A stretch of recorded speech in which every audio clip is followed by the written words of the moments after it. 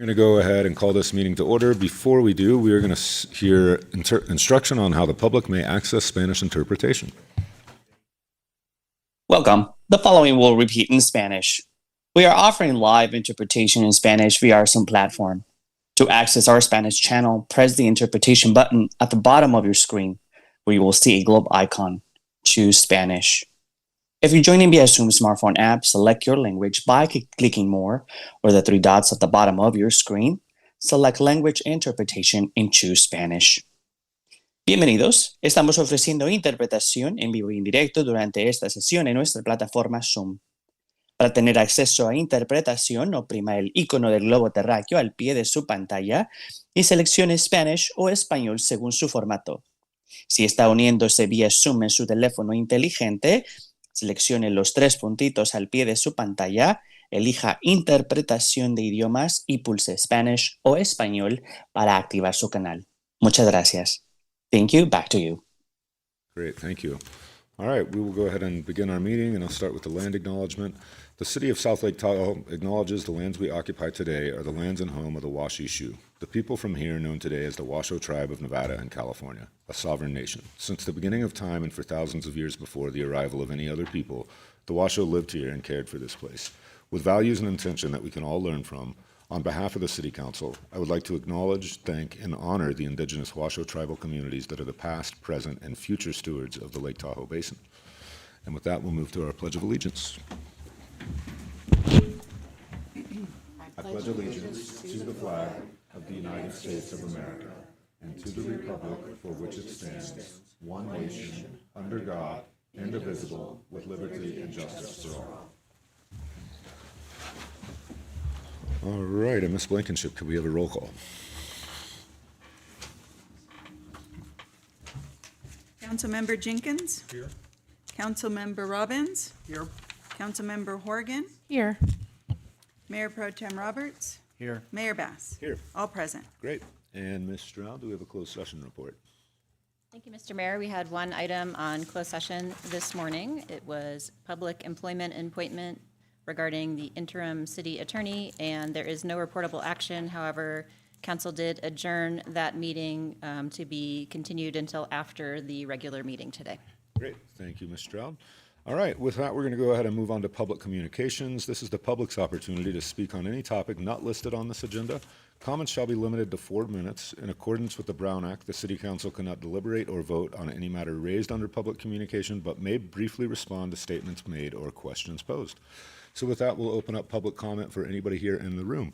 Mr. Mosier.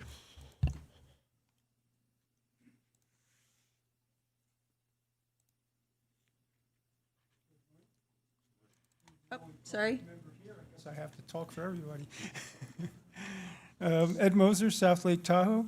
Yeah, I'd like to finally commend you for repairing the covers there, the steel plates, over by Isabella Restaurant there, over by Park Avenue and Highway 50, Lake Tahoe Boulevard corner there. You know, and complained about them for years. You know, we got the money in 2004 to complete that path from the Conservancy, to complete the path all the way to the corner there, and was never done, just pocketed the money. And that, you know, was, you know, just one of several dangerous situations created down there. You know, you have the wall in front of the axe throwing place that, I don't know how that was ever permitted. But yeah, that's a start, you know, because, you know, I sat there, I mentioned to you previously that sat there having dinner at Isabella's, sitting by the window, and, you know, witnessed about 5 near-death experiences in the course of it on a Friday night. People hitting those plates there that were loose and at different levels. So it's a very dangerous situation. That's, you know, one thing you need to address is, you know, is dangerous situations here in signage and infrastructure. But you really do need to complete that whole path through there, because it is very dangerous, and it's probably maybe the most traveled area in the town on scooters, and now e-bikes zinging in and through there. You have poles sitting right in the middle of the sidewalk, or it's not really a sidewalk, just, you know, it's this wide with a pole signpost or light post in the middle and stuff. So it's, you know, a very dangerous situation, but at least you got, you know, one of them finally repaired and not eliminated, but at least, it's not as serious as it was or as dangerous as it was. So now you got that done, so let's get the rest of it done. Thank you, and not have to wait for the whole, State Line area and Park Avenue projects and everything to be done, because that's 10, 15 years down the road. This can be done by the end of this summer. Thank you. Thank you, Mr. Mosier. Anybody else here in the room that would like to give public comment? Okay, seeing none, we'll go to Zoom. There are no hands raised on Zoom, Mayor. Great. Okay, with that, we're going to bring this back and look for any city commissioners here in the room. I'm not seeing anybody on Zoom. No, Mayor. Great. With that, we're going to go ahead and move on to our consent agenda. We are going to be removing item number 3, and then we'll be bringing that back. We will be removed, and I'll look for any council members. I believe Mr. Robbins. Sorry, yeah, I'd like to pull 8. Number 8. The land swap. Great, so we are going to pull number That's 8. 8, right? 6. Uh-huh. Is there any other items that council would like to pull off the consent? 6? 6, okay, so we're going to be pulling number 6 and number 8. So if you want to, if it's just a question, we could ask the question, then we may not have to pull it. You want to go ahead and ask the question? Sure.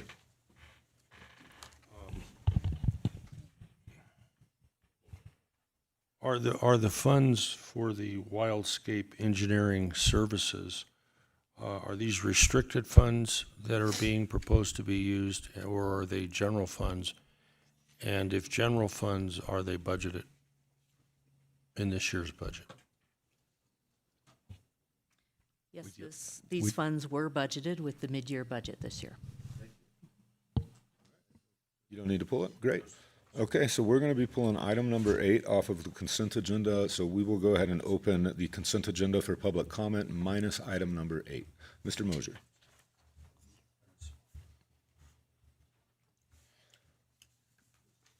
Again, Ed Moser, South Lake Tahoe.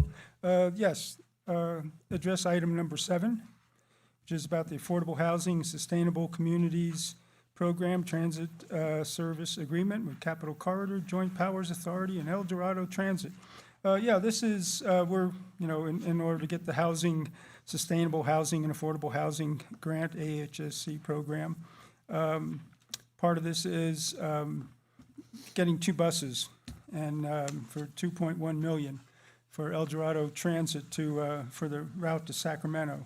On the Amtrak station there, it's, they've replaced what Amtrak was doing.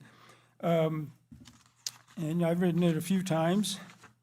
And, as I said previously, that we need a second bus or, a bus leaving early in the morning and coming back from Sacramento later at night, because that one leaves at 2:35 or something in the afternoon. And, departs State Line here at 2:30, gets in Sacramento at 5:30. And, you really can't do anything, in Sacramento. You have to get a room overnight or connect to the Bay Area. You don't get anything done. So what it is for people getting off the train, coming out of Oakland there or something and coming up here, or the train that goes up the coast. So if that, I spoke with Ms. Plattner, sorry, yesterday, and said that they intended, and the enhancement that's listed in this, that there's going to be additional service enhancements will be provided in kind by the transportation agency, and that they're considering or planning on doing a second bus, and so maybe leaving earlier and coming back later, or something like that. So, but I would have that in the agreement now. If you're making the agreement with everybody now, with the Capital Corridor, and El Dorado Transit, and giving them the buses that you got the $2 million for, I would get that in writing first before you do this and sign on to this agreement. Make sure that you get that, because otherwise, we're giving them buses and having the same, pretty much, service that really doesn't serve us here. People do come up, and then you would get more people come up and more people to use it. But we have people that go to Davis, UC Davis Hospital, for various things, and this way they can use it and take the bus down. They don't have to get a driver or something to take them down and back. So I would get it in writing first to do that and take it from there. But have it leave early in the morning, come back later at night, and you'd get a lot more ridership also, people from Sacramento coming up to ski and stuff. So thank you. Thank you, Mr. Mosier. Anybody else here in the room that would like to give public comment on the consent agenda -8? All right, seeing none, we'll go to Zoom. No hands raised on Zoom, Mayor. Great. With that, we'll bring it back to council for a motion or any other discussion for consent agenda -8 and 3. 3 is going to come back. I move to approve the consent agenda -3 and 8. Great. Second. All right, we can vote.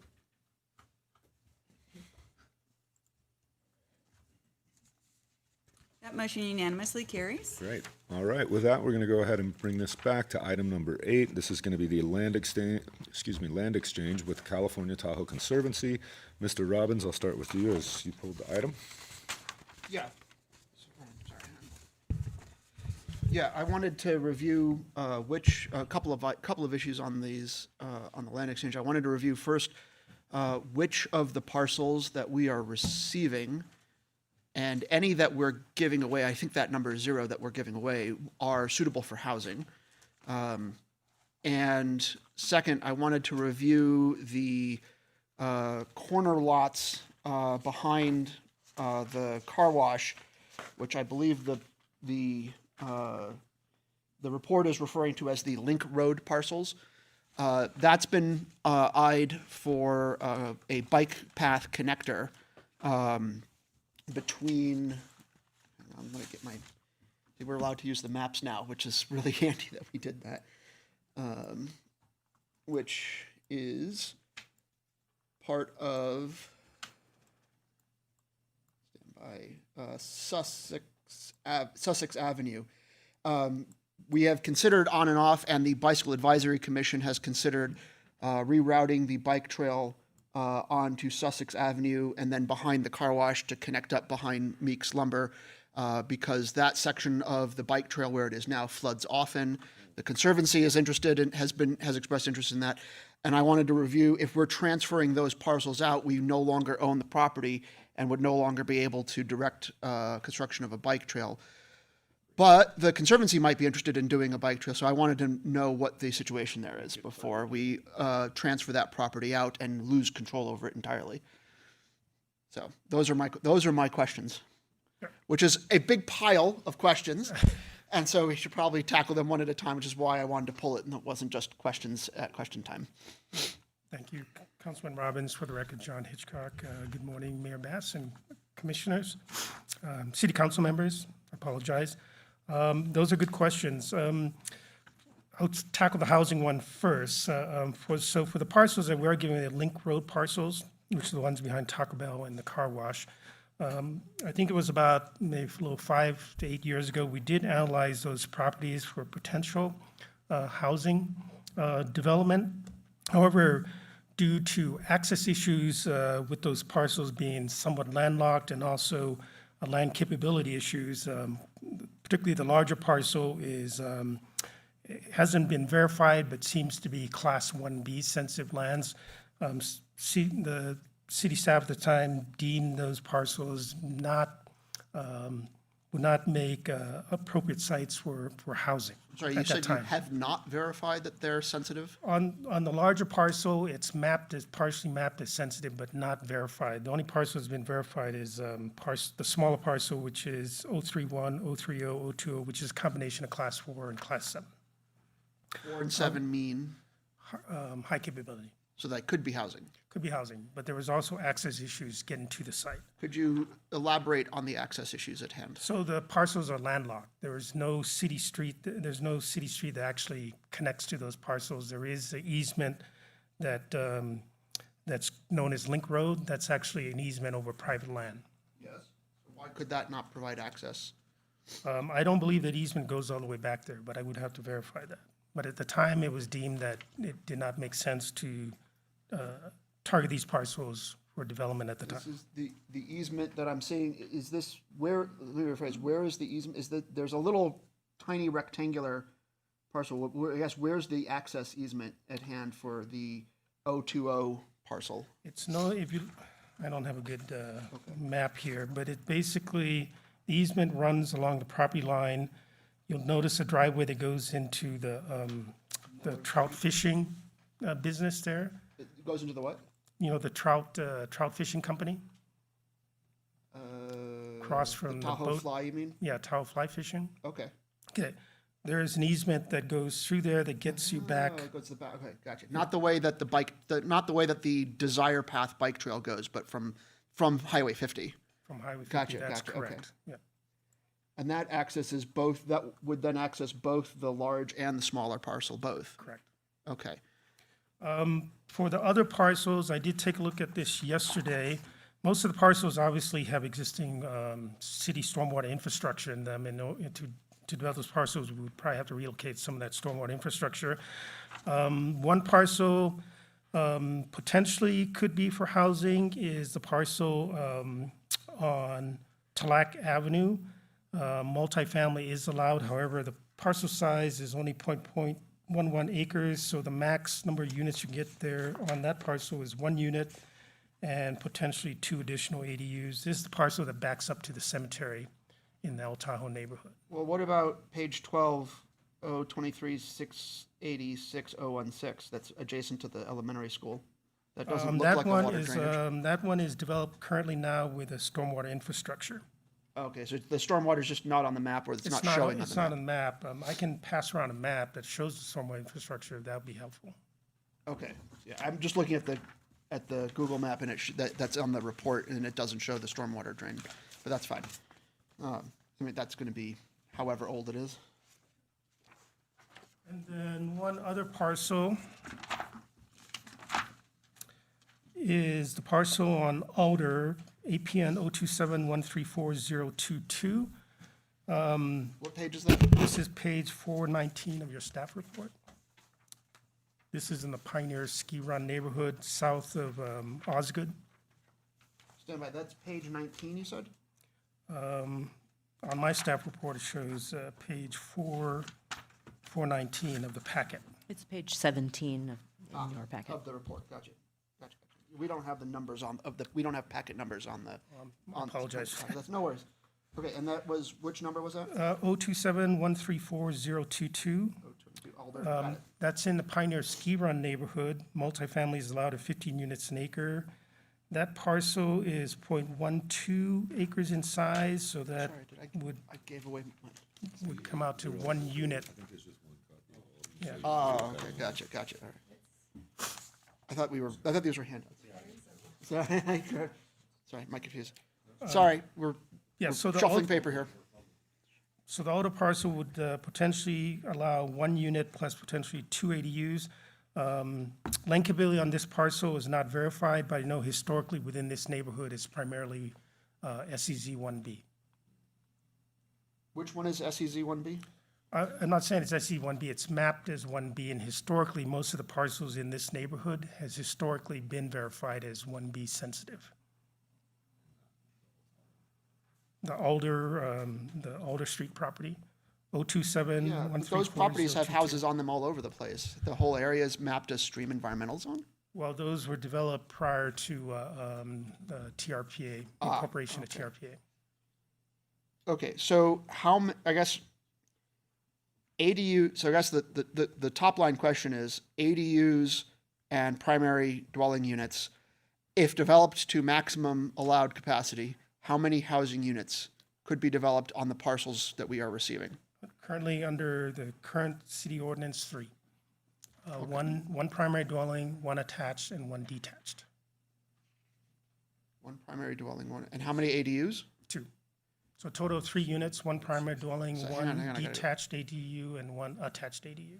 Okay, so it would be only the Two structures. Talac Avenue 016 parcel would be the only one? Because you said that would have a house plus 2 ADUs would be allowed That on and 16. the parcel on, potentially on Talac Avenue. Is one of those the landlocked parcel?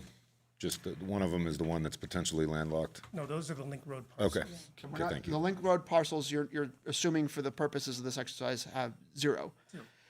So 3 units, 3 housing So 2 primary dwelling units and then 4 ADUs on the 2 parcels. Is that correct? Yeah, total 6. Total of 6. Okay, so total of 6 housing, I'm going to call an ADU a housing unit for this purpose. So a total of 6 housing units could be developed on the parcels that we are receiving. Potentially. Okay. And if the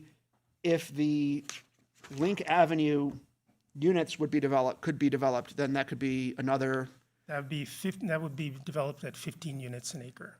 And I don't have do I have acreage of those?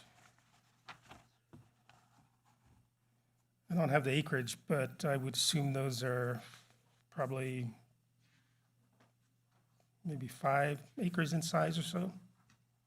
so potentially a substantial number of units in principle, if the land could be developed, and we have not affirmatively we have not definitively assessed whether or not they could be developed that way, is the challenge that I've got. The Was that- challenge would be doing the verification to determine whether it is high capability, and 2, resolving the access issue. Yeah, well, there is an easement for access.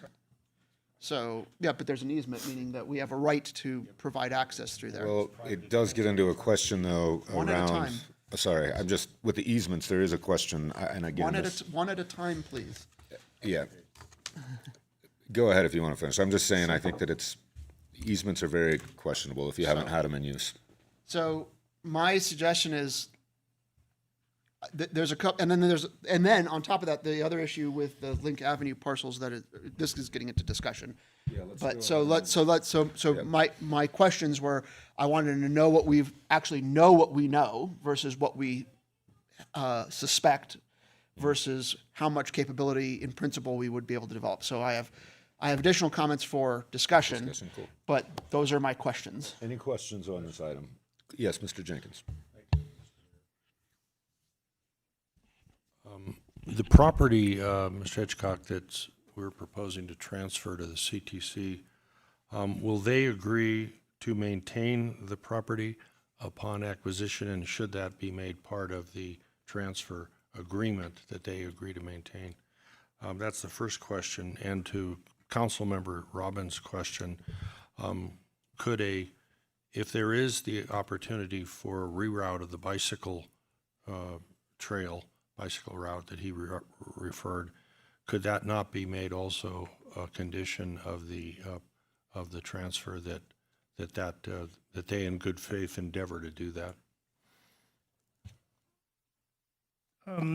So the first question, the lands that we're transferring to the CTC, the intent is to transfer the land to the CTC because they are experienced in managing public lands for open space purposes and recreation purposes, and that would be why we're doing this transfer. But I do have Ms. Rutledge and Mr. Power here who can talk specifically to the management issue. To the question about the spur, I did, and I'm aware of that trail that connects to the back and it goes through the open fence behind Taco Bell and the car wash. To go from the bike trail to that property, you primarily go through public property, through STPD and primarily CTC land, but you do have to cross over private property actually to get to that opening in the fence behind Taco Bell and the car wash. So any spur would require some sort of agreement, an access agreement across public land. But Ms. Rutledge is here, and she can also talk on their potential plans for future connections and future spurs in this location. Is she here? Yes, she is. I think what I understood Councilmember Robbins to say that if there is an opportunity to reroute the bike, would that be something that CTC would commit to do, realizing that if it's a private easement, it would take the agreement of the people who have the easement, who have title to the property, to agree to that if it's not already an appropriate use under the easement. Well, I would believe that the CTC would be willing to work with the city to achieve the city's goals on recreation opportunities, but I can also have Ms. Rutledge come up here and speak on that behalf. I have questions for the CTC, but before we do that, I have one question based on Councilmember Jenkins' comment was, and I believe staff may not have had an answer. If I recall, they didn't have an answer on Monday, but we are currently on the hook for maintaining the huge stream area around the Truckee Marsh for some reason, even though that entirety of those parcels is outside of the city's perimeter. I'm curious, how did we come to even own those parcels? Like, what happened that we own a bunch of property, a bunch of environmentally sensitive property outside the city limits? And two, how much money per year are we spending on maintaining that? And this is under the assumption that by handing off the property, that number, whatever it is, will go to zero. Yes, I don't have the history of how the city acquired these properties, but the intent is these are, large properties that are stream environment zone that does require management for residential space and for open space and resource management issues, which is better handled by the California Tahoe Conservancy than the city itself. We don't have the agree that, expertise, yeah. and that's one of the reasons why we are going through, doing this exchange. And I'll just add that we were not able to come up with a dollar figure for you for today with regard to Okay. past management of these properties. But as Mr. Hitchcock mentioned, it has been defensible space work, some habitat restoration, flood management that has been occurred in those areas. There's beavers living there, so they're part of the housing crisis as well that we got to deal with, But, well, they got to build their dams, and then they got to put ADUs on their dam habitats and so on. But it's clearly not zero. But I'm just curious, like, what's the order of magnitude? How many is this? $1,000, $100,000, $1 million? Like, what kind of scale of money, roughly? I'm not looking to get to the penny. I'm just looking to get a sense of, like, how many zeros of money are we talking about here? It involves staff funding and grants that live within the management of several different city departments, so we would need some time to bring that information for you. I don't have it. Even a ROM at a power of 10 level of estimate. Okay. If the CTC is here to answer questions, I greatly appreciate their showing up at the last minute. All right. If you have Yes, questions if you for could please just state your name for the record, and thank you so much for being here. Hi, Amy Rutledge, Acquisitions in the Tahoe Livable Communities Program at and Exchanges and Dispositions in the Tahoe Livable Communities Program at the California Tahoe Conservancy. I guess my first question is for the Link Road parcels. I understand that the Conservancy is, sorry, who's our rep to the Conservancy again? I've forgotten. It was Keith. So I guess this is a question for both of you guys then, for all of you guys.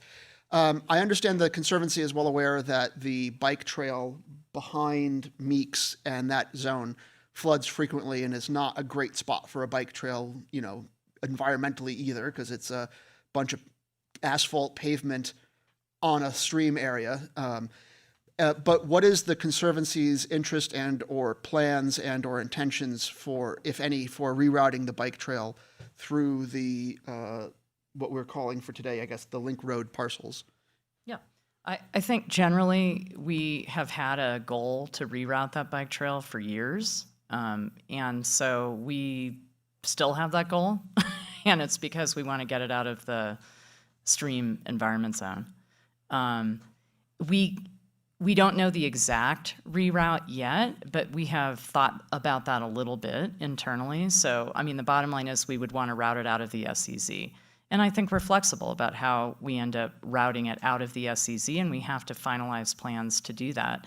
But we are ready to do that, and that is one of our goals with this property when we receive it back. In fact, I think it was originally a goal in the grant agreement to you all, and that just hasn't come to fruition, and now we're excited to potentially bring that to fruition. So it'll be great. Would you be willing to accept those, of the various parcels, these are the only ones with a bike trail issue around them, would you be willing to accept them with like the transfer with a condition that, they're required to have a bike trail with, within like a development agreement of some kind associated with them? I think the problem with doing that is that we face, like you, budget constraints, which, over time can vary timing about how we're able to accomplish these things. But we can commit that in principle, we definitely want to get that bike trail moved out of the stream environment zone. I'll also mention that, like a connection to Sussex, as John mentioned, your staff member would take an easement, which is unknown at this time, over private property. So, we actually are interested in doing all of those things, but I think they are dependent upon future legal and budgetary availability. Sure, Mr. Jenkins, unless you're, Just have a, well, I'll come back to you. well, I understand your point, well, and thank you for being here. Sure. I understand your point about not saying we absolutely will, but would you accept endeavor language? That is, you would endeavor in good faith to do what you've already said that you want to do. Would that be something to address the concerns that Councilmember Robbins has? I think we can definitely accept, that we will endeavor to move the bike trail out of the stream environment zone. Thank you. Yep. Thank you, I guess Mr. that Mayor. just raises a question for me on that parcel. Thinking about it, I mean, to move out of the SEZ possibly up to the highway would accomplish that, or have you even been able to do that preliminary? I think it can. I don't want to 100% say this because I'm not our design people. I've had some conversations with folks about it. I think it may be possible to accomplish it on the properties, but it depends on ADA, the slope, and then the curve that needs to happen to make that happen. So I'm just not an expert enough, and I haven't analyzed the designs closely enough to know exactly. But I think generally speaking that may be possible. It's probably potential. Okay. Mr. Robbins, any other questions or, excuse me, counsel? No? Mr. Robbins? Would you be willing to accept a land transfer for, that is, just for now, to expedite the rest of these things? Because I definitely agree that you guys should pick up the extremely SEZ. I don't think there's an ESEZ qualification, but the Truckee Marsh is clearly an extremely sensitive, environmentally sensitive zone, and I would very much like to get it off, especially since it's outside the city's jurisdiction and the city's borders. I would like to get it off our books. I don't even know why we have it. Would you be willing to take that parcel and the rest of the land swapperoo here, except for these parcels, while we work out an agreement for just for the Link Road parcel? So everything minus the Link Road, and we'll work on the Link Road parcel. I think we will have time to do that after the action today, and we can insert language in our exchange agreement that we're still finishing drafting. And we'll commit to doing that. We'll commit to putting endeavor language in there about Link Road. We can't change the parcels because our board has taken action on this exchange. So we don't have the freedom to do that. But we do have the freedom to tell you that we endeavor to do this and that we will put it in the final purchase agreement that we will sign between us after this meeting. Yes. Okay. All right, those are my questions. Thank you. Mr. Mayor? Yes. I just wanted to clarify one thing. The final purchase agreement is in the packet today, but we can make changes if council directs that and the CTC agrees to that endeavor language and have that change made before it's signed. We'll want to include that in the motion when we do it. Okay. Thank you so much for being here. Very much appreciate it. We're going to go ahead and open this item up for public comment. This is item number 8. This is going to be the land exchange with the California Tahoe Conservancy. Is there anybody here in the room that would like to give public comment on this item? Seeing none, we'll check on Zoom. I'll open up our Zoom platform. I do see that we have one hand raised. Oops. Oh, it looks like, if in the control room, if you could please unmute Kim D and then give me permission to unmute in the future, that would be great.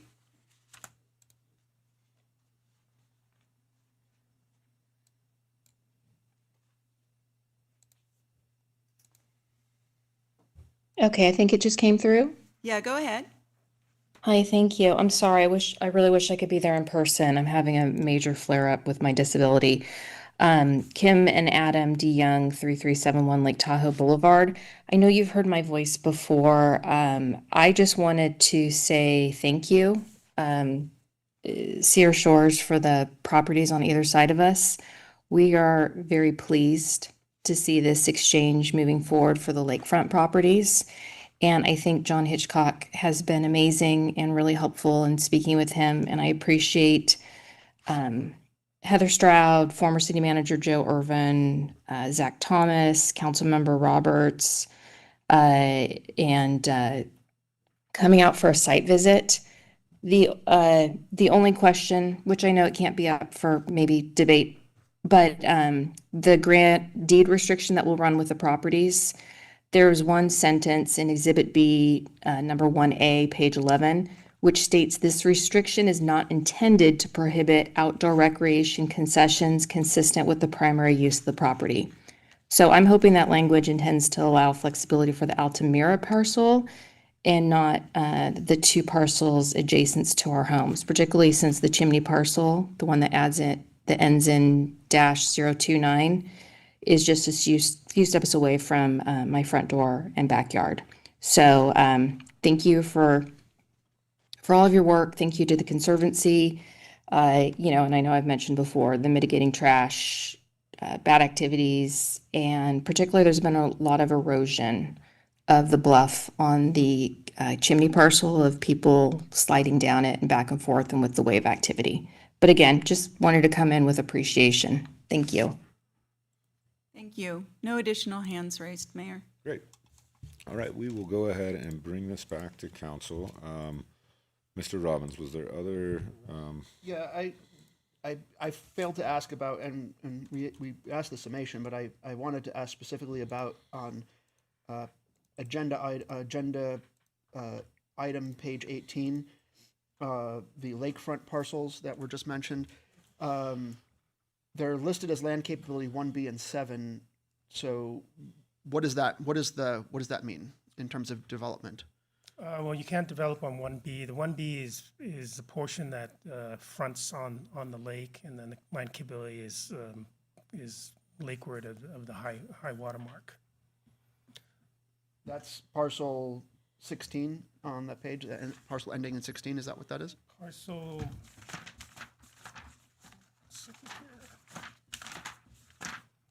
So parcel 16, parcel 24, and parcel 29. So the portions of those parcels that abut onto Lake Tahoe are generally Class 1B, and then generally 50 feet back from that is Class 7. These parcels were acquired for recreation purposes. However, there has been, we have not done any analysis on what type of recreation use should be located in these areas. For example, the chimney parcel that Ms. DeYoung referred to actually does not touch the lake. It's not, at one time, we thought that was a littoral lakefront parcel, but it is not. Good. That is parcel 29, that is correct.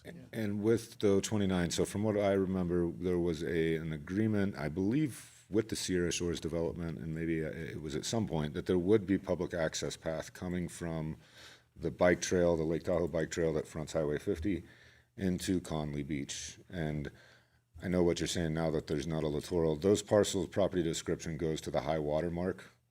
Is that correct? From, like in the description of 029 on the northern edge, I would imagine, because I have a parcel that also does that, but it ends at the high water mark, correct? From, as far as, maybe we haven't looked at that description. Parcel 29, the Yeah. chimney parcel.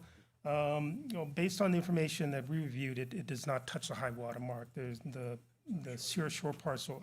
And so what would be between the high water mark and that parcel? It's a private parcel. So is that what was Beach Retreat in Yeah, between it's the 29 Beach and the high Retreat water mark? and Sierra Shores. Okay, interesting.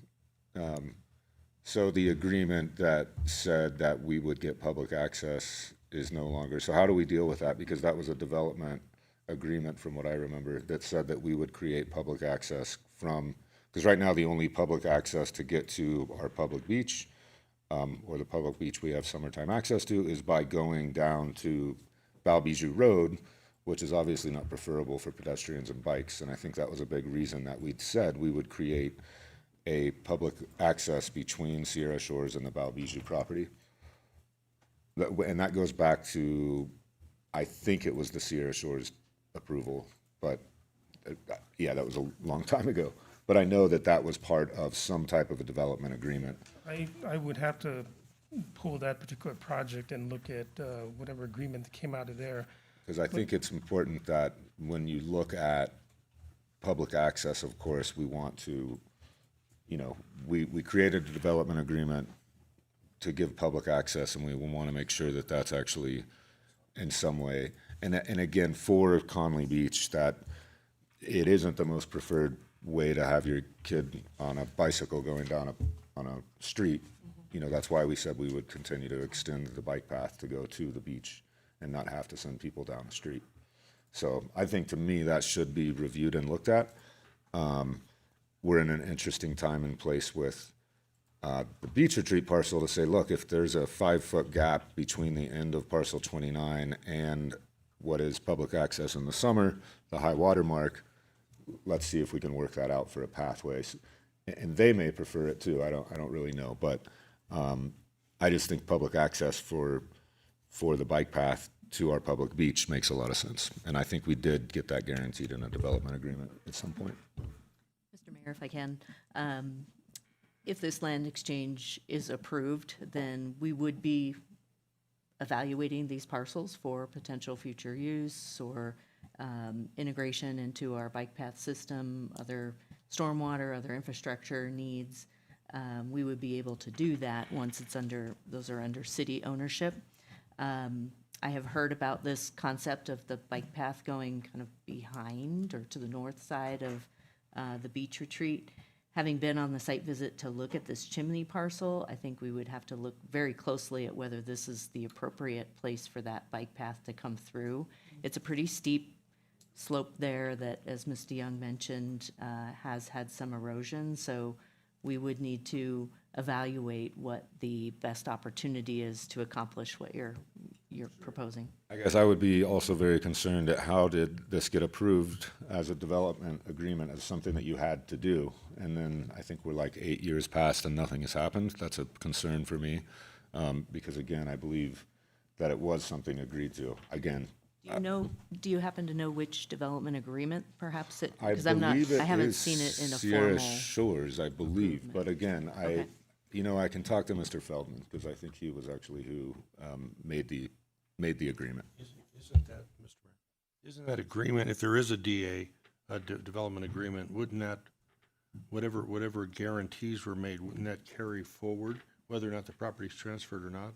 That's my Yeah, I question think is, why is it not? that is That's the- exactly that is the question. That's the operative question. That's true. However, this is the first time hearing that there's a development agreement there, so I'm not familiar with it, but we can look into that. I don't think that necessarily is a reason to delay the action today, because whether it exists or not doesn't impact the land transfer. All right. So, so my concern is primarily regarding the what the parcel refers to as the Link Road parcels. That's clearly my concern. We don't know, and that we don't have definitive findings as to the capability of that land, which potentially, maybe it's not likely, but potentially could host quite a few number of housing units that has a potential easement. It has potential high capability, and it's enough acres. You said it's 3 acres, and it's zoned for 15 units per acre. That's correct? That's correct. Now, there's a good chance that it won't ultimately be capable of that, but before we transfer that out of our possession and lose the potential opportunity forever to either develop housing or to put the bike trail there, let's know for sure what that capability actually is, definitively, with regards to access and with regards to, SEZ or whatever needs to happen to actually know that for sure before we act to permanently remove it from our ability to potentially add what could in principle be quite a lot of housing. Because I think if the answer came back today, if we had an answer today that said this area could have 45 housing units on it, right, in a high density, high capability land, transferring that away to the CTC, we might not want to do that, right? I mean, quite understandably. Now, I think the odds of that are low, given where it's located and the plausibilities of all these other things falling into place. But we should know for sure before we take a permanent action. And I think it's worth a delay in this action to actually ask staff to come back and definitively find out how many housing units could be on this land, and to identify and to coordinate with the CTC if they are willing to add a condition that says you will, commit to do your best or whatever it is to put or something along those lines. To put the bike trail there. Because if we could put 45 units of housing there, again, odds of that are low, but not zero, right? If we could, then you could imagine a multi-unit housing structure with a bike path integrated into that property, which would be a really nice addition to the city. It's in a good location, right next to transit and everything else. So I think it's worth taking the time to hit pause and to find out for sure, and to find out if the CTC would be willing to do that. I am 100% behind the other transfers, the marsh and everything else, the opposite of objections. I want that off the books and into their books. They're the people who should have that. It's just this one particular parcel. And so I can agree with you. I also, now that this has come up, I feel the same way about the 029, that we should do think so more too. research. Now that I'm like thinking back on it, I almost wonder, was it the Conservancy that had agreed to create the public path? And if we're now taking it on, but they didn't do what they agreed to, is that an issue that we need to figure out on who was responsible to create this public path? Because now that I'm looking back or thinking back, I think it was the Conservancy that bought, after the fire happened of the office buildings, was it not the Conservancy that bought those parcels and then sold it to Sierra Shores, but this little sliver of land was kept to create public access? Again, this is so long ago that I'm like, it's all kind of coming back, but I feel like we should do more research and make sure we've dotted our I's and crossed Yeah, our I T's. think for that particular parcel, we would need to verify what the memory is. I mean, we all have that issue. However, if that does exist, then again, that, as Ms. Stroud mentioned, it wouldn't change the obligation. It would just change the agency that's responsible.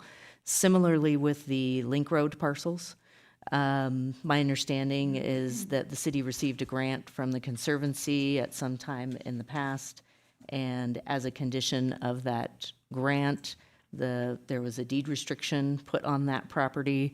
Mr. Hitchcock, I don't know if you can verify that for us, that would limit the uses there, and also had put on the city the responsibility to relocate that bike path. As Ms. Rutledge pointed out, funding has been an issue. That has been on our in the plans for many years, but has not come forward as something that the city has implemented. So transfer of this property to the Conservancy would then put that into their responsibility for future improvements. And Ms. Rutledge did mention that they are agreeable to putting the endeavor language into the documents if the council chooses to approve the exchange today. With those Link Road parcels, we did evaluate them for potential housing development. Sure, there could be a very long view shot at developing there, but in the staff's recommendation, these were not sites that we felt were viable for multifamily housing. Okay, I think, again, and I'll just bring this up, the only thing I guess that would change in the transfer for at least the 029 is if we uncover things that something was supposed to happen that didn't from the Conservancy. Obviously, we would want to have who's going to be responsible or not involved in the requirements of the transfer. If it is the Conservancy that was supposed to complete a bike trail and a path, obviously, we want that commitment from whoever's going to do it before we transfer. So I'm in favor of kind of holding this item, have more research. It's not that we're not going to approve it later. I think we just want to know all the information. Is it, Mr. Mayor, is it your thought that that this part of the transfer would be held up, the rest would go forward? We could talk about it. I feel like it's almost simpler just to do the whole thing, but it's up to, I don't know what the hurry is, so. The testimony from the Conservancy was that their board approved the transfer as is written, so we could approve a sub-agreement or, a different agreement, but that's not what they've agreed to. They would have to go back to the board again anyway. Wouldn't it be cleaner just So to? if it yeah. turns out that the research comes back and says we can't, the number of housing units we can do on the Link Road parcels is 0, then we could just potentially approve the agreement as is without having to go another round with the Conservancy's board. If it comes back saying, unlikely, but if it comes back saying that, we could have 45 units on that housing and there's a developer waiting in the wings eager to do it or whatever, then it is worth going another round with the board negotiating over that. But we don't have to make that decision until we know the facts. And I would add to the list of things that I think it would be good to know on a repeat of this issue. There's an extremely long, narrow parcel that is adjacent to where the fence, the parcel number is 031030036, which just rolls right off the tongue. That super long, thin parcel, which abuts immediately adjacent to where the fence, it's not a gate, but it's like an intentional gap in the fence is for the current desire path. And I'm not clear. I tried to look that up on the EDC GIS viewer to see who owns that, but it's not. With the time I haven't been able to see that. If that is publicly owned by some public agency, then that could be where a bike path exits, and it would be entirely on public land right up to the road. So that up to Sussex Avenue. So that would be a good thing, I think, potentially to verify as part of information coming back. We don't need to look that up now, but I just want to add a couple comments. I've been observing and listening and thinking a lot about this. I actually use that bike path quite a bit from my neighborhood to get to the Tahoe, the college, the library, the rec center. I mean, that path that goes around the marsh that is adjacent to this Link Road parcel. I guess I understand your thoughts on this, Councilmember Robbins, but I felt very opposite when I saw that this would be Conservancy land. I thought, well, that's great because this is already an area that is being used for public transport and could use some beautification. When you go through there, I think when Mr. Hitchcock mentioned, kind of going through Taco Bell or like walking through, there's a fence there. I've actually walked through there. In fact, recently I went to the rec center and on my way back, I decided to do an errand and I had to walk through there. I actually see like a lot of opportunity there for the Conservancy in terms of public space rather than housing. And I know we need housing, and I know the investigation for housing is an important point. But I just wanted to share my experience of that area and how I use it and how I think of it.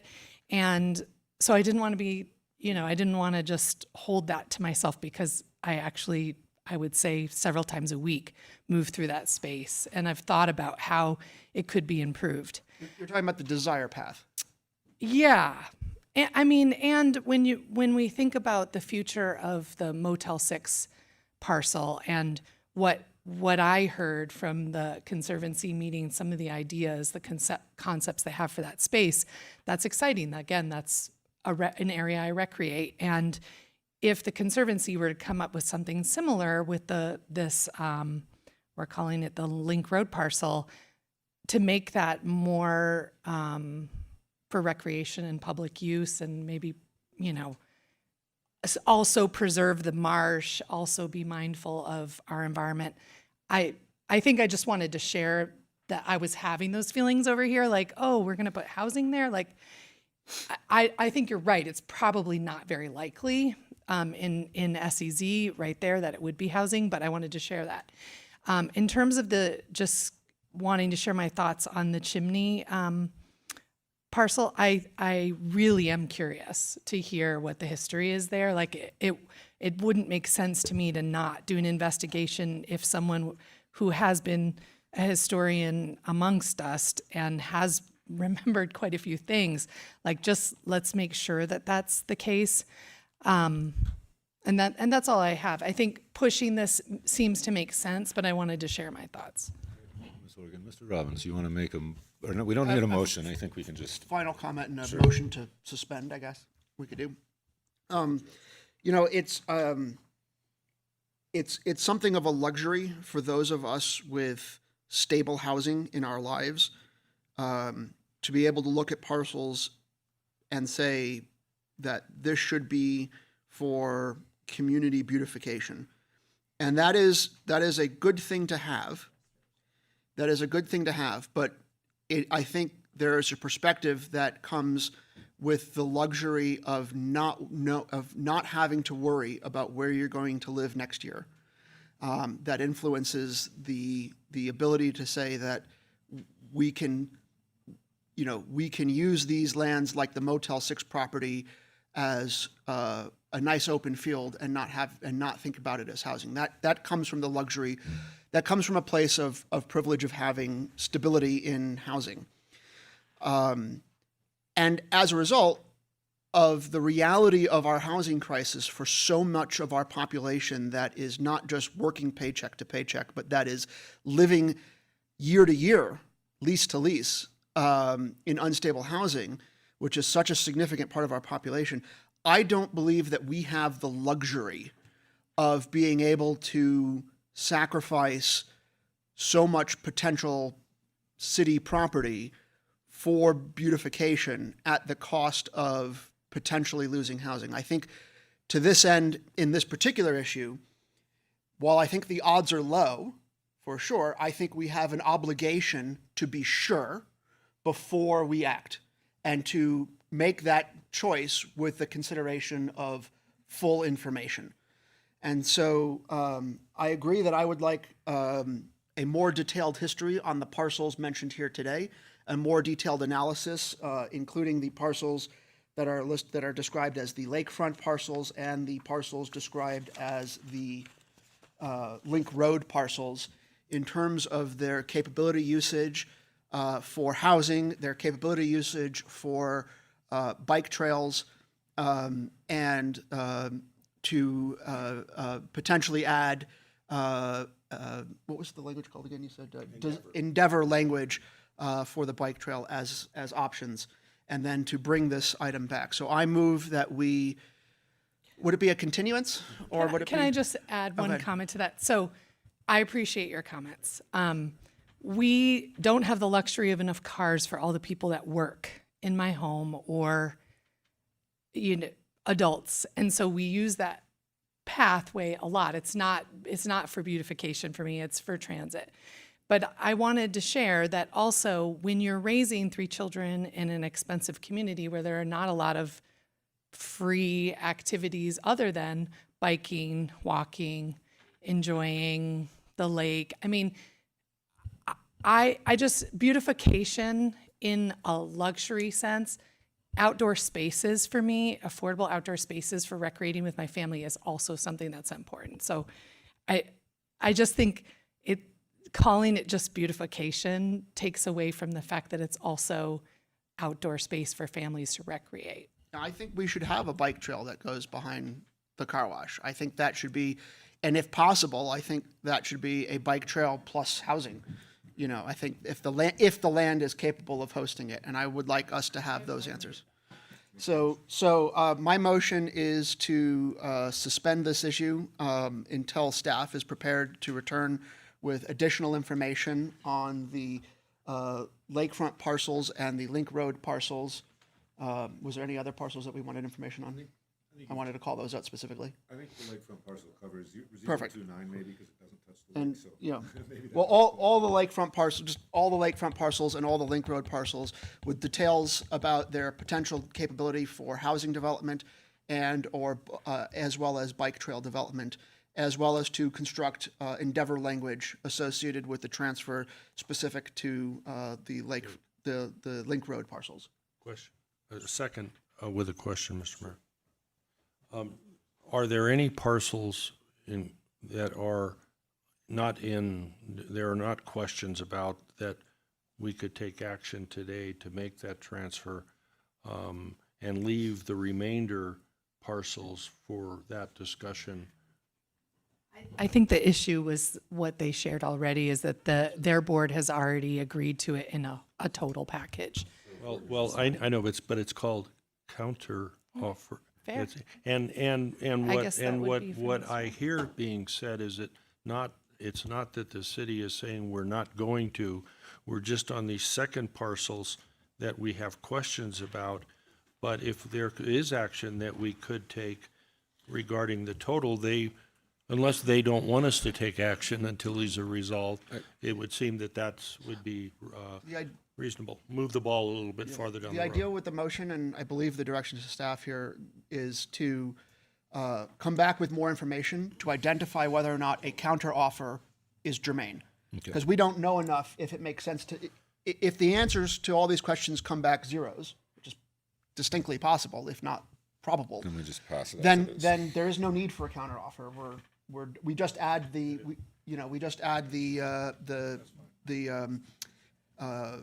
language about endeavor language, and then that's it. But if it comes back on the low likelihood, but non-zero, that there's significant capability, then we would need to make a counteroffer at that time. But we need to know that first before we talk about making a counteroffer. And I would assume that then this would come back in this decade or this century. When do we think this could come back with the answer? Sure, Mr. Thomas. Mayor, yeah, I think I can address some of the concerns being brought up by council. Yes, this could come back quickly. It would not take staff long to do this research. Yeah, this decade, I'll commit to that. No, but really, I'll work with city management to get on the next available agenda, but it won't take long to do the research that the council is Thank you so much, requesting. Mr. Thomas. And before we vote, just a question, with that motion, does that cover the 029 parcel, because it technically doesn't front the lakeshore, and understanding that we're exploring the public access path, but not more? When I said lakefront parcels, I'm referring to the parcels listed on the page that are described. Okay, and as is that in lakefront, there? not lakefront Perfect. as in literally fronting the lake, Right. but the parcels on the page listed lakefront parcels. And 029 isn't about capabilities for building, it's about public access, as long as you guys have that as part of the motion. Great. All right, we have a motion and a second, and we can vote. So a yes vote is to postpone. A yes vote is to postpone. That motion unanimously carries. All right, let's see, we are moving into our public hearing. This is gonna be item number 9. This is gonna be the annual public hearing for continued snow removal equipment purchase funded through the existing county service area number 3 parcel assessment. And Dr. Q. Which number are we on? Number 9. Good morning, council and Mr. Mayor. As you indicated, this is an annual public hearing that is required to be held pursuant to the joint powers agreement that the city and county entered into in 1989. That agreement allows the county to assess a $20 parcel assessment. It impacts 11,729 parcels within the city. Was that? 11,729 is the number of parcels that would be assessed that $20 in the upcoming property tax year. There are two other districts, two other areas of the basin that are also included with assessments. There is a area referred to as South Shore and West Shore. Between the two of them, there are 8,800 additional parcels that have an assessment. Some of those are $20 and some of those are $50. As per the agreement, you as the council serve as an advisory board to the county and are required on an annual basis to make a recommendation as to whether to proceed with the assessment or not. Again, it is a recommendation to the county, and that is the purpose for this hearing. If you have any questions, I'd be happy to answer Well, them. sure, yes, Mr. Jenkins, go right ahead. Let me see if I understand. You always are so articulate, sir. In 1989, the city agreed to have the county collect $20 or maybe $50 in some cases for snow removal equipment. Does this fee apply to all parcels within the city limits? I believe the answer, I'm not 100% sure of this answer, but I will tell you what my understanding is. I believe it applies to all parcels that are subject to a property tax. And so what I would say is So that that would be- there are parcels that would not be subject to a property tax, and for them, there probably is not an assessment. In looking at a map of parcels that was developed back in 2021 by staff, there are parcels within the city that do not pay, but I believe most of those are not privately owned. So they're and are publicly probably owned publicly parcels. owned. So this charge, for some reason, the city of South Lake Tahoe in 1989, and I don't remember this, and I was here after that, had the county assess a parcel that we pay them a fee to collect to pay for snow removal equipment. And I guess I'm just curious why we didn't do it ourselves, but maybe that's a retro question that. I don't think I'm capable of answering that, but I would think it had something to do with how the assessment would be collected through the county assessor. Okay. And then transmitted to us. That would be my best guess as to why we did that. It's billed with our property tax bill, so I think the county bills property tax, and that's most Right. likely why the JPA handed it to the Very county. uncommon for a CSA to operate from a county in a city, but that's okay if it works. So, but thank you. And then I guess I'm just curious, we haven't done this since 1989, and maybe you don't know this, but for us to go back out for, obviously a lot has changed since '89 to now. What is the process for us to ask? We have to go back to the vote through an approval through the JPA? Would that be our process? Are you talking about increasing the tax? Yeah, Yeah, just it would 20 require a bucks. vote to increase the tax. A vote, okay. Okay. Are there any other questions for council? I have just a Sure, curiosity Mr. question. Robbins. You mentioned that a number of the parcels that, and I guess it's a $20 fee, it's not that big a deal, but I'm just curious, the number of parcels that don't pay are publicly owned. As a general rule, do public agency-owned parcels generally not pay snow removal taxes? I don't know that I can tell you generally or not, but my understanding is that we would not pay ourselves, in essence. Well, it's for city-owned, sure, Yeah. but there's other government agencies. Right. Do other than city government agency or public entity owned parcels not pay snow removal taxes? Boy, that's a lot of double negatives in that one. So I think I would step back. I would not, this is an assessment. I'm not sure I'd call it a snow removal tax. Assessment, sir. Okay. And it was entered into with the purpose of funding the purchase of equipment. And so the answer I'm going to say is I would not expect public agencies to pay such fees, but I'm not the expert in that. I don't know if Heather can even help me. So answer that property question. owned by TRPA or Forest Service or My recollection is this was applying to developed parcels. I don't know if Ms. DeCamruva might have more history on that, but I believe that's part of the reason a lot of the public entity properties were excluded because they're not developed. To my understanding, public assessments or taxes on properties that they own. Because there's nobody to vote to assess themselves because it's a public entity. So who's voting in the election to assess the tax on a parcel? Because there's no voter assigned to the parcel. It's a public entity. Like there's no, to assess something, you have to be, the majority has to vote. TRPA doesn't have somebody voting in the election to assess something on something they own. Yeah, Another but if reverse way to if look a at it. private property owner abstains from voting on that, they still get the assessment if it But passes. they have the right to vote. The public municipality didn't. And do public municipalities not have a right to vote? Because the Forest Service certainly gets a vote when we were talking about annexation. They don't vote in elections. There's nobody assigned to vote for the public entity. They vote for their own property. Okay. But anyways, thank you, Mr. Q. Unless there's other questions, I think we're good. Thank you so much. Dr. Q, excuse me.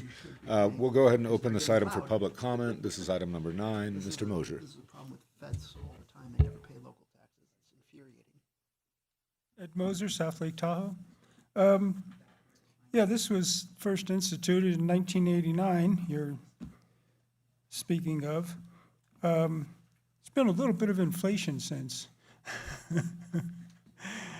And, I would recommend raising it. I know people are opposed to raising taxes and fees and everything, but, I found it rather amusing that they voted against Measure N overwhelmingly, which was good. I wasn't, for it for a number of reasons. The outcome of it, or the end game, yes, but not that.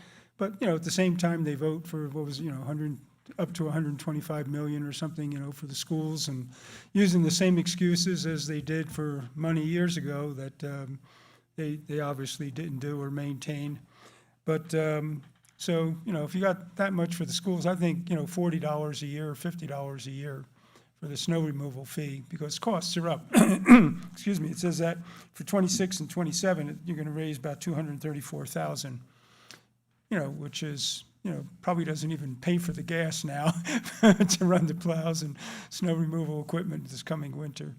So, I would look at raising it if you have to put it before the voters, and first snowfall, they look outside, and yeah, it's worth it. They're paying, have neighbors that are paying, $1,000 to $1,600, $1,700 for the winter for snow removal, and you pay that up front, and last couple of years been kind of lean, and they lost their butt on it.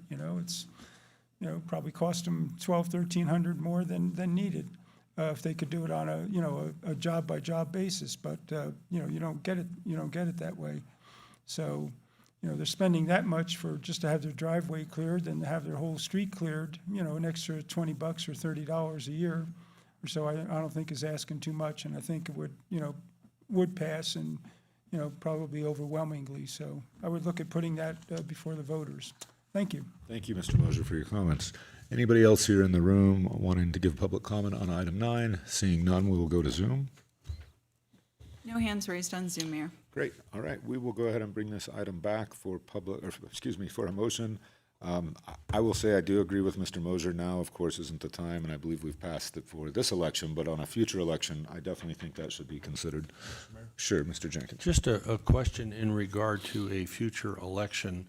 Is this, so if the city were at a future time to consider increasing the amount of the fee for the reasons that Mr. Moser and you have cited, is that a tax in the sense it would have to go to a vote of the people of the community, or is it a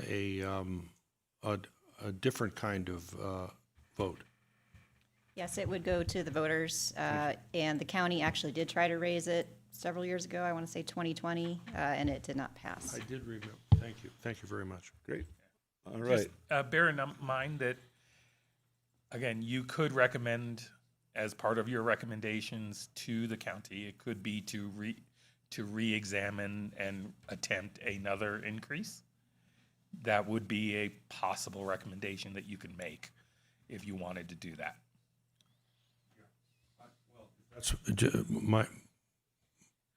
I would think that would be something we would ask them, have a conversation with them about, because I do recall now that the city attorneys mentioned that there was a proposal. I didn't actually realize it applied to us, but there was a proposal earlier. Sorry, to clarify, the county was looking to raise it within the county area, not within city limits. The city passed on being included in that vote at that time, but in the county area, it did not pass.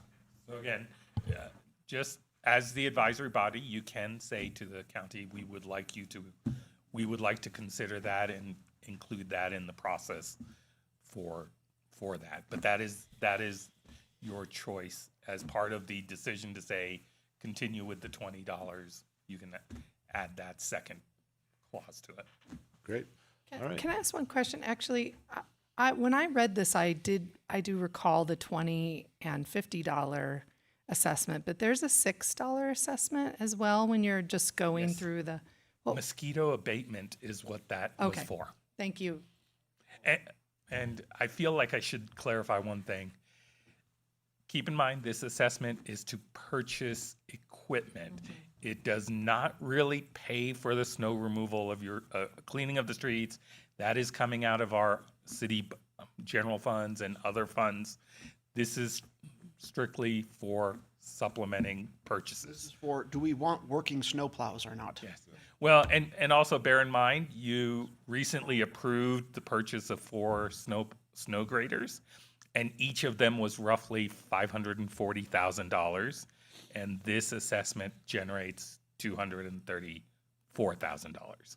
So it only pays for a portion of the equipment that we get, but it is for equipment, not for operations. What is the, in practice, what is the life expectancy of a grader? And I guess, does this funding also pay for the maintenance? Does it support maintenance or just acquisition? I believe it's just acquisition. Okay, then in that case, I'll just ask, what's the life expectancy of a grader? That's a really good question. I want to tell you that it's on the order of about 20 years, and judging by some of the equipment, we still have it maybe even longer if we can, depending on the level of maintenance we can do for it. That statement's doing a lot of heavy lifting because some of our equipment's in pretty old, bad shape. Yes, that we doesn't have- mean it's good. Like, what's the life expectancy of it functioning well, not the life expectancy of it held together with bubble gum and baling As wire? I said, I would hope that we would be able to replace some of them on, say, a 20-year life cycle, but I don't believe that that is realistically something we can do with the financial situation that we face. The preference would be to replace this, is that they should have a 20-year lifespan, is what we're saying. Okay, thank you. Great. All right, motion. And we have 4 of them, so. Mayor, if I could, I just think what I have seen is that the equipment improvements over the last few years has been dramatic. That we have a lot of newer equipment. It's better than what we've had in the past.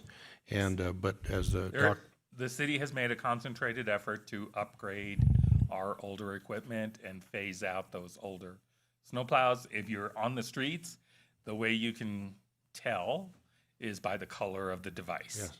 The blue ones are our old ones, and the ones we were replacing this year that we purchased 4 new ones for roughly were originally bought in 1999. In the late 90s is when we purchased those. So yes, I was in high school. It was a long time ago. Like but our ethics as I thing. said, the city, through your generosity, has been able to make purchases and improve our fleet, and we hope that these will have similar long lives working for us. My thanks to the councils of the past and staffs of the past that have made those improvements to our equipment. Great. All right. I'll make the motion. Right. I move that we direct the city clerk to prepare and submit a minute order, including public comment regarding the current $20 parcel assessment for snow removal equipment to the El Dorado County Board of Supervisors. Second. Great. We got a Second. motion and a second, and we can vote. That motion unanimously carries. Great. All right, we are going to take a 10-minute break and come back at 10:30.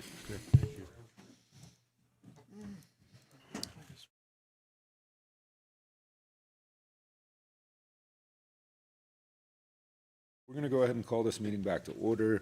We're moving into regular unfinished business. This is item 10, the ordinance amending chapter 4.60 of the South Lake Tahoe City Code to expressly authorize daily citations.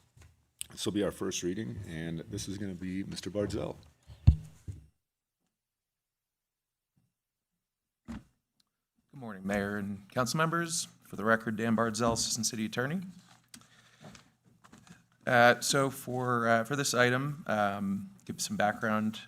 So on March 2nd, 1993, City Council adopted Ordinance 814, adding City Code Article 6 to Chapter 17 and amending Code Chapter 8 to establish a process for remedying nuisances consisting of abandoned or substantially damaged non-dwelling structures.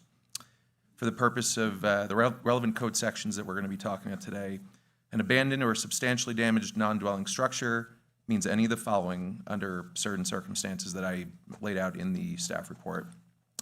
1, whenever a building or structure has become dilapidated or deteriorated. 2, whenever any structure is in such a condition as to constitute a public nuisance.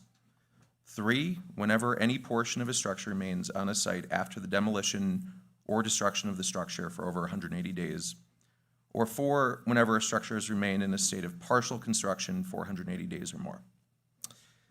On March 10th, 2026, Councilmember Robbins, seconded by Councilmember Horgan, requested an agenda item to bring back City Code Chapter 4.60 for possible amendment to require daily administrative citations for nuisances related to certain non-dwelling structures.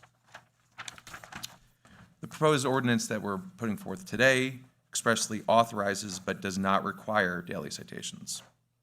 Staff recommends the issuance of citation, including frequency, remain at the discretion of the city building official or their designee. Staff has identified additional possible amendments, which I will discuss, that would facilitate the prompt and equitable issuance of citations for such nuisances as appropriate. Under the government code, the city is authorized to make any violation of any ordinance enacted by the city subject to administrative fine. Pursuant to City Code Section 2.30.010B, the current maximum daily fine that may be imposed for a violation of Chapter 4.60 is $1,000. The proposed amendment would revise City Code Section 4.60.030 to add a subsection creating a detailed framework for issuing administrative citations to a property owner in instances where the city determines their property includes one of these abandoned or substantially damaged non-dwelling structures. The proposed amendment would first provide that upon the city building officials or their designee's determination that a structure is in an abandoned or substantially damaged state, the owner would be in violation of Chapter 4.60. Upon such a finding, the city may issue the property owner a citation in accordance with Chapters 2.30 and 4.60. Under the proposed amendment, City Council may set the amount of the citation per resolution subject to applicable law. Second, except for circumstances in which a structure creates an immediate danger to public health or safety, the amendment would provide the property owner with a reasonable period of time to correct the condition after a first violation. The reasonable period of time would be determined by the building official or their designee under the proposed ordinance. Although not included in the ordinance, it is recommended that for subsequent violations, the building official may, at their discretion, conduct a site visit, an inspection before issuing additional citations to determine whether violations exist. And then third, the proposed ordinance expressly provides that each additional day within 1 year from the date of the first violation, during which the building official or their designee finds a property constitutes a structure covered by Chapter 4.60, shall constitute a separate violation, and at the discretion of the building official, the city may issue a daily fine. Now, after the previous meeting, the city council meeting where this issue was raised, staff researched whether or not a city could by code require daily fines to be issued to a property which is in violation of City Code Chapter 4.60.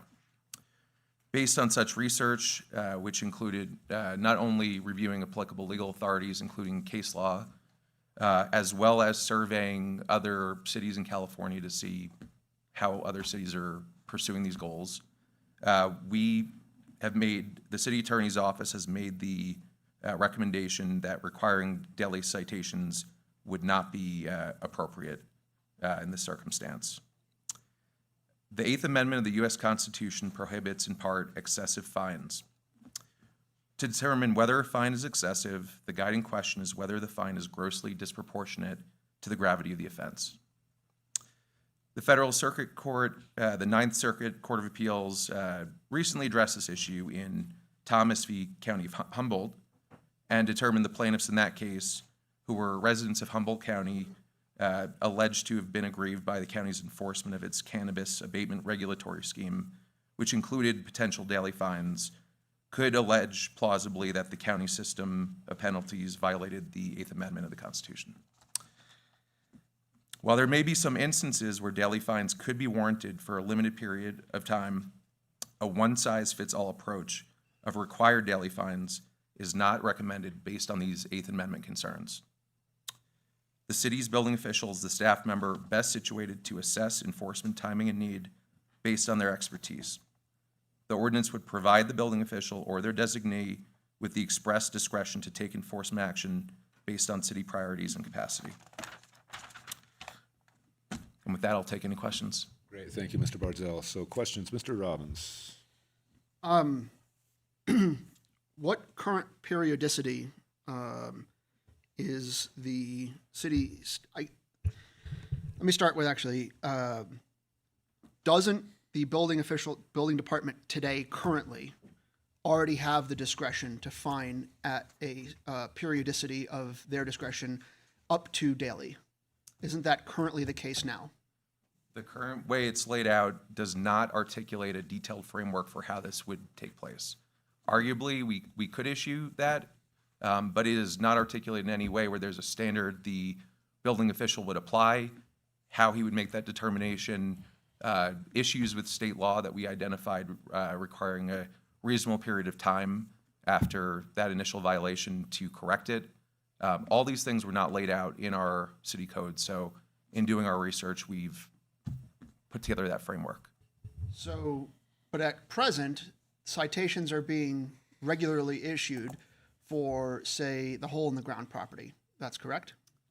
So citations would typically be issued, but giving time to the, Yes. depending on the facts of the circumstance, for a person to correct it. That's Okay, typically my understanding of Let's how. use the hole in the ground parcel as an example of a parcel that's currently being cited on the regular. How many times has that been cited in the last year? I don't have that information in front of me today. I don't know if Does our police department may have it. Does anyone else know that answer? Every 60 days is what I I know. Been 4 rounds of citations for abandoned That property. are approximately 60 days apart? Is that 60 days is the current periodicity being used? 60 days is the intent. I believe our code enforcement officers sometimes are a little bit longer than that, given what their workload is at that time. And how have they come to that periodicity as an appropriate amount? Given that they have discretion currently, or at least that is the discretion that they have come to 60 days. That is an exercise of discretion, obviously. Well, in doing the research for this item, this would apply citywide to all properties, not just that understand. particular instance. So specific research was not done into that particular parcel in coming to the conclusions we reached today. Okay. But by way of example, they are currently exercising discretion on some parcels for how frequently they want to issue citations, because otherwise they wouldn't be issuing citations and they wouldn't be issuing more than one. So that discretion is currently being exercised. All this legislation does is codify the discretion that they have, the discretion that they're already currently using. Is that a fair description? I wouldn't say it is, actually. So I identified in the staff report and in my presentation 3 specific items of the framework where it's doing more than just codifying what we currently have. It's, again, creating a framework for that period of time for a reasonable period of time to correct. It's identifying the individuals responsible for making those determinations, and it's laying out other issues related to aspects of state law that we identified and that I identified in the staff report. Would it be fair to indicate, to assess that the purpose of these citations is not just to punish, but also to deter and also to incentivize corrective action? Would that be a fair understanding of why we issue these types of citations in the first place? Sure. We've seen properties recently, such as the Sunray Inn property, that went for years receiving citations on a 60-day or greater periodicity not be sufficient to motivate change of action. We've seen that with the hole in the ground with multiple rounds of citations. So we've seen as examples in our community of the current discretion being exercised by the building officials failing to motivate a change in behavior, or being insufficient, I should say, to motivate a change in behavior of the violating parcels. Is that a fair assessment? In my experience, I would say that it really comes down to a fact-based analysis of each circumstance. In certain circumstances, I could see that additional fines may create financial barrier to a communication with that owner that could result in it being resolved.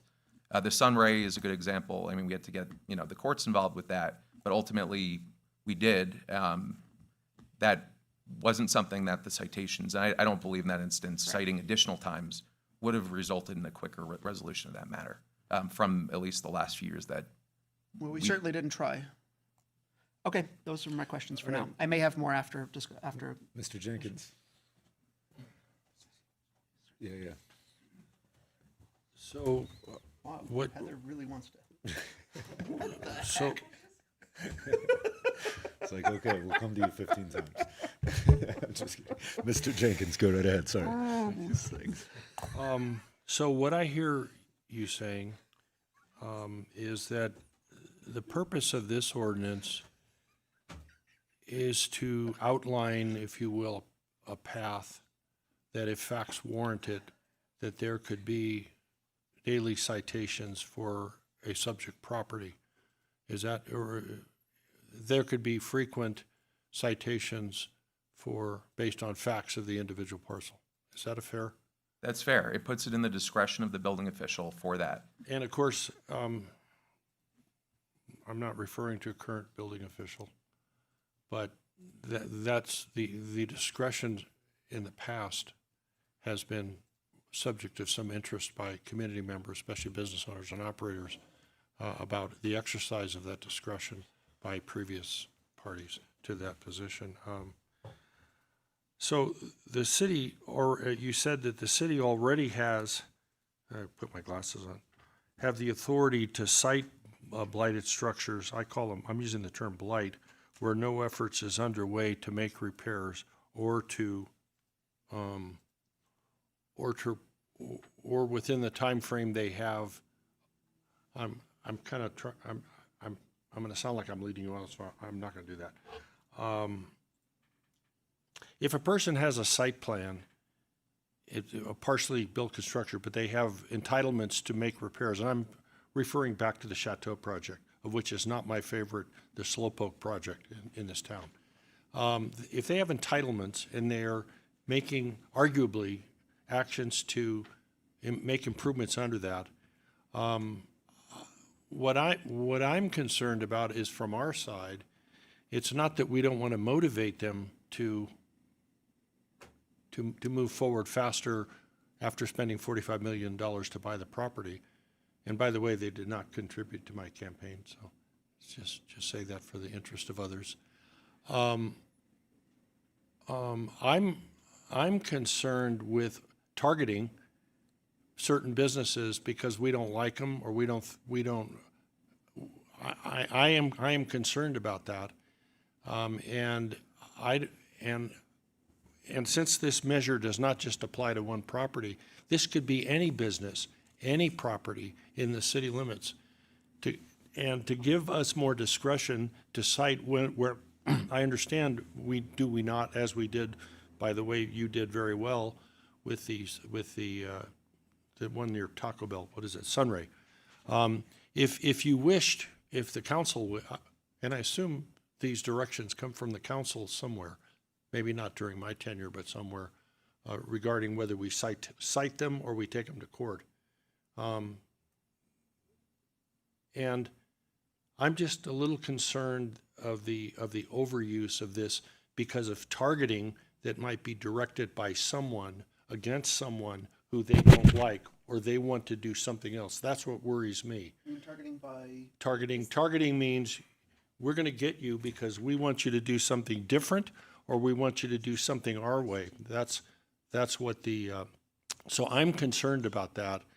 And maybe you can help allay that concern. I think I might be able to. So in the example that you described earlier, so they have a site plan, they're making efforts. It's still in partial construction though. And it's been more than 180 days. So first of all, the rest of that standard, it's laid out in the staff report, is that the condition would have to be unsightly or hazardous to the public health, safety, or welfare. So there are some guardrails on there that would, it's not just, it's been up, it's been 180 days. So there would have to be that finding made. we also already have the ability to cite in the city code. So that could already be happening. We do that when it's, when it's warranted. This just puts some meat on the bones of how that's done, gives them a reasonable time to correct it. So it actually is setting some guardrails there where we're not just citing someone and, they have to pay it. They have some time to fix it. But the discretion already would have, been with the city to issue it, but it sets some meat on the bones. If I have one last follow-up on this line, I'm not saying this is the situation for clarity, but if a council said, if a council, this council, past councils, future councils, said to the city manager, it would probably be direction, get that person, we want them cited because we don't like what they're doing or not doing, or we want them to do something else. What is the guardrail? What is the guardrail there to so that we don't abuse the rights of others because we don't like somebody or they're not doing exactly what we think they should do, even though they may have permits to do what they're doing? Does that make sense? Sure. Yeah, so there's two guardrails there. So the first is that this proposed ordinance would put the discretion with the building official. So it's expressly there. It's their call to make it. It's not city council's call as an enforcement action. It'd be a staff action. Where city council would fit in would be, and it's how this has worked in the past, say we needed to get a receivership or take some legal action. Of course, that's something that the council would be authorizing us to do, and we would be bringing that to you for that authority in advance. So that's the dynamic in play there. So that's always an option then of going to receivership, which, by the way, I had never seen before, but I know you have done successfully, and to your credit, your office has done, to your credit with the sand, I'm going to call it the sand dune. Well, that one, that place near Taco Bell. The Sunray, I believe. Sunray, yes. Yeah, I had another term that I don't want to say. So that's, in addition, another option. The other option, while longer, it is another option that doesn't require us to buy the property and take it over, which we don't have the money to do, a property. We may not have the money to do. But that is another option that's open. Certainly to have an independent third-party receiver appointed Yes, to handle it. Thank you so much, sir. I always appreciate your report. Yeah, just one question. Based on your research or experience, have most of the citations been most recently issued following complaints from general public, neighbors, passersby, or based on building official surveillance and investigations? So that's a question that code enforcement would be better positioned to answer. But in my experience, it's a mix. There's certainly some properties that are on code enforcement's radar. They'll go back and say, what's going with that property? We've gone in, we've asked permission to go and check out some properties to see some conditions that we've been concerned with. Certainly, we also get complaints from the public, and that would trigger code enforcement to go take a look and see what's going on there. So it really is a mix of code enforcement, doing their rounds, and also complaints from the public. Great. All right. Well, thank you so much, Mr. Bardzell. We are going to go ahead and open this item for public comment. This is going to be item number 10, the ordinance amending chapter 4.6. Anybody here in the public to give public comment on this item? Seeing none, we will check Zoom. There are no hands raised on Zoom, Mayor. Great. All right, we'll go ahead and bring this back. I'll make one comment on this. I actually have some experience much long time ago, different administration in the city. I was given multiple citations day by day by day. It was taken to the local court here and was not upheld. Our local superior court would not uphold the city of Southlake giving my business multiple citations day to day to day. So I just wanted to put that on the record for the council's understanding. They are different in the relations to building permits and business license permits, I should say, but I just wanted to put that out there for the council's understanding that this issue has come in this city and been taken to the courts and not upheld. So just for everybody's efficacy. May I ask a question in regard to that? If multiple or a citation is issued to someone, and they contest, what is the process for appealing that citation? Is it an in-house staff thing or third-party review, or is it something that ultimately could come to the city council? So it goes to a third-party hearing officer. That's what all citations go to. In terms of appeal from that, I don't have that information in front of me. I would have to check the city code. But my best guess would be that would be appealable to Superior Court. I don't believe that would go to city council. And I don't think there's been a practice with our council of doing so. Yeah, that's correct, Mr. Birdsall. So after the third-party appeal, if the party's still not satisfied, their remedy would be to file a writ with the Superior Court. Mr. Robbins. My concern here is that the discretion that the building staff is currently using has been ineffective.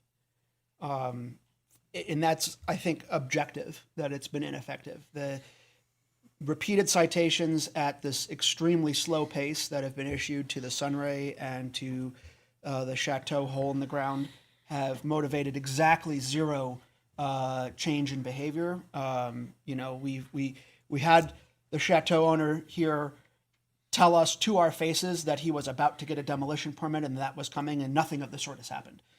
And then we're only citing them once every 60 days. And that has been fundamentally ineffective at motivating change. I don't know if daily citations would be effective at that or not, but they certainly would be more effective than what we're doing now at the very least. And my suggestion is that we should have a graduated escalating citation structure. You get 60 days, then you get 30 days, then you get a week, then you get daily.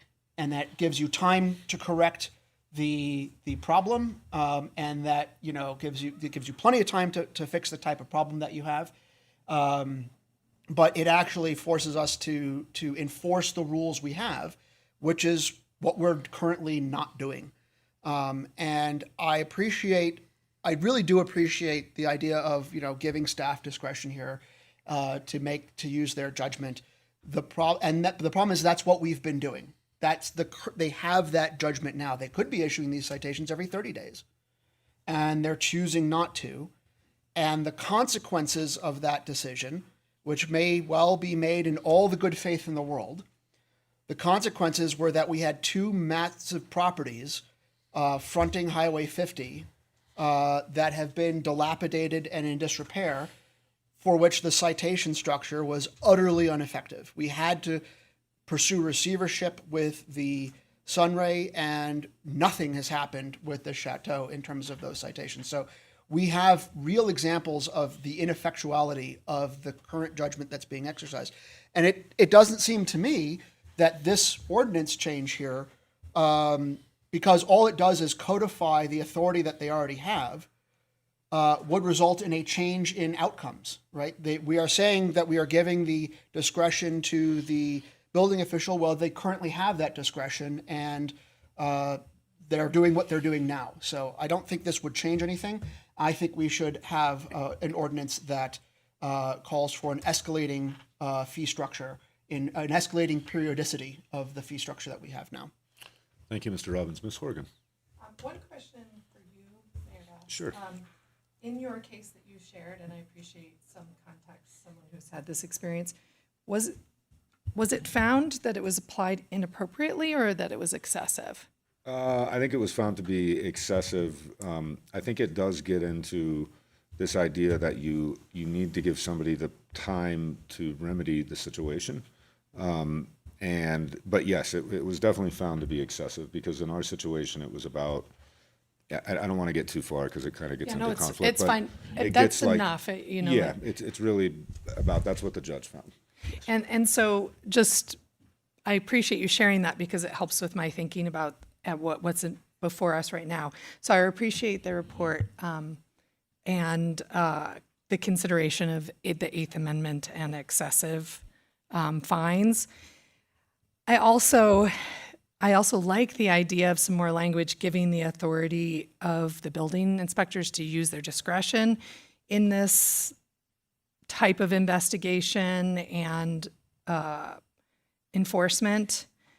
I think we do have to be cautious about the Eighth Amendment and excessive fines, but hearing the ideas of Councilmember Robbins of maybe there's somewhere in between daily fines and complete discretion where there's a little bit more guidance, I think that is something that sounds reasonable to me. So if there are other council members that feel similarly, I'd like to see what they have to offer in terms of periodicity or, I think no movement is no movement. No change is no change. If these things aren't measurably attainable or investigated to be completely unmoved, then I think it's reasonable to escalate the periodicity. But I do feel caution around excessive, being excessive and the Eighth Amendment considerations, especially hopefully that we would be applying this to any property, regardless of whose property it is.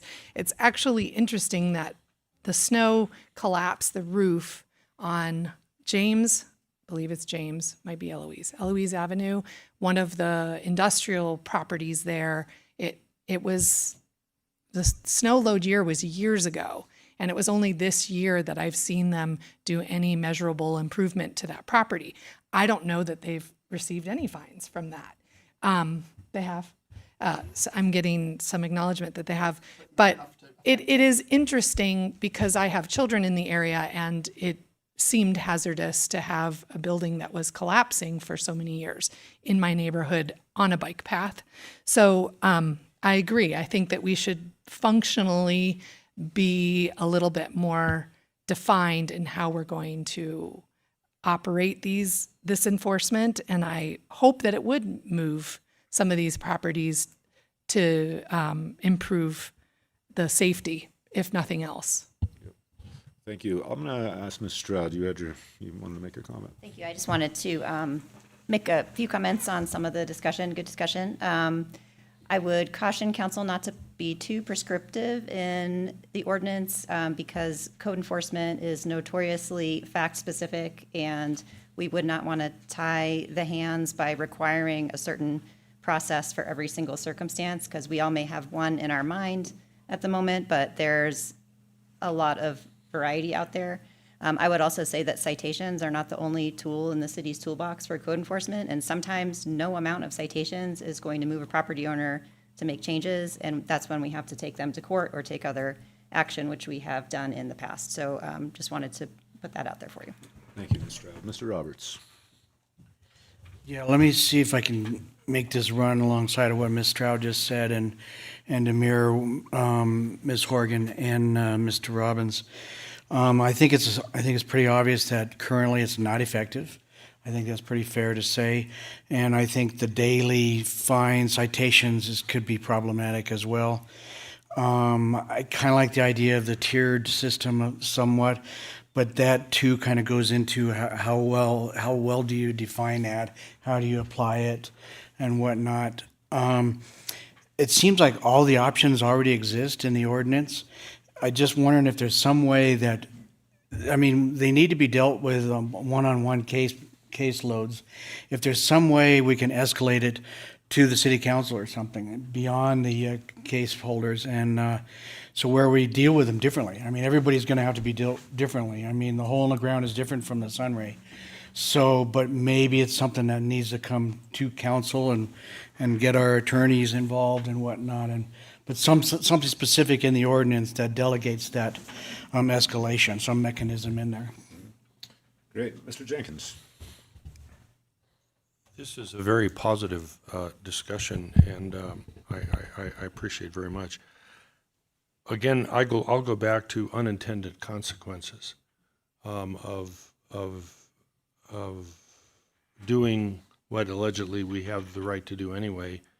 Because it's not just applied, as the city attorney pointed out, to one property, It's applied to all businesses. And if you talk, not that I've talked to all businesses, but if you talk to the business community here, they have their own concerns with citations for signs at the Woods or other places about simply marketing their products. They have concerns about their ability to build, to remodel under the current permitting systems that's both regional and city. And so the unintended consequence, in the past, when we had redevelopment, we had another tool to work with that was killed by Governor Brown in 2012. But that was another tool that could have been used to deal with properties that we perceive to be, quote, blighted or under repair. I'm also, though, I'm also pleased that we talked about what are if citations aren't working, then let's look at, as Councilman Robbins said, let's look at options. What are the options? We already have options. So if we have options, let's use them. Do we need really to add another rule, regulation, when we have other options for delinquent owners? I continue to be concerned with one property where they have entitlements, they're arguably proceeding with development, and they continually get cited. And I would like to hear that. I would like to hear their arguments before us, not before some third party that we hire to be our judge. So I liked the Mayor Pro Tem's point that there might be some times that cases need to come before the council, so we let staff know where we're coming from, and everyone knows it's not something that's done other than in the open and transparent manner. Great, thank you, Mr. Jenkins. Before I come back around, I'll say a few words just because I haven't had. I don't get one for some reason. I don't know why it doesn't give me a button. But anyways, what I will say is that I think that, yeah, when you look at this, it's really about, was there a reasonable amount of time to remedy the situation from the initial fine, right? That's what the court is really going to be looking at. And I think the direction for our staff is that I think Mr. Roberts said, but both Mr. Robbins, this kind of tiered effect. Okay, did we come in and there was an issue with whatever the building code violation may be that put them out of compliance with their permit? That's what the fine is issued for. And then after that, did we give a reasonable amount of time to fix and remedy that before we issue another fine? That is going to change from violation to violation, right? And I think that is the discretion that the building department and building official needs, because it's their expertise to know how long it should take to fix whatever violation it is. And did we give them the time to do that? And then, yes, if they didn't get the time, then it's the building official coming back to visit, hearing out the permittee around, well, it was this, there are building supply shortages, I couldn't get this material. I mean, there's so many different ways that can play out incident to incident to incident. Or the building official can go out there and just flat say, look, you didn't do this, I've given you 2 weeks, now I'm giving you 1 week. That, though, changes from incident to incident to incident, and I think that's why it's important that the discretion in the ordinance that allows it still exists, because it is going to change from each different time. When we look at the hole in the ground, not being intimately familiar with the last violation and why it was given, if it's been 60 days that we're giving every time, that doesn't seem right either.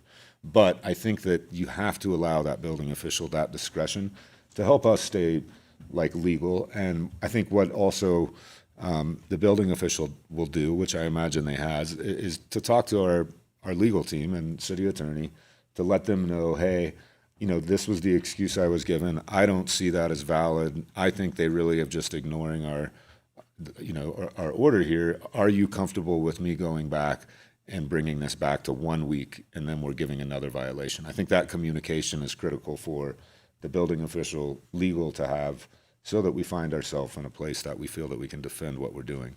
But I think the discretion needs to exist in the ordinance, but I do agree we should strengthen it. We should strengthen it, and maybe that strengthening happens from direction rather than a full ordinance amendment. And again, because when you get into the nuances of how do you create leeway for each one of those possible incidents, which is so many things. Because when you're talking about violations, it's not always building permits, right? Sometimes it's other permits that could be issued. In my case, it was a completely different thing than a building permit, right? So I just want to put that on the record of like, I agree wholeheartedly we need to do something different. I don't know if we can spell all that out in the language of an ordinance. I think strengthening it through direction maybe. Michael? I'm looking at the screen. Mr. Robbins, yes. Yeah. So, one of the items that's been raised here a few times in this discussion is that the city has a great many other options other than citations. This is not true. And I think it's important that we understand that this is not true. We do not have a great many options.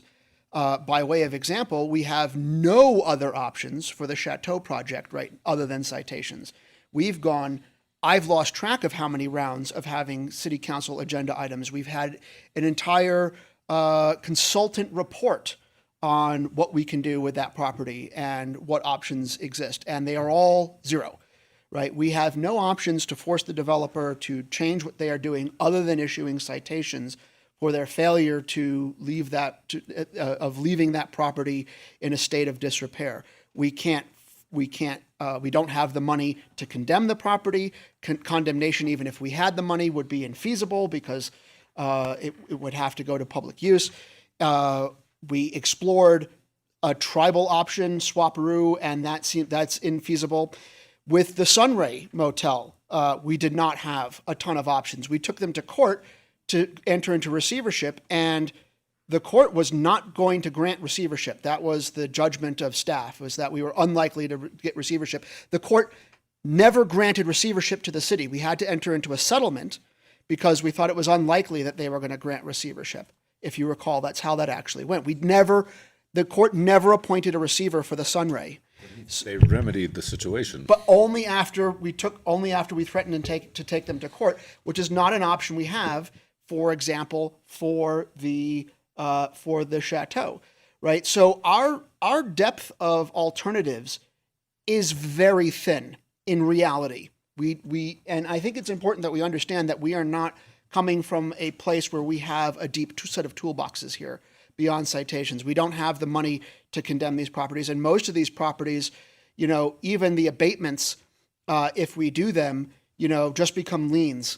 And we have very limited ways of collecting on these properties. Even the citations that we issue don't become liens, right? So the citations can just stack up for a lot of these properties. So I think it's worth understanding that we don't have a lot of other alternatives here, other than the citation structure. And my concern with all the talk of deference to staff is that staff's judgment so far, which is what's actually been exercised, has been 60-day periodicity, which has been ineffective at manifesting change for the property along the bike path with it was on Eloise, I think, right?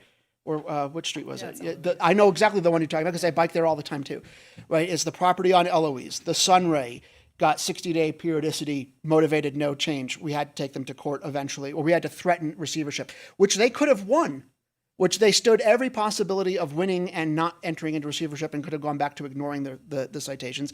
And the Chateau project, for which we've been issuing citations for almost a year now, and which has motivated zero change. So the discretion that staff is recommending is the current situation, which has been ineffective.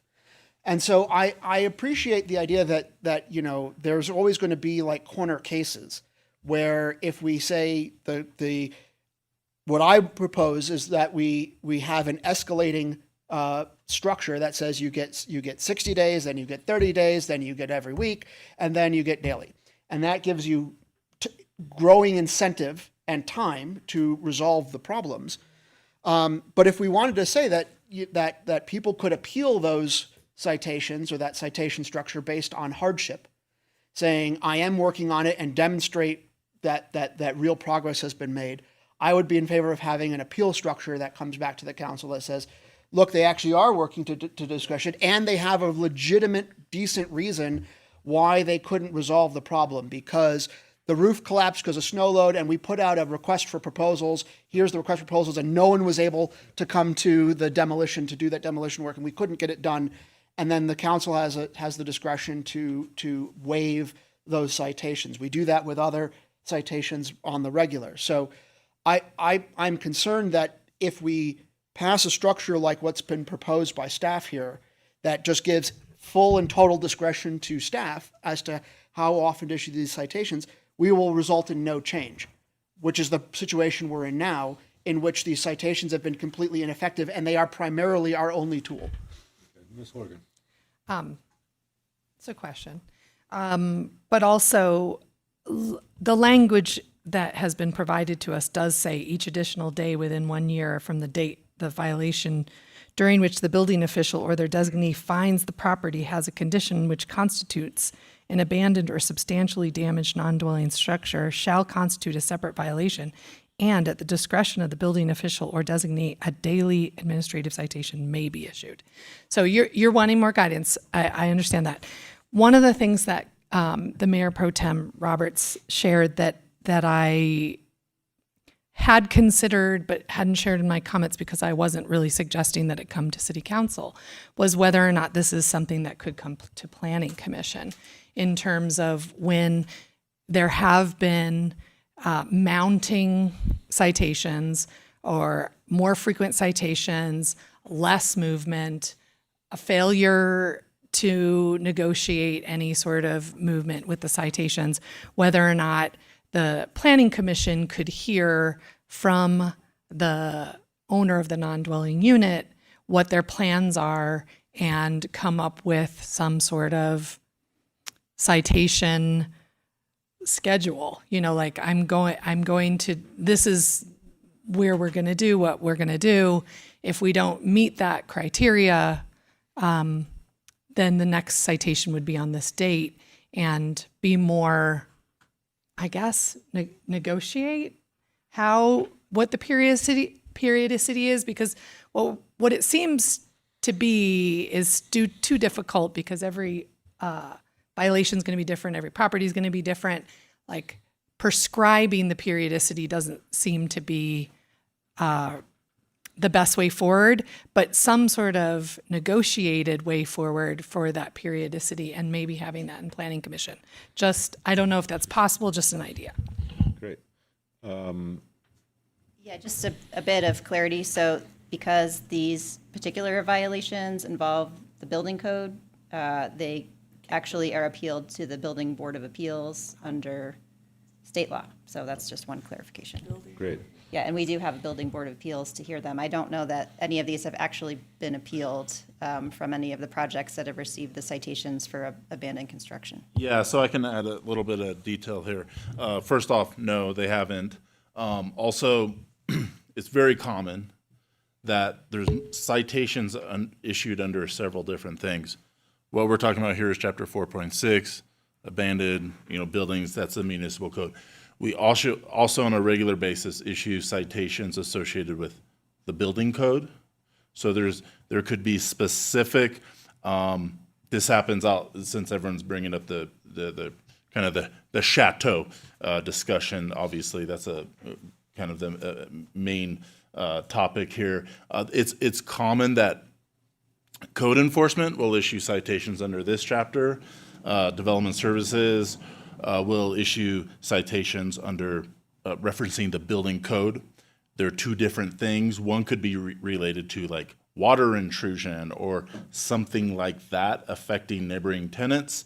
The other one is kind of related to this like blighted property concept, if you will. So that's really common too, that there's different types of citations issued under different ways. I'll also mention that this has come up repeatedly in the discussion right here. Every situation is different, and often what happens is there's a step-by-step approach. So, for example, the building on Eloise, that might start off with taking the first step of getting an engineer's report to determine if it's structurally failing. If that's done, and then it's determined that it is, to gain compliance rather than just a carte blanche fine, what is often attempted is outlining the next best step. So that would be, in this case, securing or shoring up the building so that it won't fall and it become a public hazard. So often that is the first step, and then you gain compliance with that. And then the next step is to abate the building or remove it. But oftentimes there's a lot of third party involved, insurance companies involved, things like that, that do cause delay.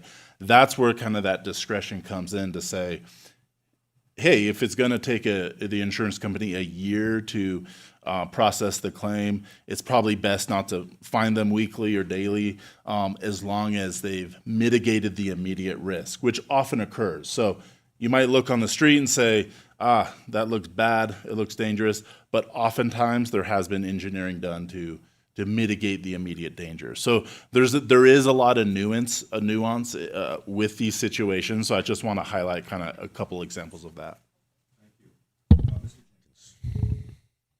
Mr. Mayor.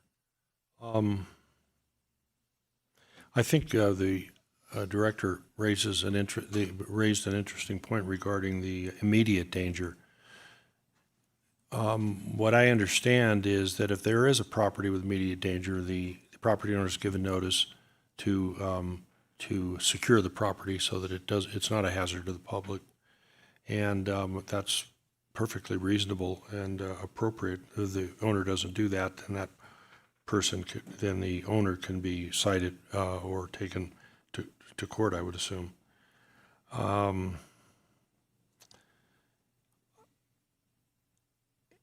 But if, and something that we are doing is, as Councilmember Robbins and others have said, is not working, what are the options?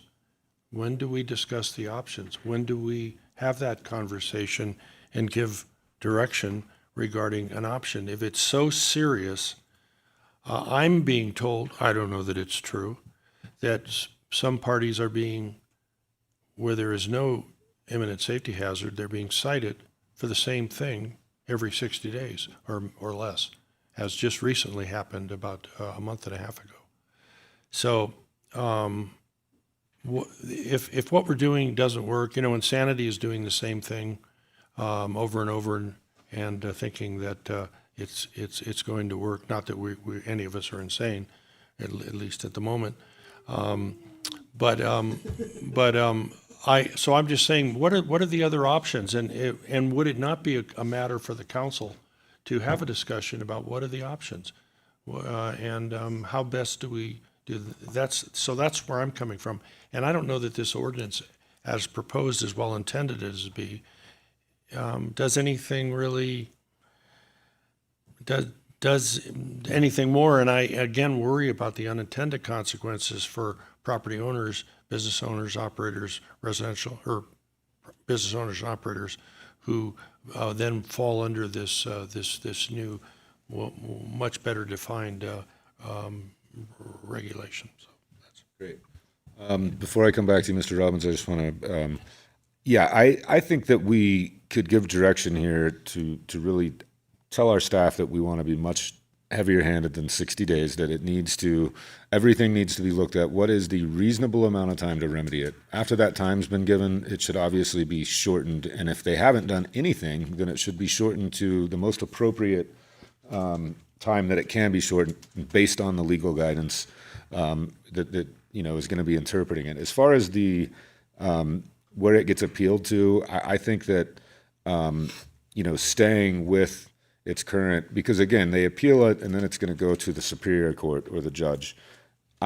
I don't have such a problem with that if we can change our tune around how we are, give the leeway that we're giving somebody to correct a violation. To me, I think that, when we looked at, for instance, the Sunray, nothing was ever happening there at all until we threatened the receivership, and then that got them to act, right? And then through the receivership, they did actually start to comply, communicate to the point that they actually abated and took the property down. So to me, it was very effective. We actually got the result we were looking for. Did we have to go to receivership to get it? No. That's kind of the point of, using the carrot before you have to use the stick, basically. And in that case, it worked. And so I think partly we're not coming strong enough with the stick, and when there's no carrot on the other side, somebody like the Chateau, I think they are one that you're looking at that doesn't really care what the fines are, and even if they get one for $1,000 every day, I don't know that that's going to be. 13,000 or 11? 13,000 a day. There's So- multiple parcels. Okay, well, That adds up to 4 million a year. sure, but again, do we find violations in probably each enough. parcel that are applicable to, I don't know that question. Again, that's not, and I think that's really hard to put into an ordinance. How do you spell out each one of those things? Yes, Mr. Overroot. Thank you, Mayor Bass. With respect to the Chateau property specifically, I just wanted to mention that the City Council did create a ad hoc committee of the City Council, and that is something that we could convene and discuss strategies for moving forward with facilitating that property to be developed, which is the ultimate goal. So if you want to talk about specific properties, and that one is the priority for the council, we do have a mechanism to have the ad hoc committee have that discussion. Is that when you say we have an ad hoc committee, who is the ad hoc committee? Me and you. Oh, me and you? Yep. You and me? You and me. No matter how they toss the dice, it That's had to be, yeah. Okay, Yep. thank you. Oh, okay. You good? Mr. Robbins. Yeah, I mean, to your point about like, we need to have this is that discussion about this is one of the alternatives. So we are having that discussion about one of the alternatives. That's what we're doing now. And I think it's important to recognize that if we don't provide a direction, and I think that needs to be done in the ordinance to increase the rate of citations on some of these parcels that are in dilapidated state, then the discretion that will be exercised by staff would simply be the discretion that they're currently exercising, which is for projects like the Chateau and for the longest time projects like the Sunray until we had another option, were just the cost of doing business. And it was not enough of an amount for them to care. 13 grand every 60 days is a nothing burger for a property that's worth $50 million. But a daily citation of $13,000 a year or thereabouts is on the order of $4 million. And now we're talking about enough money to actually motivate change. And the problem I've got with the legislation, like I've said, is we are currently living in the world of the building inspector's discretion. That's what we're doing now. And codifying their discretion, lovely. But codifying their discretion doesn't change what their discretion has been, which is to do this. It has to be stronger than just saying it's their discretion. It needs to say there will be some escalating schedule. And I think the right way to handle the one-size-fits-all problems is to have that be an appeal process that says if this size isn't appropriate, you can request an appeal for that to a governing body like the council. So it should have the stick be stronger, and then make exceptions for truly deserving owners that are working hard and that can demonstrate efforts, and then make that through the appeal process rather than through discretion on citations at the building inspector level, because that's what they're doing now. So my proposal would be to request staff to come back with an escalating schedule that goes, like I said, from 60 to 30 to 9, to weekly to daily, and then a process for that process to be appealed to say that they can come request a settlement essentially with the city council and enter into an agreement in which those citation structure will be waived if they make certain defined progress that is agreed upon between the council and the property owner. And that offers a way to handle the one-size-fits-all problem without relying on a process that currently proves ineffective. And I think, Mr. Jenkins, you are generally correct that we are talking, this item here continues doing the same thing and expecting a different result, which is the definition of crazy. Although I will only add to that it means that we can still be crazy for other reasons. So, like that does, just because I think this is not the right way to do it because doing it would be crazy doesn't mean that we're crazy. We're not crazy. We're crazy incidentally. so I'm not disagreeing with you. I just don't know why we haven't ever given that direction to our staff as a council, and that's why I don't know why we can't accomplish this. Trying to put it in code, it is very nuanced to try to, because it's going to be different whether you're going to wait 60 days, 30, I mean, each complaint is going to be different. So let me ask a question real quick to try to see if we can bring this home. Is there, on the council, would you guys rather create all of this in an ordinance, or would you be okay with trying to give direction, and then if we see that the direction we're giving isn't being followed, at that point we come back to look at an ordinance amendment? I just want to get if I can try to figure out where the majority of our council's at, I think I can try to bring us back. Specifically for an ordinance option, the one that I want us to think, it would be an escalating structure with an appeal capacity. Sure, but let me just appeal and settlement capacity to the council. Let me look at let me just see where we're at on the council on whether we want to try to give this in direction, or do we want to actually open up and try to spell this all out in an ordinance and amend the actual ordinance. I actually came to this meeting comfortable with the ordinance that has been amended in front of us, but hearing all of the discussion, I could see where there might be some direction to strengthen the language or maybe add some language.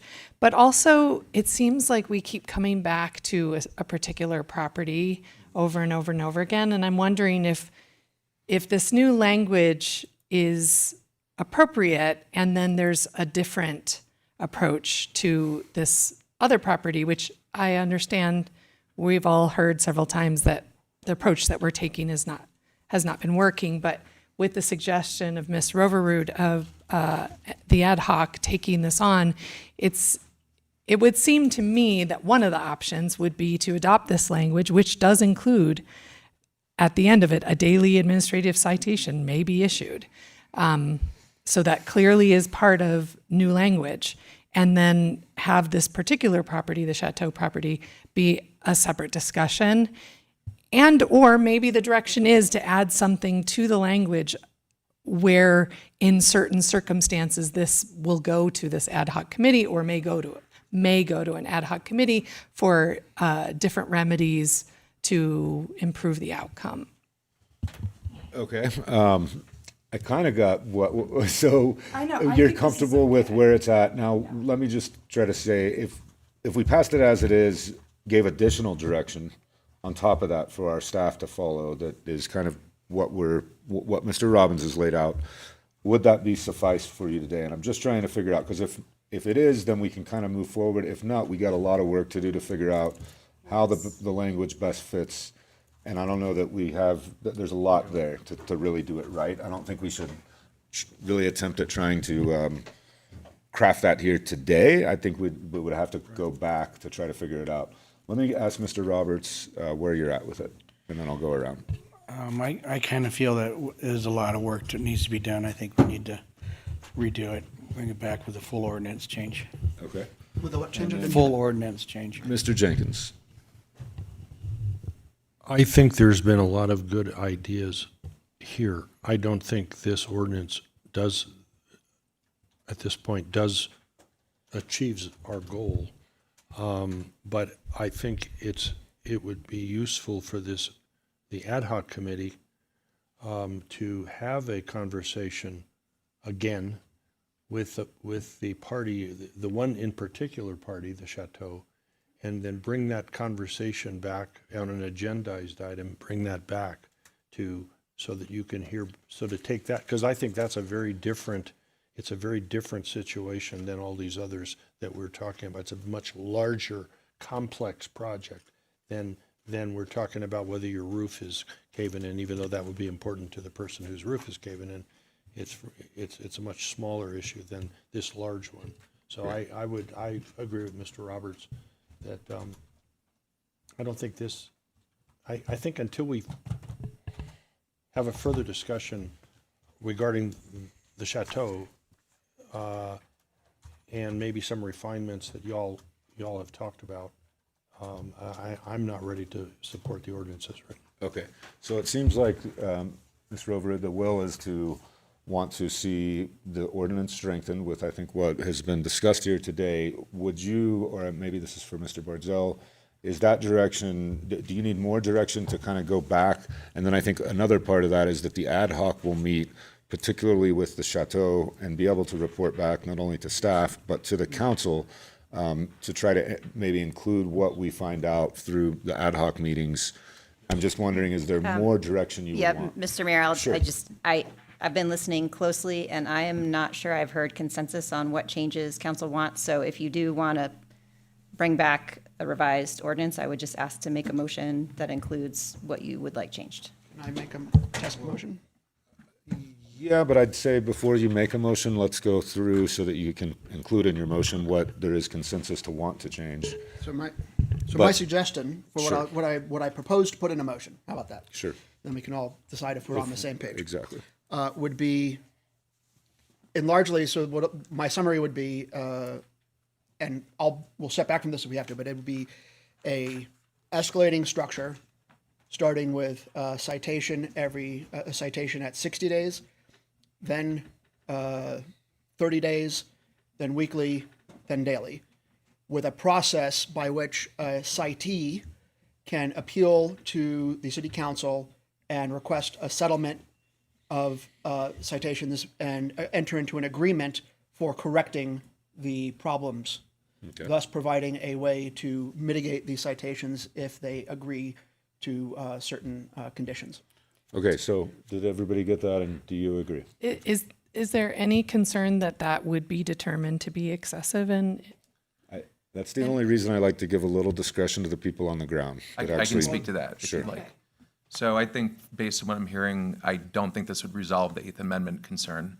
So, I mean, ultimately, with that proposal, 60 to 30 to weekly to daily, I believe you'd run into the same exact issue.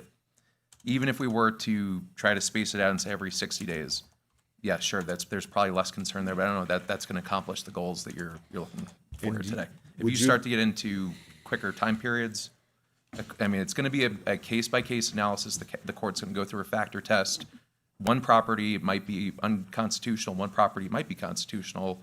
It's going to depend on a lot of things, but that structure raises the same exact concerns that I had with the. Well, then I will channel some of the other council members that have made these points in the past that is a policy decision we should make. And we have legal representation for a reason, and we should be willing to be proactive and assertive, particularly in conditions, in situations where, we've had longstanding problems, and we should be willing to assume some extant risk and say that, we are going to try our best to resolve problems and eyesores that plague our city.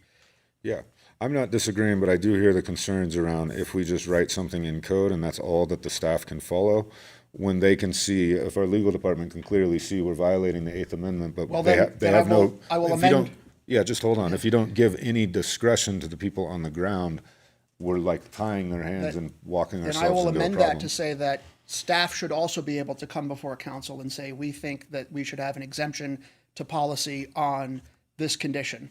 And so that can come from staff or that can come from the property owner. I'm And we can comfortable with it condition if that. we give this, because then we're kind of like micromanage, like we need the staff to come back to us for permission. I agree.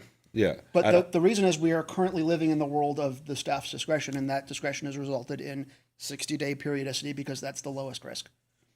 And that's not working. That's what we're in now.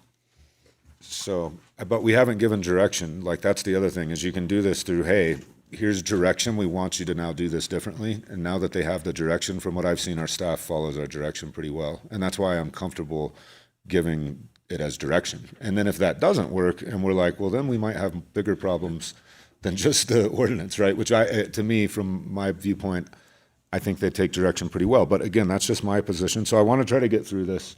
It seems like there is, what we needed was further clarification from, for the staff on what these changes would be for them to come back. Is there the desire, as Mr. Robbins, which I'm not disagreeing, I would agree with it if the discretion ends in the end of it.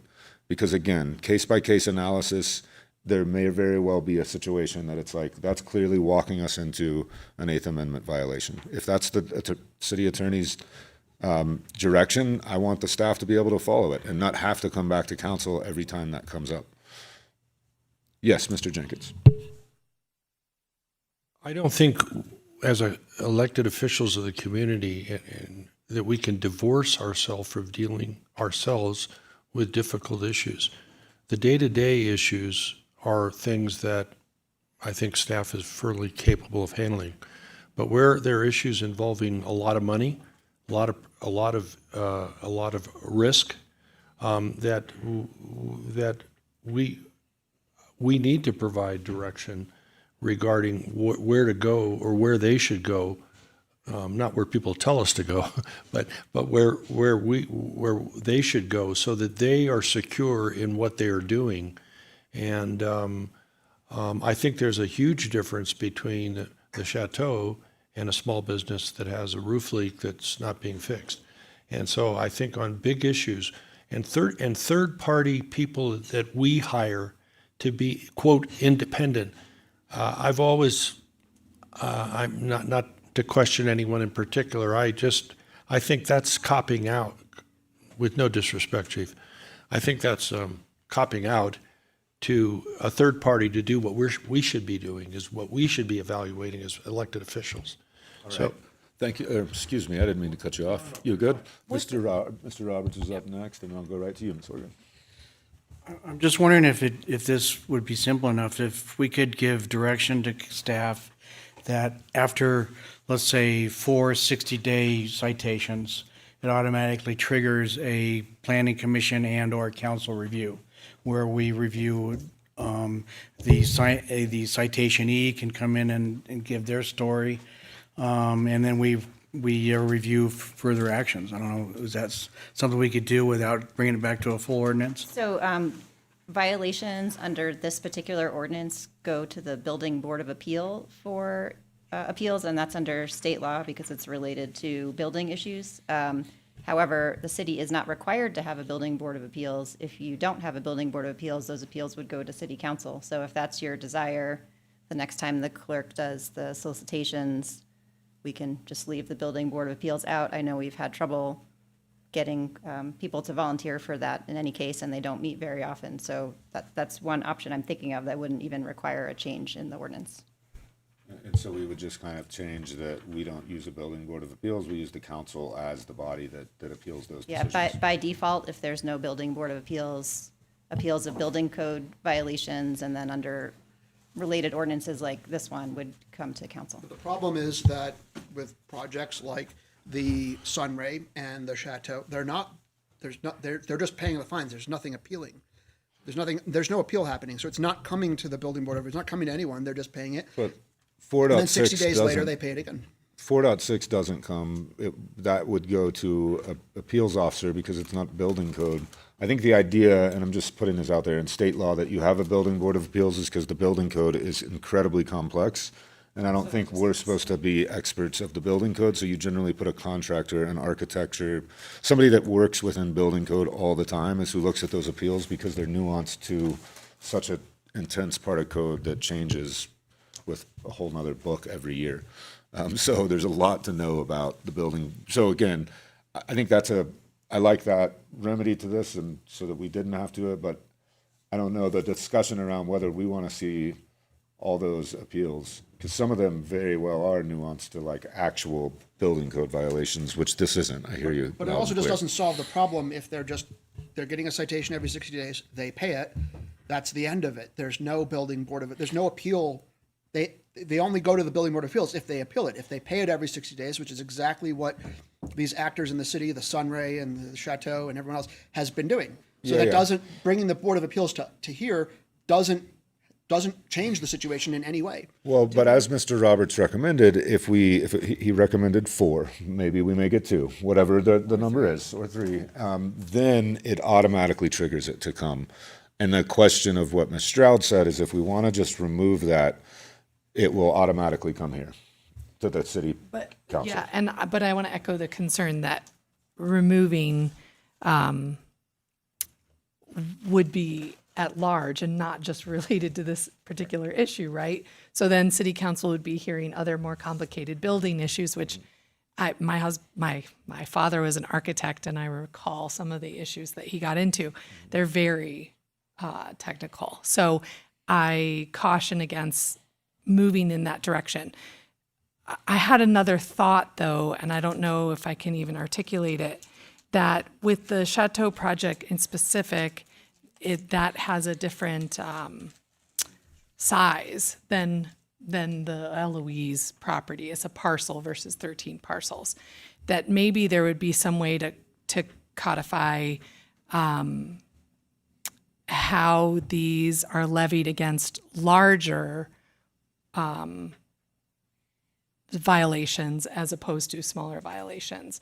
And maybe that would trigger some different process. That's just something I thought of. I would like to note that we've only had like one building board of appeals meeting in the time that I've been city clerk, and that was probably in the last 2 years.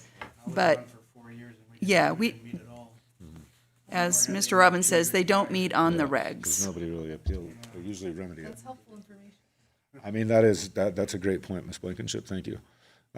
Okay, so then I guess in a way, removing it isn't like the biggest burden, or, You have lived experience. yeah, I'm okay with that. I think one of the things to point out around like this parcel being much bigger, you also get into, this is one permit, and they have made progress, whether we like the progress or not. It is true that they have made progress. I'm not a judge in a court and don't know this whole area of law, but from what I do know about it is if you show progress in any part of the permit, it's very hard for that permit to be taken away, expired, and that has happened. Above the 16 units, above the retail are a part of the one large permit, regardless if it covers 13 parcels. It's one permit by TRPA and it's one permit by the city. So I just want to put that on the Part record. of what limits our toolbox, right? But that's not going to change. That's my point. No, Is like that's we're why not the citations are what's left. but the citations all may that's not left. even be valid because there's no violation if they've made consistent progress. No, because they haven't made any progress on resolving the issues which are being cited, not just on the parcel as a whole.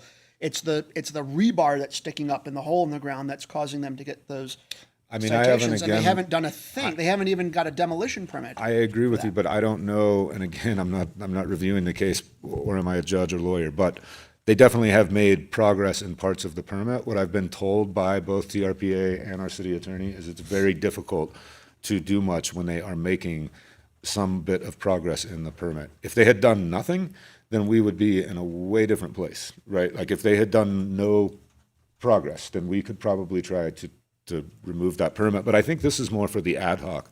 Let's try to get back to, Mr. Roberts, would you like to make that into a motion? See if we got the votes. If we bring the building board of appeals into the council, and then it would also be a direction to bring multi-citation properties to the council, acting as the building board of appeals, regardless of whether or not there's an actual appeal, right? And then would the council, acting as the building board of appeals, have then the discretion to issue a requirement to increase the periodicity of those citations? Is that what we're talking about? I think so, but I also think that I wanna- right now, I discretion. want to make sure we're all on the same page. Discretion already does exist if we want to go less than 60 days from the way I understand it, right? Like the remedy, if the building official wants to say, look, I'm only giving you a week. If they wants to say 60 days, like that, a discretion exists currently, does it not? Sure, and typically the way that would work is if there was a legal question about, is this going to be excessive? Is this something we can do? They could work with the city attorney's office on the legal requirements and that. That's why that discretion gives flexibility in that. Okay. Will then the city council, acting as the building board of appeals, under this circumstance, have the authority to provide direction to staff to increase the periodicity of citations after having heard about the particular case of a multi-citation offender? Well, certainly to have the facts in front of you of a case would lessen the risk of there being an Eighth Amendment violation. If you're saying, okay, well, these are the amount of fines overall, this is where we're at, we could look at that in terms of other cases and where that's found to be excessive, for example. But just in a vacuum, certainly, whether it's codified or a direction coming from City Council, it could still result in an Eighth Amendment violation. That's the way I'd Great. Mr. describe Roberts. it. No, I was just curious, maybe potato to tomato.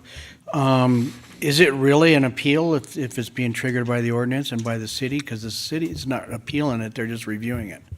Is there any difference in there? It's not the client that's appealing it, where it would go to the Board of Appeals. It's just being called for review by the council. Yeah, I mean, that's the way I would see it. If they're not requesting an appeal, there's no appellant, that's not an appeal. It would have to be requested for it to come to the building boards of appeals by the applicant or the Yes. permittee. It's not, it won't just get triggered. They would have to do it. Yes. But they probably would if they were, that's their first remedy to try to get it overturned. And then after that, the courts. Well, But that's not what we're talking. We're talking about having it come to the city council acting as building board of appeals automatically. Based on a number, based on a second citation or a third citation or That's not whatever. how an appeal works. You I have to have. understand that's why it's not an appeal, and that's Yeah. that's what I'm trying to clarify.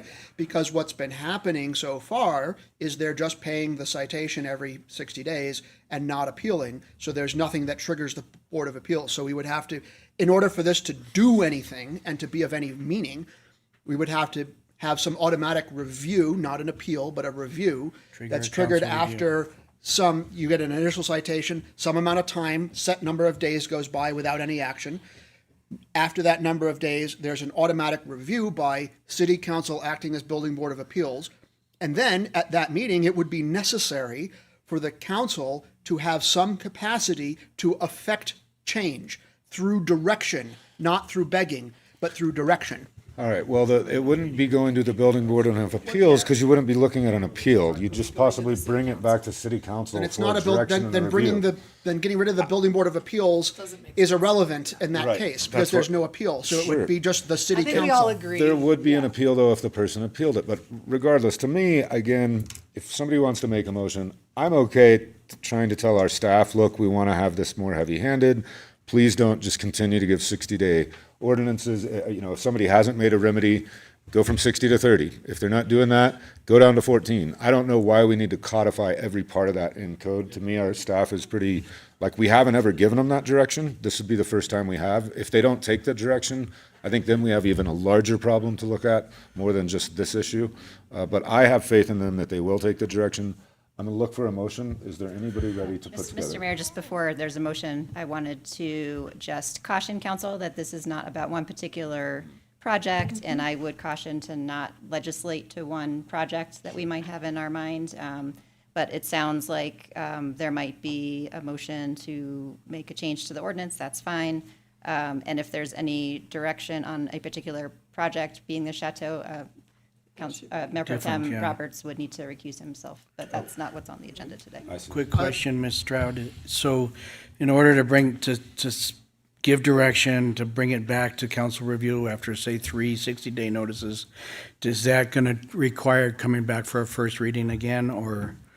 Yes, any changes to the ordinance would have to come back for a first reading at a later date. Okay. All right, anybody ready to take I a guess shot? one more question. I think I understood, but we can, is it possible in the ordinance to have this trigger that after 4 citations, city council That's gets too many. review? That's almost a year. That's a square. Yeah, city council could include that in the ordinance. I would, there's a lot of code enforcement activity going on that council never knows about. So I would just say you might end up with a lot of items coming to council that you don't feel are important to hear. So that would just be my caution, but that can be discussed when it's brought back with more information. Mr. Mayor? Yes. I think the distinction I hear being made, there are matters that are serious, health, safety, welfare things.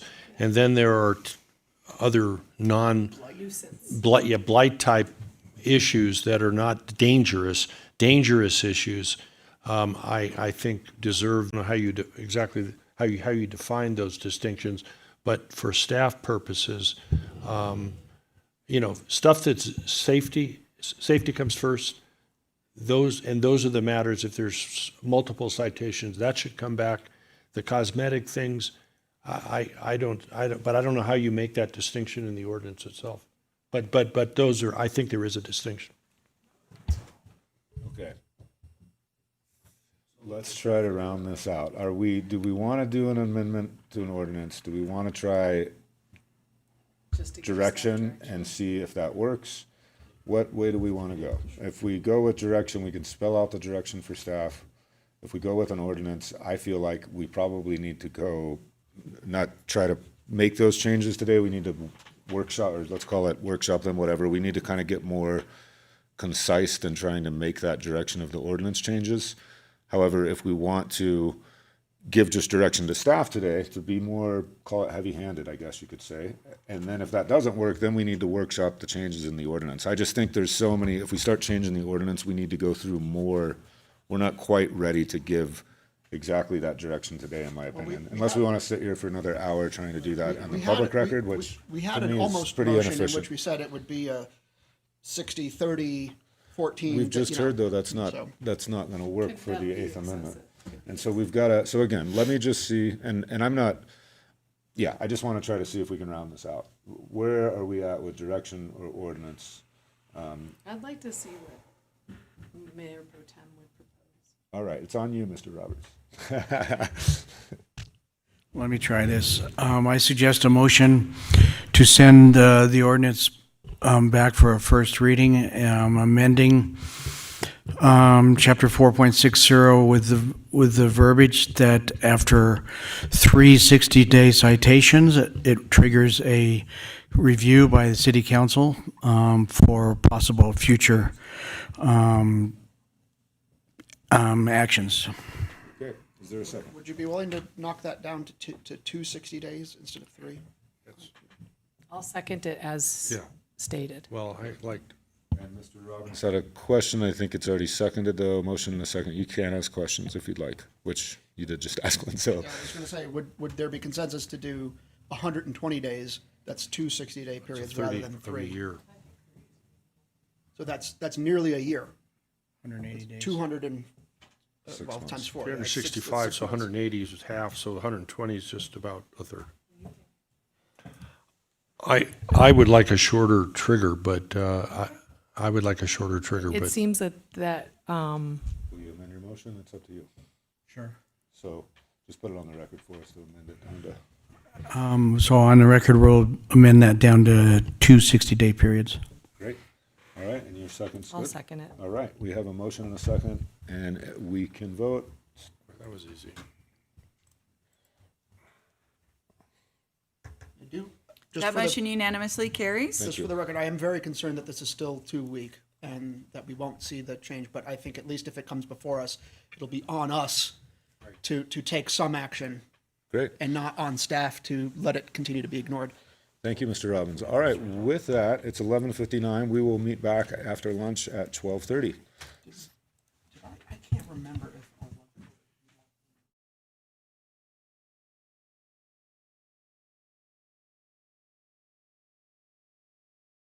It is 12:30. We're going to go ahead and call this meeting back to order. We are moving on to regular new business. This is going to be number 11, Amendment to Pride Month Resolution to include annual proclamation. And this will be Ms. Blankenship. Yeah, thank you, Mayor and council members. We're bringing this item back before you. It's been about a year since you've requested this amendment to the resolution to include an annual proclamation. And so that's exactly what we've done. We've added language to the resolution to automatically bring back this proclamation. The city clerk's office will prepare and post the proclamation. I've kind of made a little section out on the display case outside the door that I will display it as soon as it's signed and executed. And then annually, we will have the mayor execute it and we will sign it or post it. Very good. Thank you so much, Ms. Blankenship. I'm really excited about this thoughtful approach. Great. I will open it up to any questions from council before we take public comment on the item. And Did Lake Tahoe Pride, were they available? I guess they would be there to receive, not for this agenda item, I guess, when they actually issue. Yeah. This isn't issuing the proclamation, this is amending the Well, it's going to I'm just make a it little- annually. We've also included a proclamation, so we can execute that now. Right. No members of the public have requested reach this out proclamation. and This didn't is a hear back. city council proclamation for the city council. Right. So if there were anyone who, from the Pride community, who would want to request this proclamation, we would 100% issue that to them. Right. But no one's asking for a Pride proclamation except for council. So this would just be one that we would annually post out front. But Yep. in the absence of anyone requesting the proclamation, we're just going to be posting it. So Zephyr and Company never got back to us? That's right. Oh, Yeah. okay. So curious on this question too, about if we wanted to, many cities right now are also putting a flag up through the month. I think there's been countless cities that I've seen throughout California. Would that need to be a different agenda item, or is that something we could talk about now? Yeah, that's not on the agenda. And also, I would say there's been a First Amendment litigation regarding flags that we would want to take a look at before putting up flags, except the ones we have up Yeah, we do there have now. a flag protocol, and I don't know that it includes the Pride flag. Okay. Okay. Just a question. Thank you so much. No other questions? Okay. We'll go ahead and open this item up for public comment for anybody here in the room that would like to give public comment on this item. Seeing none, we'll go to Zoom. There are no hands raised on Zoom, Mayor. Okay. All right. So with that, we'll bring it back. I was going to go ahead and read the proclamation into the record. Just for the efficacy of our council and the public, we will then pass this, and what that'll do is automatically bring this proclamation every June to council without the need for that to come back. It'll just be an automatic that the city clerk's office does. It was my understanding that the city clerk's office would just prepare the proclamation and automatically post it without it having to Without it come coming back. forward for an adoption. If there was in the future, members of Pride who requested the proclamation, we could absolutely invite them to come and issue it to them. We can also have 2 copies, and we'll always post one at City Hall, but if somebody wanted to receive one, more than happy to do 2. Great. Yeah. All right. All right. Well, thank Can I you. just make one comment? Yes, of course. I do want to thank the city of South Lake Tahoe, my city, for establishing this as a standard protocol. It means a lot to my family and a lot of families and people that visit South Lake Tahoe that they know that this is something that we stand for, so I appreciate it. Thank you so much for the comments. Couldn't agree more. It's really been great to see us becoming a more equitable place for all people. So with that, I will go ahead and read the Pride Month proclamation. Whereas the city of South Lake Tahoe is a welcoming community and an exceptional place to live, learn, work, play, and raise a family, and whereas the city recognizes the importance of equality and freedom, and whereas the nation was founded upon and is guided by a set of principles that include that every person has been created equal, that each has a right to their life, liberty, and pursuit of happiness, and that each shall be accorded the full recognition and protection of law. And whereas the city of South Lake Tahoe's lesbian, gay, bisexual, transgender, queer, and intersex community are a vital part of all fields and professions and contribute to a stronger community. And whereas the city is dedicated to fostering acceptance of all of its citizens and preventing discrimination and bullying based on sexual orientation and gender identity. And whereas the city of South Lake Tahoe is strengthened by and thrives upon the rich diversity of ethnic, cultural, racial, gender, and sexual identities of its residents, all of which contribute to the vibrant character of our city. Now, therefore, the City Council of the City of South Lake Tahoe does hereby proclaim and recognize June 2026 as Pride Month in the City of South Lake Tahoe and urges citizens to recognize the contributions made by members of the LGBTQI community and LGBTQI organizations to actively promote the principles of equality and liberty. All right. And then, so with that, we'll be looking for a motion for this to be recognized annually. Yes, Mr. Robbins. I move to pass a resolution recognizing June as Pride Month in the city of South Lake Tahoe and directing the city clerk to prepare and post an annual proclamation recognizing June as Pride Month at City Hall. I'll second. All right, we got a motion and a second, and we can vote.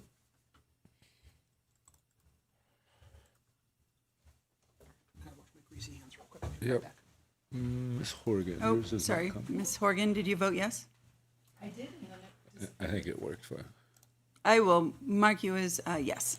That motion unanimously carries. Thank you. All right, so with that, we're going to go ahead and move on to item number 12. This is going to be our draft 5-year capital improvement plan and fiscal year 26-27 budget recommendations. And this will be Mr. Ricky Riddle.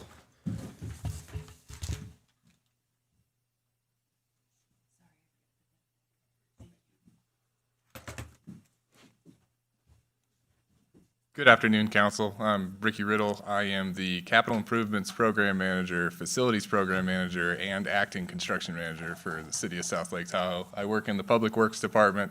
Today I'm going to be presenting a draft 5-year capital improvement plan and budget recommendations. I would like to set the stage and say that this is not a budget request. This is informational purposes for the traditional budgeting process that the city takes place. So in this presentation, I will be giving you information on some of the items that staff and the city has identified as needs. Okay, so to start off, the purpose of this presentation. So we wanted to touch a little bit on the status of CIP projects and funding. This includes roll forward funds from prior fiscal years or allocations, as well as some that are being allocated within this current fiscal year that we're operating within. That's where we are. CIP funding recommendations for the fiscal year 26-27, so that's where we're going. That's the immediate needs that the city has with the current ongoing projects. And then finally provide some recommendations on the long-term program needs. So this is looking at from a holistic perspective on what staff has identified as critical needs to be represented within this capital improvement program. Wanted to touch a little bit about the CIP process. We are currently in the public input, complete program, final adoption by city council stages. So prior to this, we've had an ongoing department-based needs and all of the coordinations and assessments that are correlated with these recommendations or information that we're providing to you today. Staff has put a considerable amount of effort into evaluating all needs and reviewing it and trying to create a simple format to reflect the city's current capital improvement program needs. Summary of 26-27 funding recommendations. So wanted to start on a high note. Funding in the CIP of $64.9 million currently being implemented. This is the culmination of all of the prior fiscal year's funding that has rolled forward. The plan is to implement all of this within this fiscal year if everything goes well. There is clearly some projects that are multi-year and ongoing. So upcoming, there's 8.1 critical funding needs that are not currently funded. So that is items that we have previously had direction to move forward on, or we're getting to a critical point in the project status that it requires additional funding to not slow down the progress that has been made.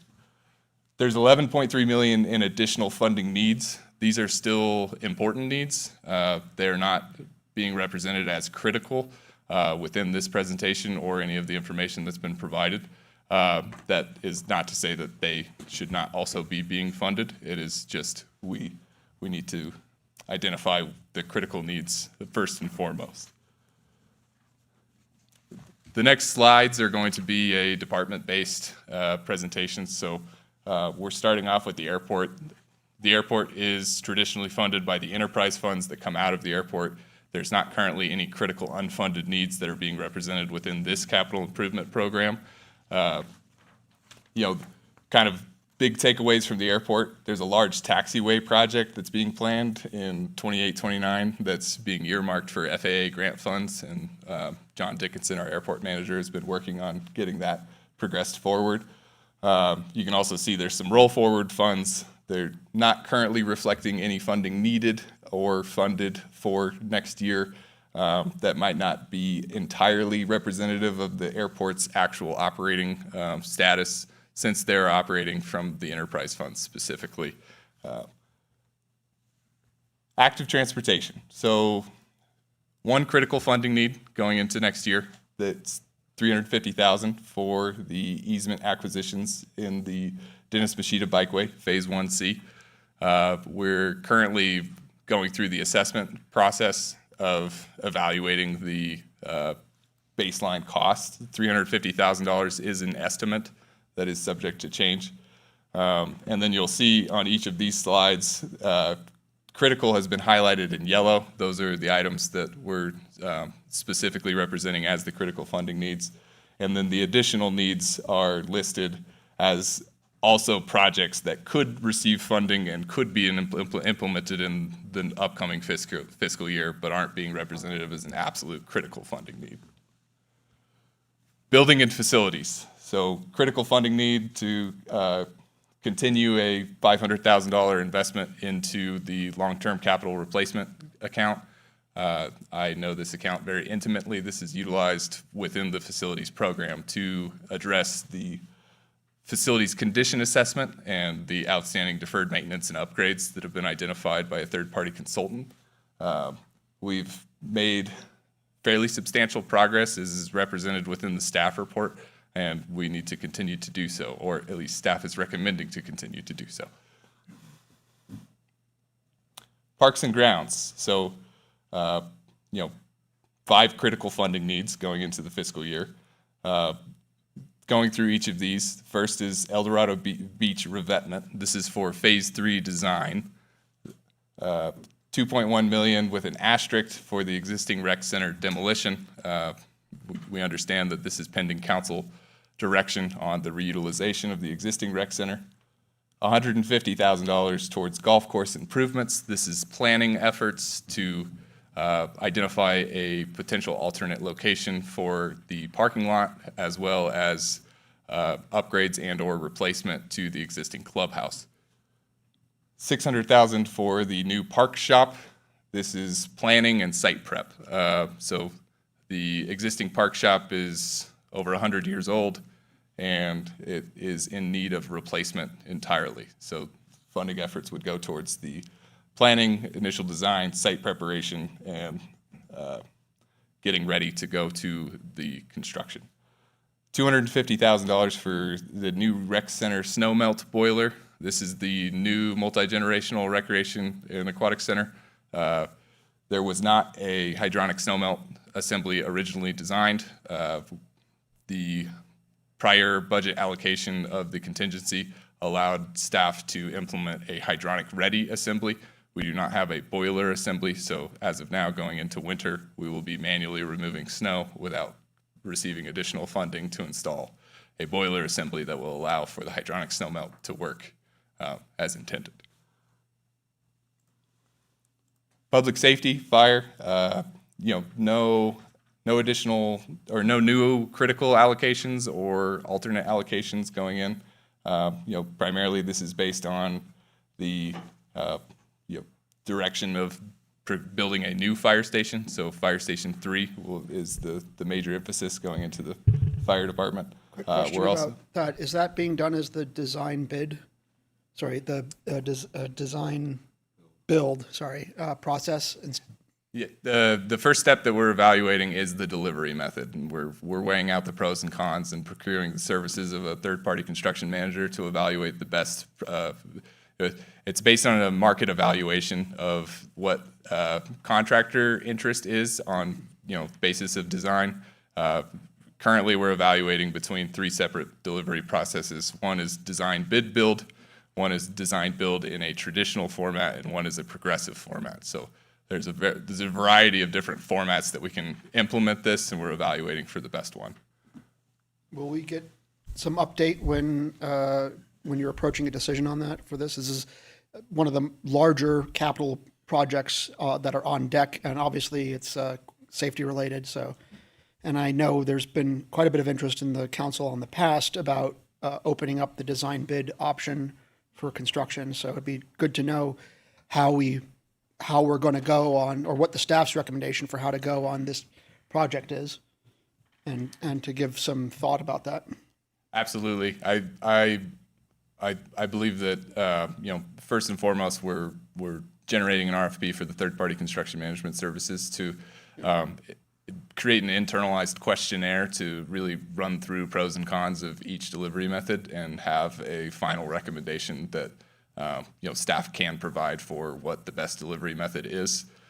There are pros and cons to each of them.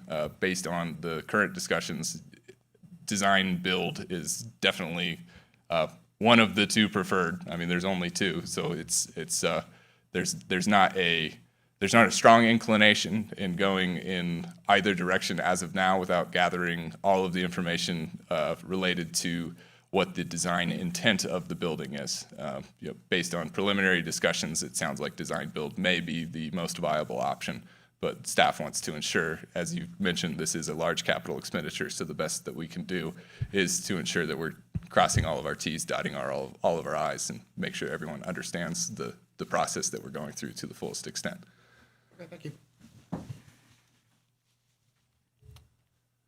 Police, critical funding need, $350,000. This is for kind of a multifaceted implementation that at the parking garage the parking lot, we've been discussing the replacement of the drainage and paving improvements of the police station parking lot. We are also implementing solar panels, which is why I included that image as a part of the citywide energy savings contract. We have created a singular TRPA permit that addresses the implementation of the solar panels, as well as a creation of a BMP certificate for this government center site. And it also addresses the drainage and parking lot improvements. So the critical funding need comes from the derived factor that since we now have that open permit in moving in that direction, it's critical funding to continue the design efforts and potentially some preliminary implementation efforts towards the stormwater management and the best management practices of this government site. Sustainability, no additional critical funding needs currently identified for 26-27. Just some brief notes on continued implementation of prior directives and allocations of funding. The largest of them being the citywide sustainability project and continuing our sustainable efforts. Vehicles and equipment. So the critical funding need that we've identified is the Public Works sweeper and Vector truck. There's also in small font italics, we are targeting that to be either funded wholly or partially by TRPA mitigation funds once we receive the latest update on how much funding is available. Additionally, outside of the critical funding needs, we have listed the parks equipment as an additional funding need, not necessarily critical. That is for a new tractor at the golf course that has a plug aerator and a bucket, and that is being replaced due to emission standards in California. Oh, also worth noting, the vehicles, trucks, employee pool vehicles are not reflected within the CIP. That is being reflected on the annual budget via the vehicle replacement plan and accounts. Okay, I gotta ask, what is the huge thing on the front of that truck? You're looking on the front of the Vector truck? Yeah, it looks like a coil of extension cord of some kind. What is that? I just gotta ask, it's just too wild. It's probably the hose. Yeah. You put the hose down into your drain to vacuum up whatever's down there. Oh, sorry.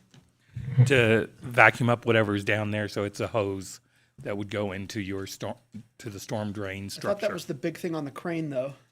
No, it goes down like in a drain. So That gets to the water. pump. That gets to the tank on the back of the. Yeah. But you're still going to have some extra tubing, basically. But it is a pipe. Okay. Yeah, right. Got it. Sewer root canal. Yeah. Okay, complete streets. Wild looking thing.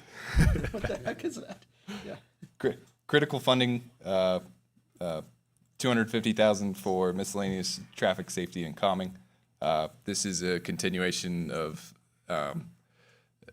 improvements or our ability to address items that have come from the traffic safety calming toolbox, as well as the Vision Zero program. I apologize in advance. I know that this is a little bit wordy on this slide, but I wanted to get some critical information on here. So, following a similar format, the additional funding opportunities are the annual streets. You see each of the additional funding opportunities. They haven't been highlighted as critical. What I do want to call attention to is the street rehabilitation and pavement maintenance. Both of those are highlighted in yellow on this slide because they are continuously critical for the infrastructure needs of the city.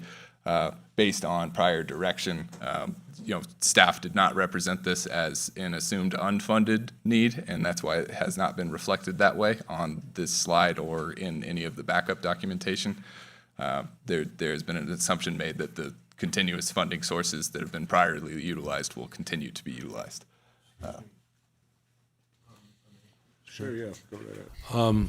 When you talk about, I think I can see that. Annual street rehabilitation, does that mean also maintenance? Crack seal, holes in the street, alligator cracks, surface, does that include those type of treatments? No. No. So what you're saying is that most of the streets in the city would be unaffected by a road rehabilitation program? If I may, I could just chime in. So the road rehabilitation program is in our capital improvement program, but we also have additional funds in our operating budget that funds in-house staff and materials that they use to do crack sealing and pothole repair throughout the summer. So that's a separate Thank you. budget. Thank you, Mr. Overwood. If I may, sorry. In the CIP, we have two types of maintenance. There is the road rehab, which is sort of the full reconstruction of the road. This year, for example, is Johnson Boulevard and that Tahoe neighborhood that we talked about. But there is also funding identified for what we're calling cape sealing. This is not the crack sealing, but this is a overlay on top of relatively good roads to preserve their length, their life. This year we'll be doing Tahoe and Pioneer under that program, but there was an initial 3-year commitment to the program. That's reflected in the CIP budget, those two things. So if I may I? Yeah, go right ahead. So for roads that have alligator cracks in them and there's potholes in the street, they're older roads, and sometimes in neighborhoods, we hear from people in the audience about this all the time, what is the expectation that there will be some repair of those streets, not just major boulevards like Johnson, but the smaller streets where people have been waiting many years? I know it sounds kind of like a loaded question, it is in a way. When can they expect their street to get at least maintained, maybe not reconstructed, but maintained? When does that show up? If I may, if you would give us a few more minutes to get through some of the slides, we have a couple of slides at the end that are specifically designed to get to that kind of answer. I would be delighted to give you more time. Thank you. Yeah, for council, let's do that. Let's let them get all the way through till we have any other questions, if we could. Yeah, no, it wasn't on you at all. I was just putting it out there for, yep. Okay. So moving forward, I did provide, as you see, road rehabilitation additional funding, so that will be addressed in the following slides. And then there is two additional funding opportunities, or some more funding opportunity that we can identify within the Complete Streets program. Next, stormwater and environmental. Both of these listed on this slide are being represented as critical funding needs. The first is $1 million in drainage pipe replacement. This is a continuation of a 2022 drainage pipe evaluation. This pairs directly with the road rehabilitation. So the idea and intent is that through the funding of the road rehabilitation and the funding of the drainage pipe replacement, we can reconstruct the city-owned facility infrastructure in a specific roadway segment to the latest engineered design standards with the idea of longevity. Secondly is $800,000 towards Bijou Park Creek upper watershed. $300,000 of that is for environmental document development. And an additional $500,000 is a recommended set aside for matching funds towards an LTRA grant. We have a $2.5 million of LTRA grant funding opportunity that we need matching funds in order to obtain. Continued on stormwater and environmental. These are additional funding needs that are not being reflected as critical.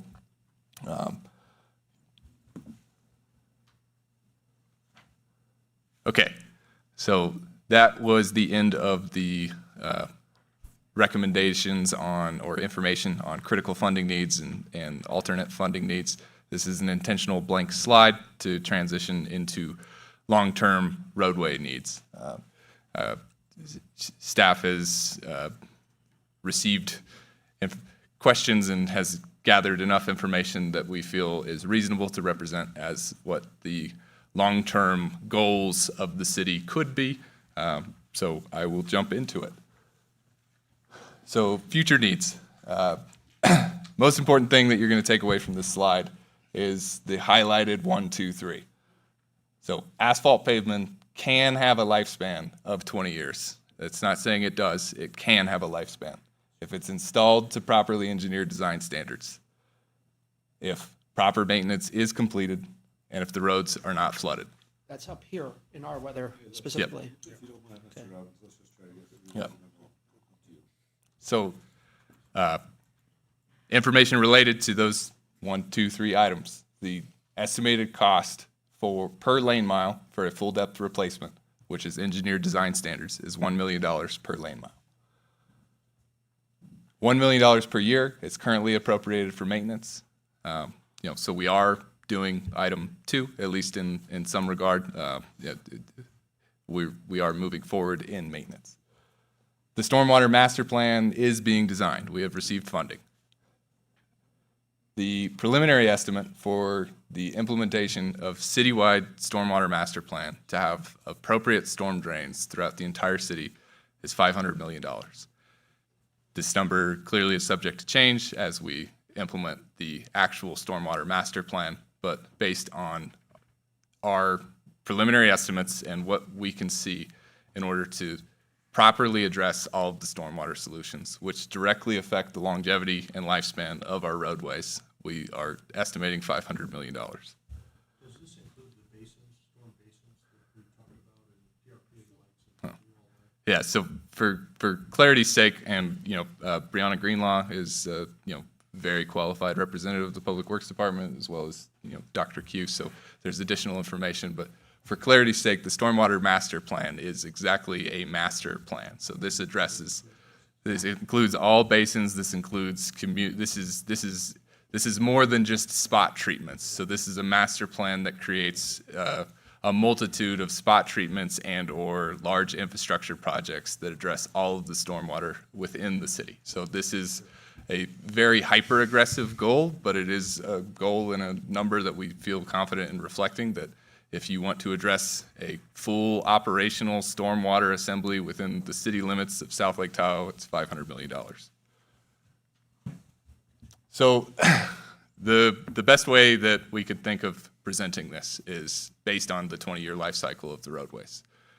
Since the full implementation of the engineered depth solution, the maintenance, and the stormwater, that means that your roadways will last for 20 years, or could last for 20 years.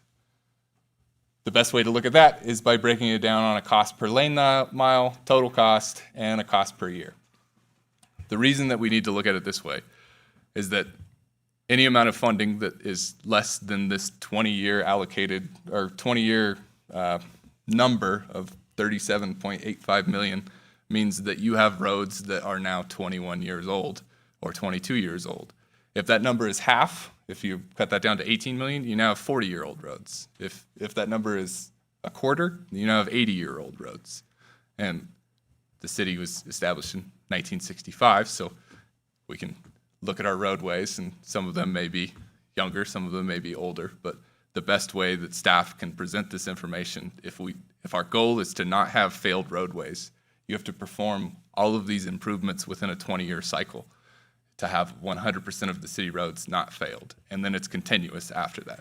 The roads still fail 20 years later. The roads that we do this year are failed 21 years from now, even with all of the proper implementations.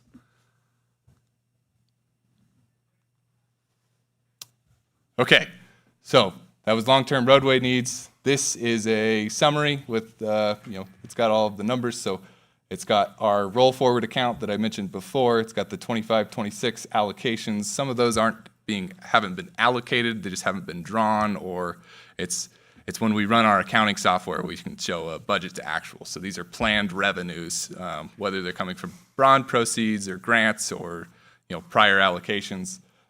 It gives you a summated total of the current fiscal year and the current CIP implementation. If you add in the orange box with all of the green boxes, and the green boxes are reflecting all of the planned CIP, so that is unfunded, funded, everything under the sun as far as this report goes. That gives you a 5-year need of $317 million. And question that I'm sure we all ask, how can we pay for this? The focus on more grant funds and other funding opportunities. Even with grant funding, we still need matching funds to be able to implement these grants and these improvements of the city's overarching needs. Okay, questions? Thank you so much, Mr. Riddle. Let's see, do I have anybody on?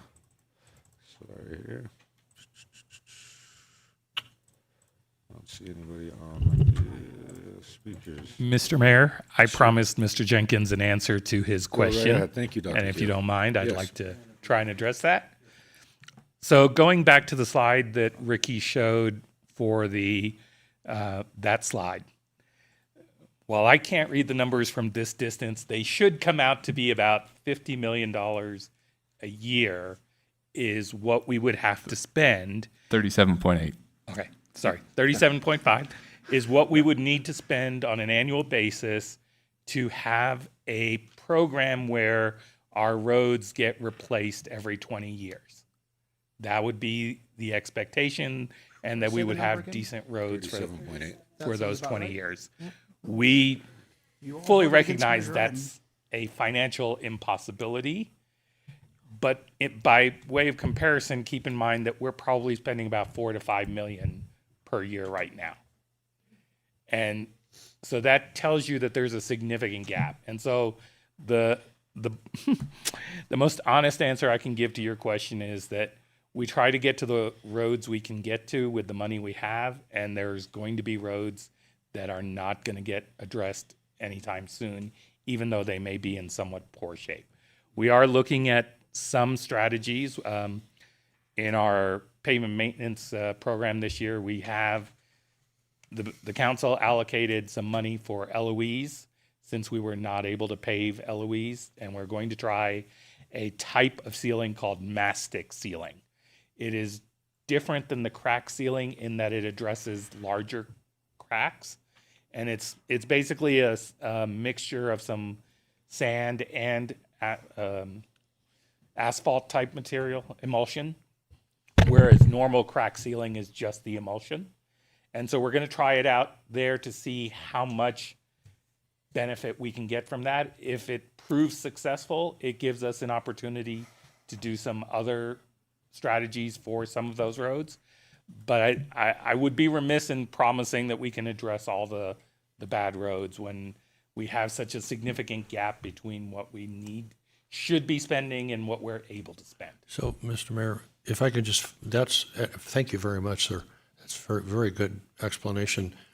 The theory is that roads only last 20 years, or they should be replaced every 20 years. That's a theory. In non-snow environments, I've heard this before, so non-snow environments, snow environments a little harder on roads, I would assume, whether they're built to, today's standards or previously.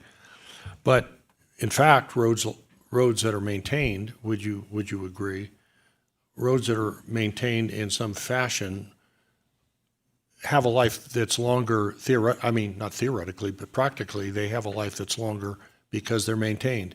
And if they're not maintained, then the life is less than what would be expected in the environment, whether it's snow or regular, than what one would expect to be. Is that a fair comment, Harry? We would partially agree with that statement. It is true that maintenance can extend the life, but I believe our position would be that that's how we get to the number 20. It's not, but if we don't do maintenance, we're not even going to get to 20. Sorry, do I can keep forgetting? Yeah, that's all right. She reminds us. She reminds us. Given that many of our roads are already in bad shape, it's the amount of maintenance we can do is not going to necessarily extend them as much as if we started with new and then maintain them as we should. So that's where the Cape Seal, for example, is going to come in. Our expectation is that with Pioneer Trail and with Tahoe, that Cape Seal will help ensure we get the 20-year life out of those roads. But I don't think I'm not sure I would say that it significantly increases, at least not in our weather area, beyond that 20 if we, with the fact that we have so much damage already. I think that what I'm trying to convey is that if it's already damaged, we are doing our best to keep it from getting worse, but we're not making sure that we can't provide that it will necessarily extend many years. If I could just add a little bit of information, mostly for Ms. Horgan, who wasn't in this seat during the budget process last year, with respect to the in-house maintenance, doing the crack sealing and pothole repair. With this last fiscal year budget, we did double the number of temporary seasonal summer staff in the Public Works Streets Division.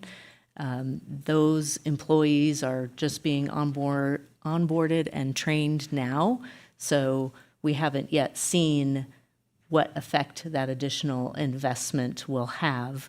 But that is something we're tracking closely and taking into consideration with the upcoming budget preparations on looking at options of how we can accelerate those activities to address more of the issues that I think most people in the community experience in their neighborhoods with respect to degraded roads.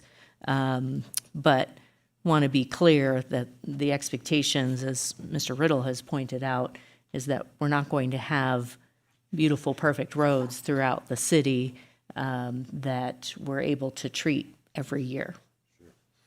Thank you for the info. I appreciate that. Before I move on to Mr. Robbins, because this is relative to what we're talking about, so the 37.8, 25 of that is stormwater. Is it safe to say, though, once we put in the stormwater infrastructure, it doesn't need to be redone every 20 years if it's sufficient, right? Because if stormwater should last for, I guess, what's the periodicity of stormwater, right? 60 years. 60, right? So Yes. like, if we got a bond, let's just say, to get our stormwater stuff caught up, of course, after we do that, we're gonna need to do the pavement, but in 20 years, it's gonna be 12.8 to keep it caught up, not 37. It's actually would be less. Okay. 20 years from now, you wouldn't need to replace the full depth of the base rock. You would be doing a 4-inch mill and overlay. You would already have the structural section. So Right, okay, just a point, just because I think it's, yeah, I always relevate this to painting the Golden Gate Bridge, like, since from the day they started it, you can't stop, and that's where we messed up a little bit 20 plus years ago that we ever stopped. Anyways, I'll leave it at that, Mr. Robbins. Yeah, this is more of a staff question too, overhead staff question, but what process I mean, if we wanted to talk about adding some items to the capital projects list, we have here a list of sort of pending unfunded projects. And I think there are a handful that would be good to at least get on the record so that they're there. And then we can worry about funding later. The things that come to mind are the car wash bike connector that we talked about earlier today. That's a potential capital project. There's some discussions I had at length back in the day with Anush about reorganizing the area around Lakeview Commons and Lakeview Boulevard there. Sorry, I'm trying to zoom in on the map. But what process should we be using here for adding things that are capital like that to the, at least to the unfunded list if we don't have identified project funds yet? I think this is a great opportunity to get input from the city council on if you have certain ideas about priorities or things that you would like to see in the 5-year plan going forward. It'd be good to get that feedback now. I will bring those back when we come back for discussion. Okay. The next question, my last question is, you mentioned the Highway 5089 safety study. I believe that's supposed to come back to council at some point for discussion. When is that planned to happen? Let me take that one. There are 2 studies related to the Highway 50. There was the Vision Zero study, which is, I think, what you mean by the safety study. That was already completed and came back with certain recommendations, which we hope to use some of the funds for. There is also currently what's called the US 50 State Route 89 multimodal corridor study. That's the one I'm thinking of. That one is in process. It is expected, draft report is expected in the fall. Right now, we have just conducted and completed a community survey. And the next steps are for the consultant team to prepare recommendations for potential solutions that would be suggested for implementation along that corridor. And I think once we are at that stage, that's when we would bring it back to you. So I would say expected in the fall. Okay. All right. Great. Ms. Horgan. Yeah, just one question. I really don't know if this is such a thing, but do we have any neighbors that have implemented model projects that have closed the gap and can offer us ideas on how to fund these projects, how to plan for them and maintenance in the future? Like, is there anyone not far from us that has, prior to today, maybe years back, kind of undergone kind of a large, in terms of streets, roads and complete streets, project that has started to pan out and look like they've kind of gotten it sorted out? To the best of my knowledge, there's no one that I could make a direct relation to. I will say that in speaking with Brianna Greenlaw in the creation of the stormwater master plan kind of estimates, she had experience in Carson City in the implementation of a stormwater master plan, not necessarily all of the improvements, and that is a different environment. We have a special level of circumstances to address also here. Not to say there isn't other entities somewhere that have caught up on deferred maintenance or substandard structural sections of roadways, but it would definitely take some research. Yeah, I just think it's helpful sometimes to not repeat someone else's mistakes or not naively go into it with, this is what it looks like, this is how we do it. When somebody has been successful or marginally successful, to use that information is helpful. So I thought if we knew of a model project, it would be helpful to get kind of a presentation or have more of that information. That's all I have. Great. And if there's nobody else, and Ms. Greenlaw is not here, so you may not be able to answer that, and it's okay if not. When we look at the stormwater overall master plan, that's kind of like us getting everything that we really know is needed, not necessarily looking at, because like when I go around the neighborhoods, we clearly have these low points.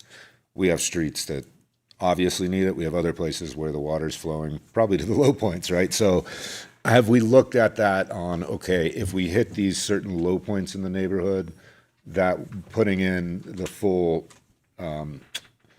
roadway that does all the engineering for the roadway will be fine because we know the water's draining to the low point, which is where we put in, the drain. If we looked at that type of a plan, do you think it brings down that overall stormwater master plan cost a lot? At this one time, I don't think staff is going to recommend reflecting anything. I think the question will be answered with the design of the stormwater master plan. Okay. Just generically speaking, the master plan will not get into the, it's not going to be a construction set of documents that we take that and then go and implement. It's going to identify watershed areas and look at the city as, those low points exactly that you're discussing. And it's going to identify a cohesive plan that allows us to, one, not install, more stormwater in specific areas or drainage solutions in specific areas than what's needed, but also strategically combine associated areas. So with the development of the stormwater master plan, we will be able to answer much more questions on the overarching cost implications of a citywide implementation. But until that time, it's hard for us to guess. Okay, great. And then my only other question is, so just kind of in some of the priorities of how these end up in 26, 27, 27, 28, 28, 29, those decisions are basically happening at a staff level right now. And is it our opportunity to say, look, we'd rather see this move forward and then other things move back? Or how did that planning take place? Or how did those selections take place for which year? So the critical funding need is predominantly what staff is focusing on. The years that we're projecting out is a culmination of either staff availability, so it's staff projecting their own time and their own availability with the current workload that's been assigned. Either that or the viability. So sometimes, for instance, there's another project that you're not going to go into, it could be a completely separate capital improvement project, but you're not going to complete that until something else has been completed. So some of it, there may be opportunity to shift forward, but it wouldn't be as simple as saying we want that done next year on some of the occasions. Understood. Well, thank you so much, Mr. Riddle. Unless there's any other questions, really appreciate your presentation and for you being here. And we will now open this up to public comment. Great, thank you. Yes, thank you. Anybody with public comment in the room? Mr. Moser.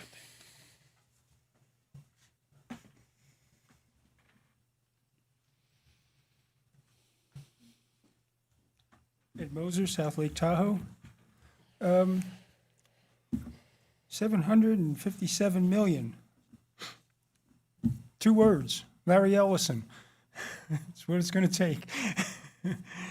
Tell them to sell Lanai and invest it here wisely. What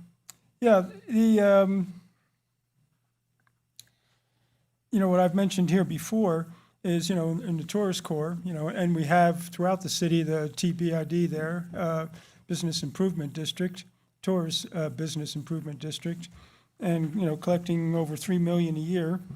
And, instead of marketing, you need a product to market. If you have a failed product and streets, people have to literally walk down the middle of the street, like in Park Avenue in the winter, competing with cars, sliding all over the place. That's nearly not what you want. It's not exactly first class, it's not second class, it's not even third class. And that's what you're dealing with here, and it's been ignored all these years. You don't even enforce parking on the side there, for God's sakes, which is a simple solution, taking away 5 or 6 parking spaces so that people have a little bit more room to walk safely. So, I would look at, get the lodging folks in, and out of that excess $3 million, to pledge $1 million a year. You can use that money to fund, do a bond issue, And you can do Park Avenue, State Line, Lake Shore, is actually should be done first, the BMPs there it's a joke. It's the worst in the whole basin. You make people 1.5 miles, 2 miles off the lake and everything, spend $15,000, $20,000 so that a grain of sand doesn't make it into the lake on their property. And right there, Lakeside Beach, is the worst in the whole basin there. The road is covered with sand and ground up all day long, all year long. So, needs money to do that. At the pace you're going now, look at, with the State Line Avenue project, still going to be probably 3 years before it's done at least. And you're looking at 15 years before the other streets are done. So, work with Lodging, get them to pledge, at least $1 million, $1.25 million a year. And you can easily make enough so that within 5 years, you can do Park Avenue, State Line, Lake Shore, and make improvements and drainage improvements along some of the side streets that need to be done. This way you have a good product to market. And it's the best dollar they could actually spend there. So, I would look at doing that and get on the ball with that right away so that, you're looking at time. And nothing's been done for 65 years here, so start with it now. Thank you. Thank you, Mr. Mosier. Anybody else? Yes, Ms. O'Hare.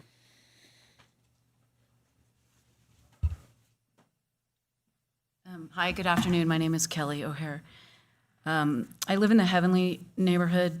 Every year, the roads up Ski Run, left on Needle Peak, and then a right on Wildwood, which go to the Heavenly California Lodge parking lot. They're torn up pretty badly. Old photos of the Heavenly parking lot show that it was wetlands filled in with logs and asphalt put on top of that. If you walk on Saddle Road, which is in between Himmel House and the parking lot, that leaks with water. It goes underneath the asphalt and makes large potholes every year. So my thought was, couldn't we ask Heavenly for a Good Neighbor donation? This has got to impact their shuttles, their buses that run up those roads. It's caused mostly by their traffic, but primarily it's Ski Run, Wildwood, and Needle Peak to Keller Road. Those are the really bad roads. Just in the last month, Needle Peak has been filled in a little bit with asphalt. But anyway, I think Heavenly is the user and the source of most of the problem, and perhaps we could ask them for some donation. Thanks. Anybody else here in the room that would like to give public comment on this item? Seeing none, we will check on Zoom.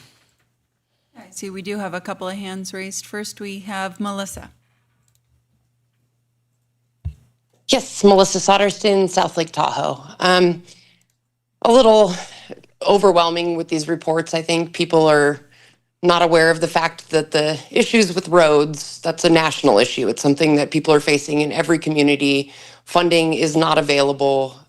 This is not an isolated Tahoe issue, so it's really kind of interesting that everybody keeps putting the blame on the city. Clearly, this administration and our state does not prioritize infrastructure needs, so really need to focus on the bigger picture when it comes to our road needs. There's no way that we are going to be able to fund any of that. So we really do need to prioritize those safety areas. There's a lot of dangerous roads. There is a lot of water running under many of our roads now, which is only making them much, much worse. I would like to know how we can go about as a community seeing what is coming up for the CIP, because I believe there were quite a few major projects that people like myself believed were going to be implemented very soon. We're farther along in the planning stages than they are.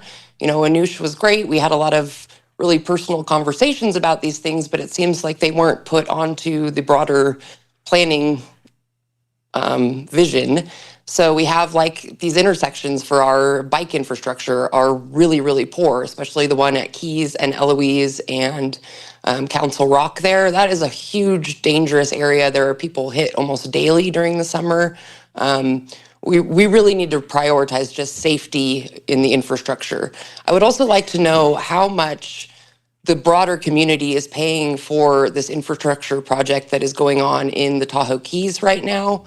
They are a homeowners association. Their roads are in terrible disrepair. I imagine that the drainage is affecting our lake clarity. However, we're not able to enjoy this area as a broader community. So I don't believe that the city investing a huge amount of infrastructure into their HOA is really appropriate. So we really need to look at stuff like that. Also, TRPA gets hundreds of millions of dollars from Congress. So when you all go to DC and lobby with the TRPA, we really need to start demanding that the TRPA is investing these funds into our community, not just giving grants to the Forest Service to log the forest. They need to be putting in these stormwater. They need to be putting in the BMPs. That should be their priority because that is going to have the biggest impact. They have the funding. We need to demand that they do their job rather than just permitting us to death and telling us we can't do the work that we need to do. They need to do the work because they have the funding. Thanks. Thank you. All right, next up we have Astrid. Hello. Can you hear me? Yes, go ahead.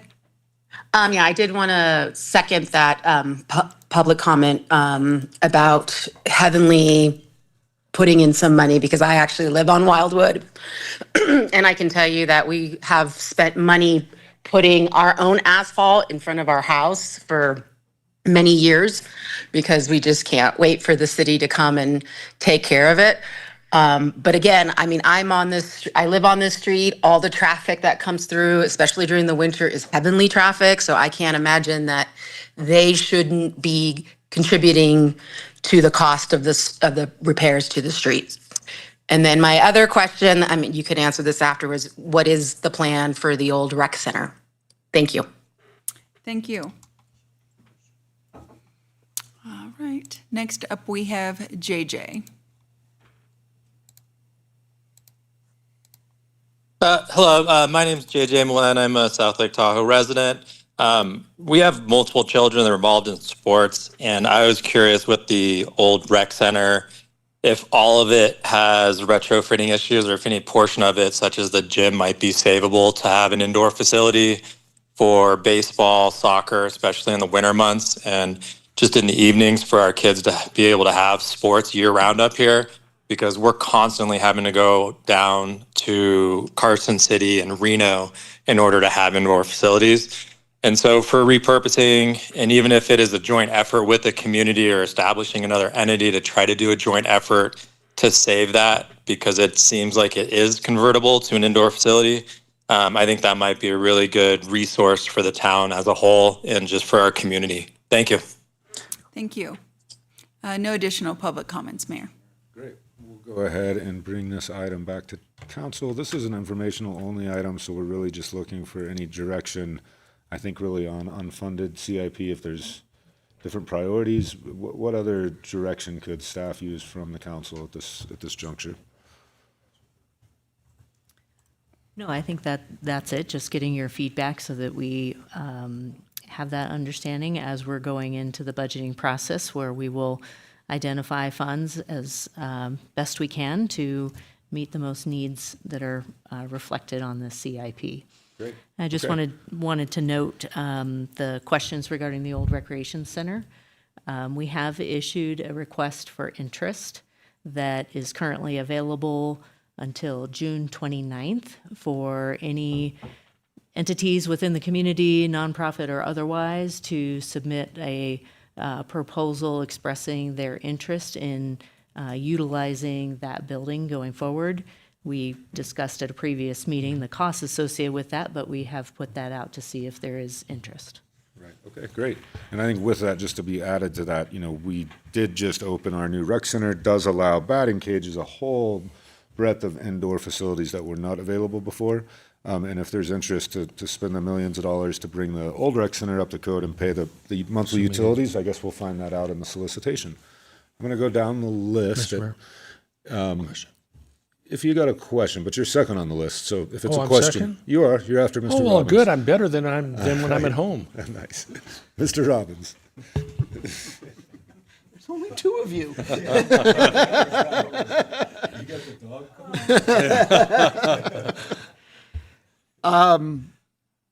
There's a fair bit I want to cover, but let me start.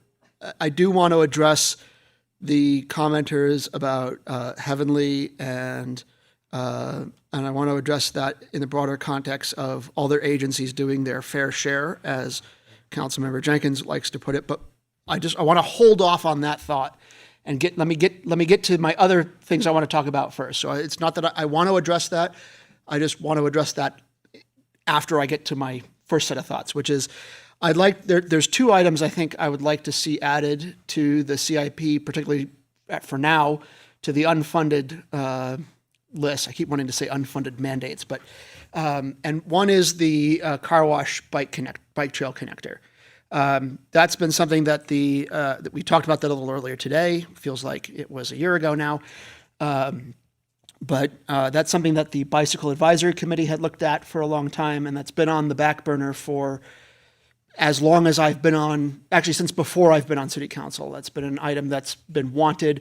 It's wanted so much there is a well-worn-in desire path and hole in the chain link fence and a gap in the nice wood fence and a well-established desire path there. It's pretty clear as it gets that is community wanted. Like there's literal physical evidence of that. So I would like to get that on the agenda on the CIP, and then that should also be a topic for discussions with the potentially coming forward with the Conservancy. It may be something that we do jointly with them because it's also on property that belongs to us, at least for the time being. And even if the parcels that we were looking at earlier get transferred, there are other parcels of ours that are not on the transfer list that it would still need to go through. So it would still involve us no matter what in terms of transferring, because there's a third city parcel that's where the fence line is now, that's not on the transfer list, that's ours anyway. So no matter what, if this is going to happen, it's going to be something that's partially, at least, in the city's wheelhouse. So I would like to direct in inclusion of I've always called it the car wash connector bike trail to connect that. Is that on our current unfunded? I'm just trying to find it and I don't see. Not that I saw, but So if it is, please inform me. Yeah, I don't see it. And so let me just ask staff for this type of thing. In the event that isn't currently on CIP, is those items better to look at in our budget workshop when we're looking at the full budget? Or is that something, just because I'm curious when there's not, we don't know the number to be able Staff to. did say this is the opportunity for that. And then at the budgeting is when you look at how to get the money. When I was asking about prioritizing things that are on CIP. There's some things, that, for instance, that are on 27, 28, but then we've got things that are 26, 27. What I was asking is, can we remove those? But when there's something not there, I have a hard time making the decision when I don't know the dollar amount. Right? If I need to, because when I'm looking at it, I like to be within reality of what we can do. And that's how I want to make the decision. So I'm not disagreeing with you, but trying to. Mayor, what we can do is certainly look back at the history. It's not in the materials that are presented in the 5-year CIP. We can look and see when that was discussed or, how that has come up in the past. We can include it in the 5-year CIP. Given that the ownership of that property now is a little bit in limbo, I don't know if it will be elevated as a priority for this fiscal year, but we could certainly look at that with respect to all of the other projects and the available funding. I mean, the unfunded list is 26 through 2030. So the unfunded list is not about what we're doing this year or necessarily doing next year. We should be capturing things that may be aspirational for the time being that don't have money associated with them, so that they're captured. I just don't know. It's assessed as to how much they're going to cost, and can then make a decision when we want to pull stuff off the unfunded list and attach funding to it. That's how I see it. And That's without what knowing we a should do. dollar, it's hard to know what we would Then pull we're off. in a catch-22 May I for forever interject, otherwise. So how gentlemen? do we get something? Yes, Mr. Dr. Q. So I will say that both of you are making very valid points that we agree with. We do see the CIP program as a list of things we would like to do, and not necessarily things we will get to do. If there's inadequate funding, we won't get to them. But it is a way that we track projects of interest to everyone. And so I think it is entirely appropriate for us to take Councilmember Robbins' request and identify a potential project. We do try to estimate costs, but that is part of what we do with every project that gets added to the list. We will come up with an estimate for that project based on our experience with other bike trails and other connectors. So there will be a number associated with it once it's put into the CIP. Okay. So as the guy who's responsible for the CIP, I don't have a problem getting a request to add projects. We can absolutely do that. At the end of the day, when we come back in the budget process, that is where you will get to decide which projects are important enough to get funded and which ones remain on the wish list. Or which ones we want to remove, because I can't imagine Yes. adding more than 700 million. I would probably want to take a few off just to be in reason, but that's just my take on it. Anyways, Don't you have $1 billion in your back pocket? Oh, I'm trying, trust me. So let's see, I think you have support for that. Is there support for that to get added to CIP? Let me just try Do we need to, a motion or a thumbs up? I think a thumbs up is probably fine, right?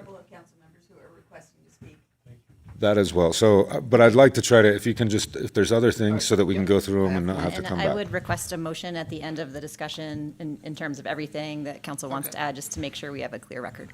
So the car wash bike trail connector is one thing that we can talk about. The other thing I wanted to bring to the attention of council as a potential, something I talked about with both Anush and Joe at some length, but we haven't had. I know, just trying to, we have a lot of other people that want to speak, so just whatever the project is, and let's see if we have support. I'm going to describe the project. Okay, I know. So is rerouting the little bit of Lakeview Avenue that's adjacent to Lakeview Commons to go down Harrison Boulevard and make the handful of meters between Lake Tahoe Boulevard, Highway 50, and Harrison Boulevard, and integrate that into Lakeview Commons. That's currently, for example, where when you have Live at Lakeview, that section of street is closed, and all of the vendors and the trucks park there.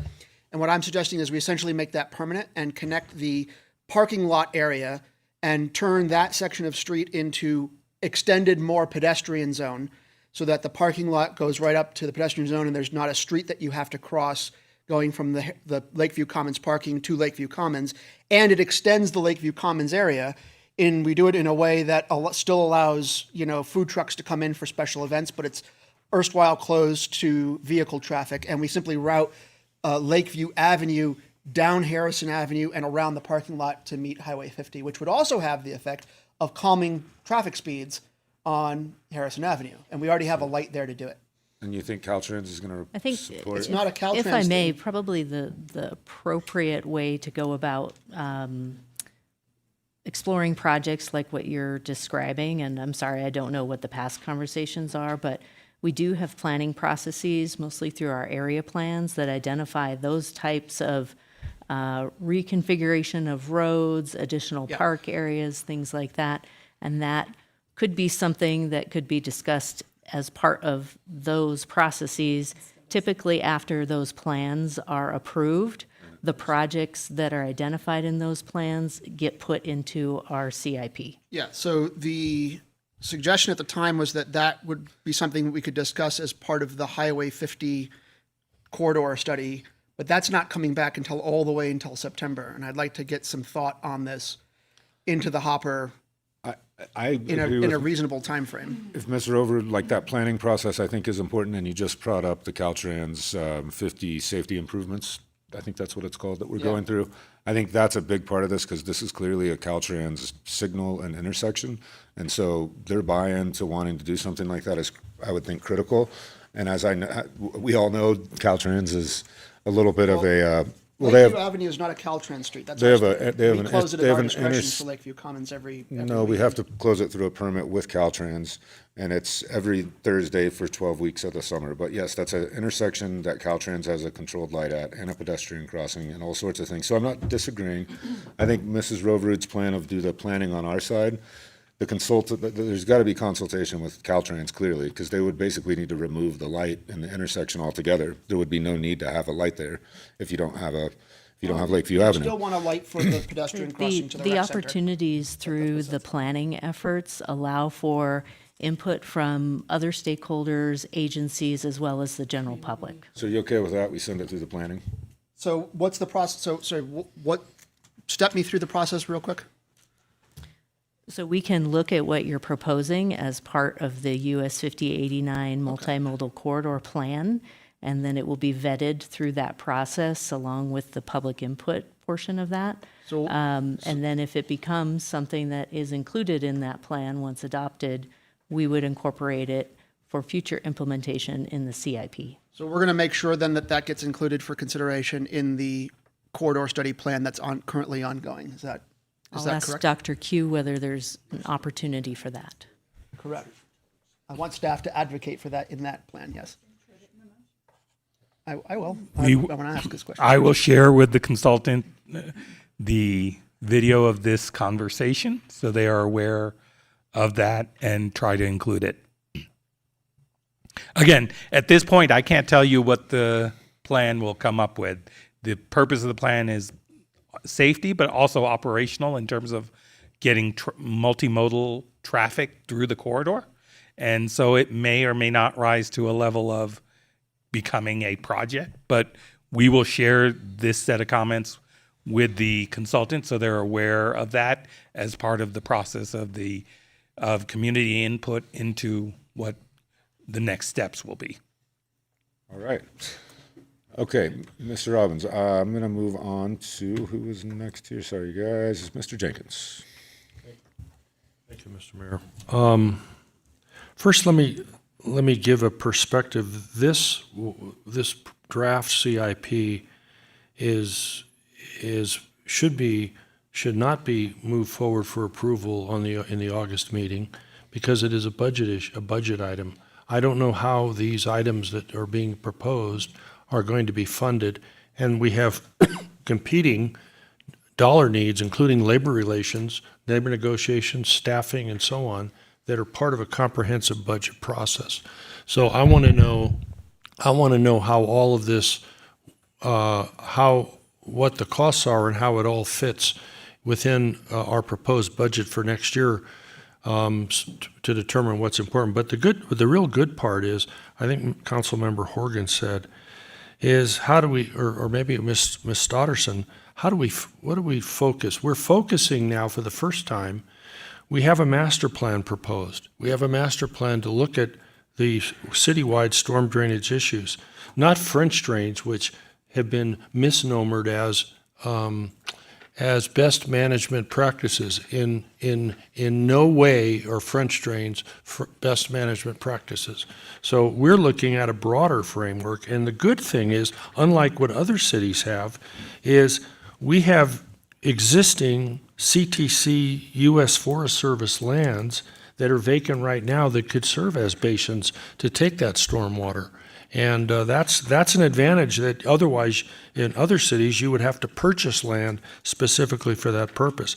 I agree also with some comments that were made by people in the audience and our council that we look at other funding partners. There was TRPA, we look at Heavenly, we look at our business association, and we continue to look at federal and state grants as an opportunity to achieve, to get funding for projects that we think are the highest priority. I also think that we need to look at other state tools, which we've only been talking about a little over about 15 months, 16 months. That's state TIF, tax increment financing, and enhanced infrastructure financing districts, and see if those things might be able to be applied if put into place to help fund these improvements. And so I'm real positive about the direction that the city council, this council, is taking in that regard as we look for additional sources of funds. And but I think any decisions on what specifically we're going to fund need to be made part of the budget process and compete against other demands for staffing, salary increases, improvements to facilities. I don't think there's anything we can do this meeting or in the August meeting, as the staff report talks about. We're not adopting the budget then. We shouldn't be adopting things in advance of the budget that commit general fund, particularly general funds, that could be used for other purposes. I think our labor people would be very happy to know that there are some funds available someday for our discussions on labor relations. Great, thank you, Ms. Horgan. Sorry, Hey, put you on it's the come spot. around to me.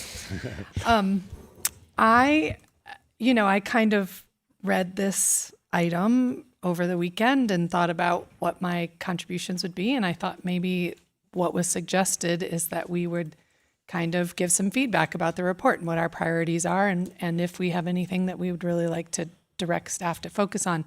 So that is the approach that I took. Thank you, Mr. Riddle. Excellent report. I think I really do agree with so many of these critical projects, so that I just want to highlight a few from my opinion, our public safety and then also environmental issues that I want to make sure get highlighted and not pushed aside or delayed or otherwise overlooked by other projects. One, I think the rec center boiler project is essential.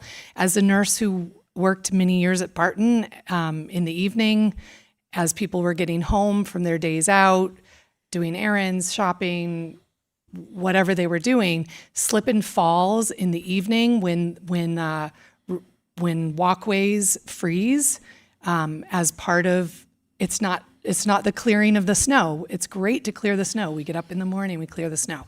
But so many of the people that came in the evening in the hospital, in the emergency room, were slip and fall, and they're consequential injuries. We're talking about older people who fracture a hip. Your chance of a really negative outcome, meaning you do not live, I wish I had the statistics in front of me, but an older person who has a hip fracture it increases their mortality rate like tremendously. Like many don't live a couple more years after that incident.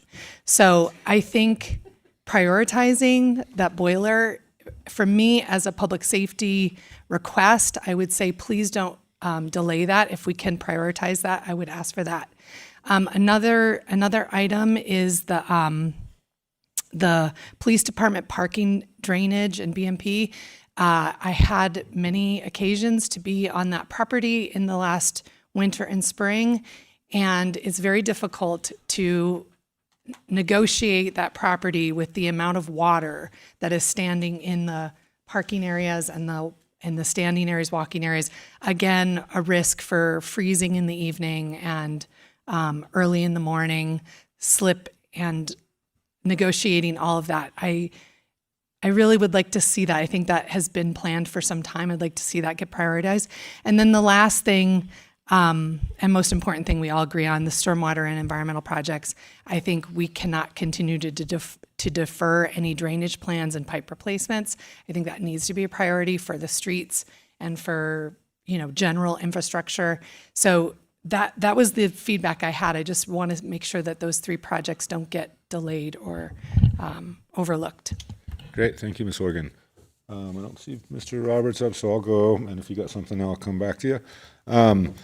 So it's funny, I take a little bit of a different approach on the snow melt. Not that I don't agree with you 100% around the safety aspect of it, but I've been very intimately familiar with the Heavenly Padma boilers, right, which are 20 years old, and they're coming in at a little over $1 million to be replaced. But it's not only that, it's actually the gas bill that it takes to run those every year have come as high as $140,000 in one season. And so that's why we have a RFP out, or a soon-to-be RFP out, for the feasibility of using geothermal to heat things like hydronics, but can even go further to heat. If we engineered it, we could have heated our pool at the rec center, can do all sorts of things. But we have to know the feasibility of that to see that it works. And it is pretty feasible in other areas. And it was interesting, this is also coming up on the North Shore on a project in Tahoe City. So at the TRPA retreat last week, I was able to get TRPA to agree to start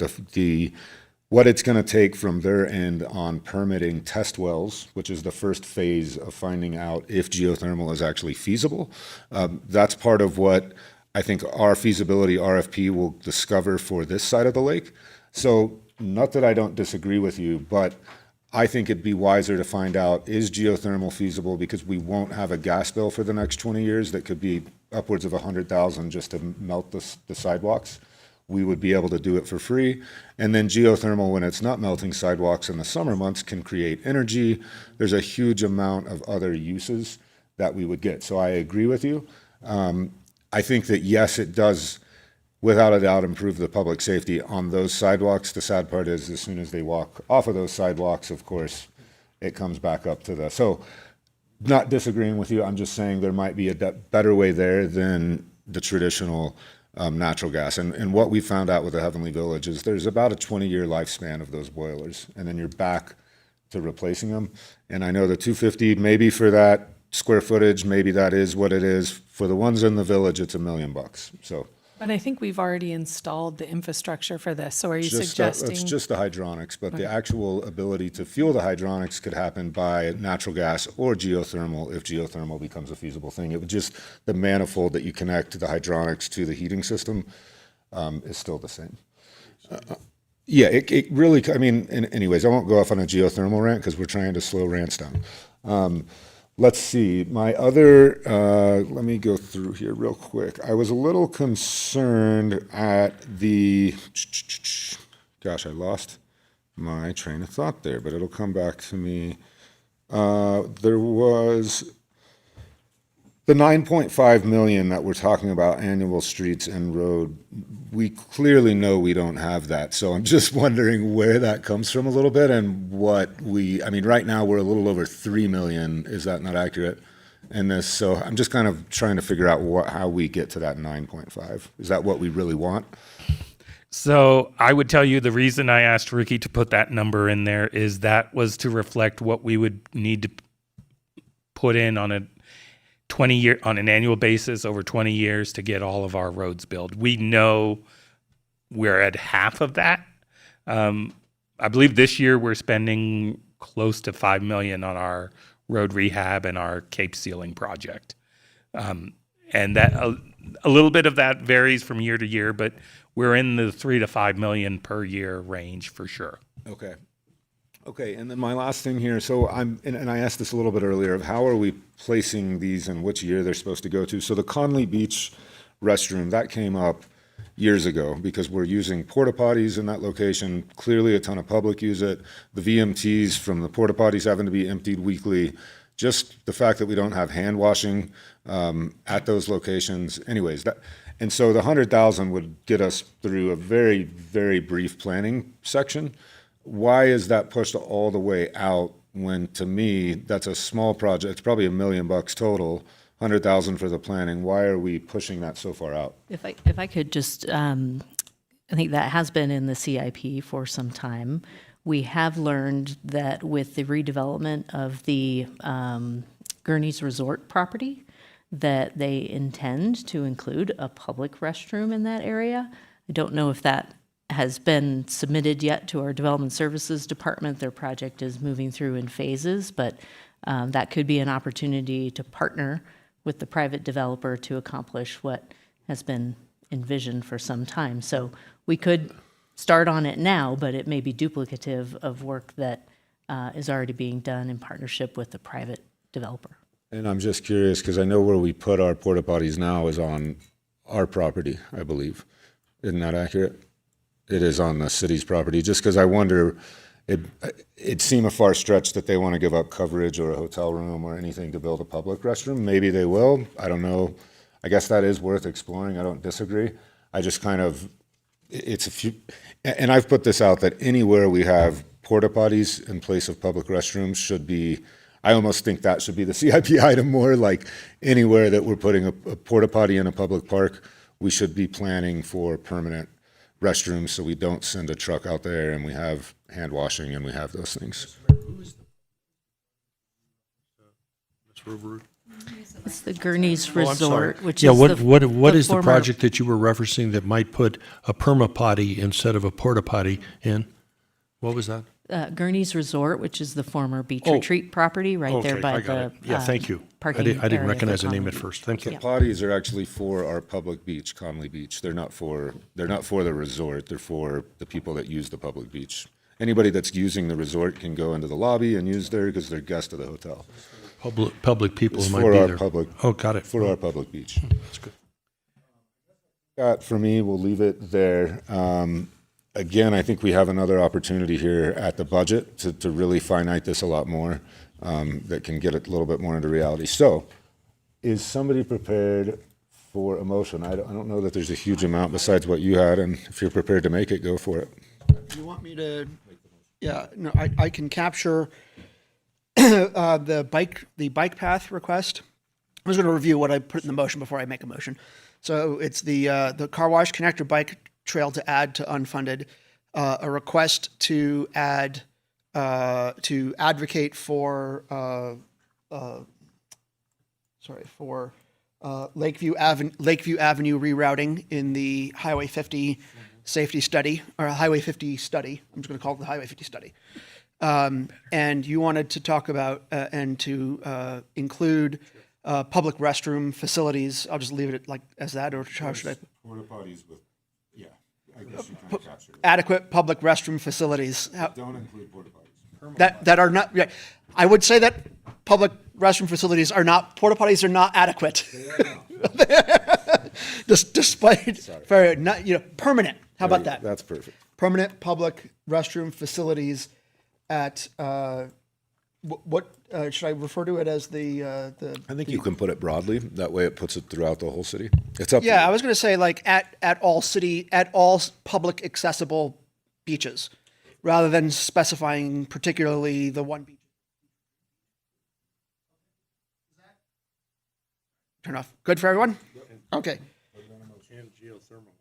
Oh, where did we land on that? Well, the geothermal side, I guess if you're not, how do you want to go about that? Because we already got the RFP coming out for feasibility, so you don't need direction for that. I think it would maybe say, maybe you could put in that until geothermal has been explored, that we are not going to look at using snow melt with natural gas until the geothermal has been feasibly explored. So I'm holding off on the geothermal question for now. I didn't catch. I just was trying to distill what you said. I guess. Well, the direction for the I can't- CIP would again, I say just that wanna be clear we if you aren't wanted going to use natural gas until we've explored geothermal. I think that for snow melt, I would like that because again, I've had direct So I'll say, and to experience. explore geothermal Before for we use snow natural melt gas. before the seeking acquisition of natural gas-based snow melt facilities. How's that? Yeah. Is that? To me, is that that good enough? lines up a lot with our sustainability goals. I, and no, so no. many things. Policy-wise, I'm there. I'm just Yeah. want to know Yeah, if the that- motion's constructed. I'm okay with that. Okay. Yes. Yes. If you could clarify that just a little bit on that last statement, I think the intent is for new facilities, not necessarily if we were to have to replace a boiler or something, we're not saying that, but for new. Anything that's not in construction, because we may have the heavenly, excuse me, the below Cecil's, I'm trying to remember the name. That's on the, yep. I understand. you. Yep. All right. I'm going to take a shot at this. All right. I move to direct staff to. Oh, sorry. I move to direct staff to bring back the FY 26-27 budget recommendation and 5-year capital improvement plan for approval at the City Council meeting on August 25th, 2026, with the addition of a capital improvement item, an unfunded capital improvement item for the car wash bike trail connector, for to include advocacy with the Highway 50 study to include rerouting Lakeview Avenue around Harrison Avenue and adding that section of street as a pedestrian zone, and for the addition of permanent public restroom facilities at publicly accessible beaches in the city, and to investigate and assess the feasibility of geothermal heating prior to the acquisition of any fossil fuel snow melt in either new construction or new snow melting facilities. Question. Is that for staff? Before we go, is staff, I just want to make sure that what I said is clear enough for you. Are you guys all clear? Before questions, Okay. can somebody second, and then you can go questions? I will second. We're not saying that we're by bringing it back on the 25th of August, which is well in advance of our total budget, we're not saying funding we're saying simply placing it in the CIP for consideration as part of the budget. Correct. Okay. This is the menu, and The then menu. If I could just clarify, the August 25th date is set aside as a council budget workshop where we will be reviewing and discussing both the CIP budget as well as the operating budget. So you'll have the full context at that discussion. Yeah, and I sense that that could be more than one meeting because of the nature of all of our wonderful things that we're doing. Great. All right, we have a motion and a second, and we can vote. Oh, good. Well, good job, Scott. Let me All right. vote. I'm gonna trying to look vote. to council. We have I'm three sorry, items. Mr. Jenkins, I can you can't vote, get please? my little, there it is. The cursor was cursing at me. That motion unanimously carries. Great. We have three items left on the day. Would you guys like a small break and then we finish all three items? Does that sound good? Yeah. We will come back well, at we got four one. because we still have a closed session after this. Well, yeah, for the publics. But yes, we will come back at 2:10. Wow, 2:10.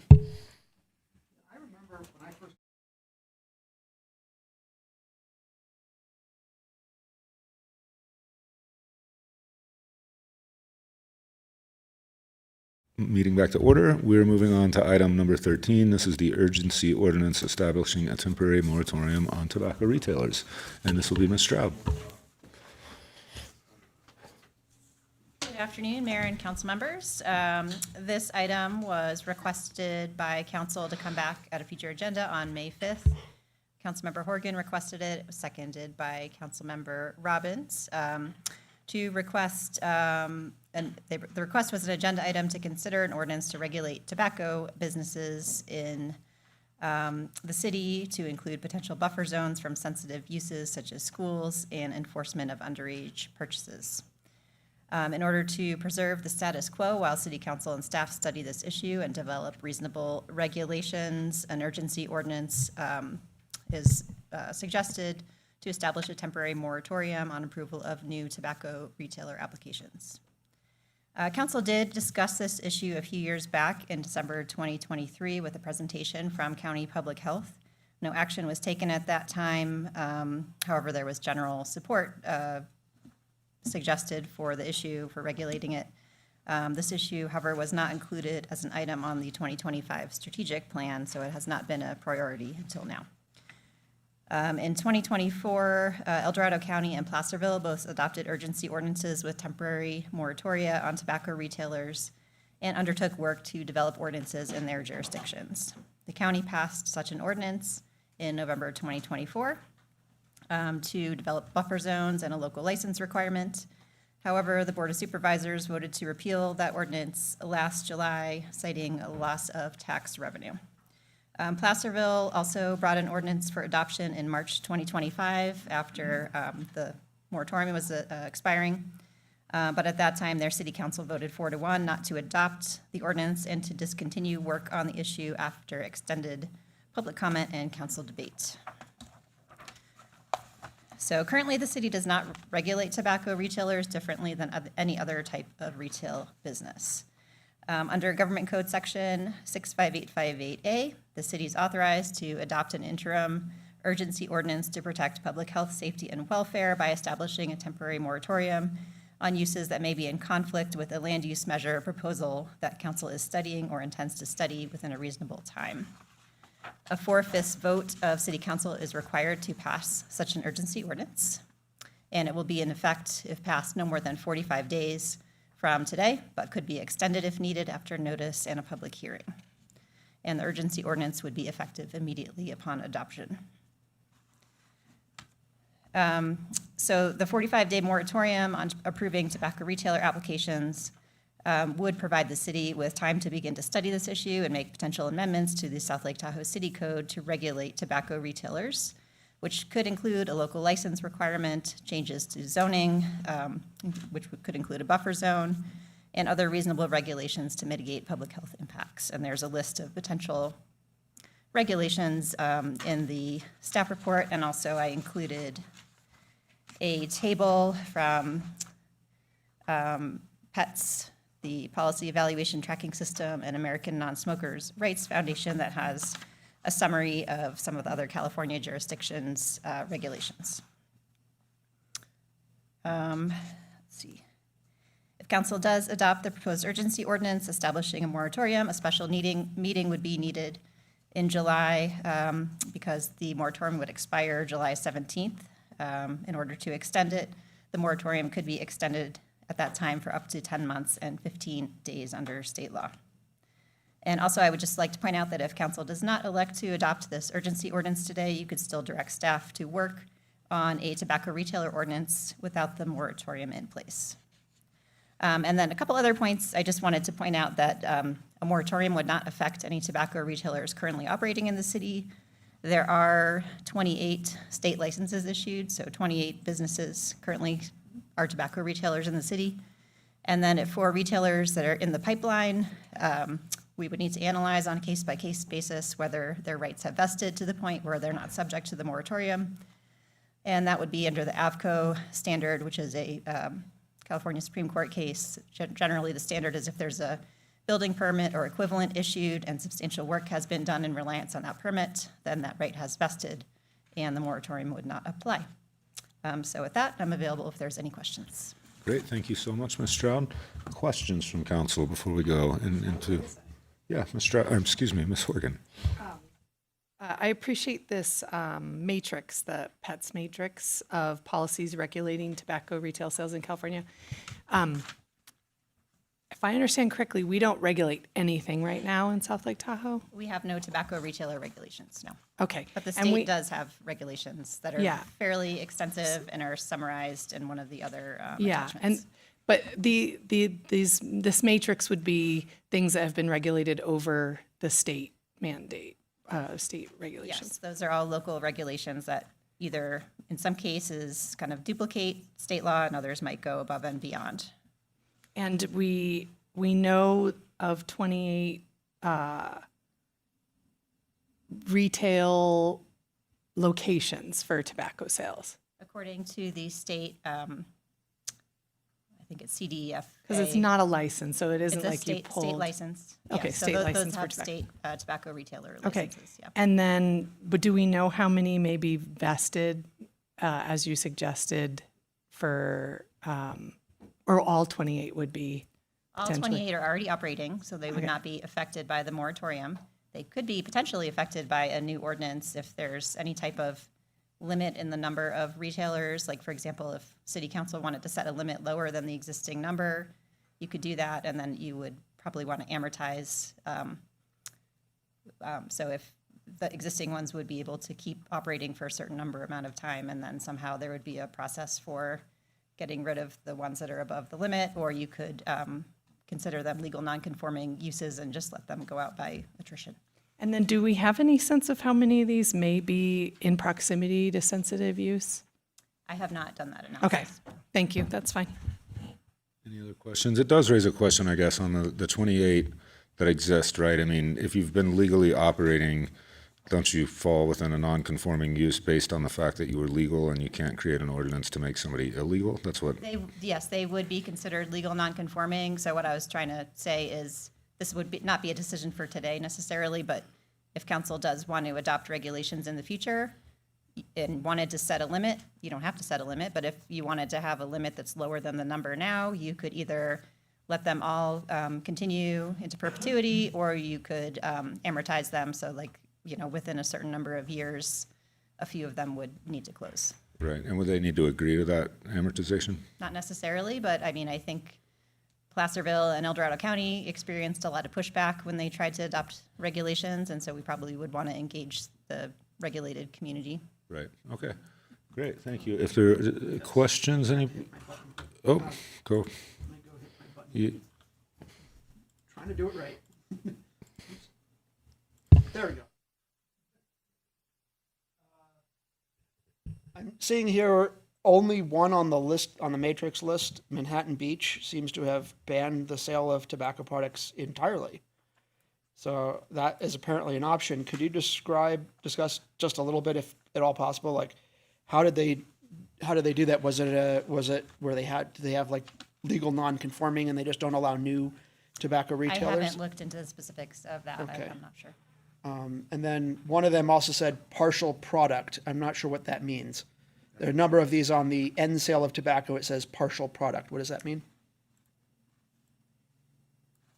For I think example, that means a Rofe. partial ban, a ban on some types of end sale of tobacco products. Yeah, Certain types of tobacco products were banned. Under-flavored tobacco, partial means that they banned all flavored except for menthol. There's definitions at the end.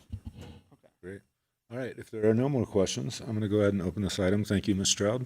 We will open this item up for public comment for anybody here in the room. This is item number 13, our urgency ordinance establishing temporary moratorium on tobacco retailers. Anybody here in the room that would like to give public comment on this item? All right, I don't see anybody here in the room. Thought this might be a big one. Ms. Blankenship, anybody not. online? Yeah, we do have one hand raised. Teresa, go ahead. Hello, thanks. My name's Teresa Papandrea, and I work with the Tahoe Alliance for Safe Kids. And I sent you guys just some stats on just the growing issues that vaping is causing and affecting in youth in the U.S., but specifically here also in our community. We've had numerous things from bathrooms being closed because of the vaping problem to elementary school counselors reaching out because 4th and 5th graders are having incidents with vaping, so much so that this year TASC actually gave an anti-vaping education and prevention lesson to every 4th and 5th grader in the district, along with refusal skills. So how to say no when no doesn't work. So I just would urge you guys to look at it. It continues to be a growing concern. We know how addictive nicotine is, and it is really talking to the youth. And we know the younger you are when you start using substances, the more likely you are to have those problems as an adult. So, even something at capping how many are here, really looking at proximity to schools and youth heavily visited areas, daycares, things like that. Those are all things we just at least would love to see considered and looked at as you guys kind of look at that and what ordinances might make sense here in South Lake Tahoe. Thank you very much. Thank you. Next up, we have Corinne DeLuca. Hi, hello. Thank you so much for allowing me to speak on this. I am presently the president of the middle school PTA, and I am aware of the amount of vape shops we already have here in South Lake Tahoe, and it is a plethora, and we do not need any more. It would be great to have a moratorium on stopping any new shops. I mean, it would be even more fantastic if we could also make a larger buffer around schools where no vape shops can actually be located, and some might have to move, being that we don't want it accessible to kids in large groups like that.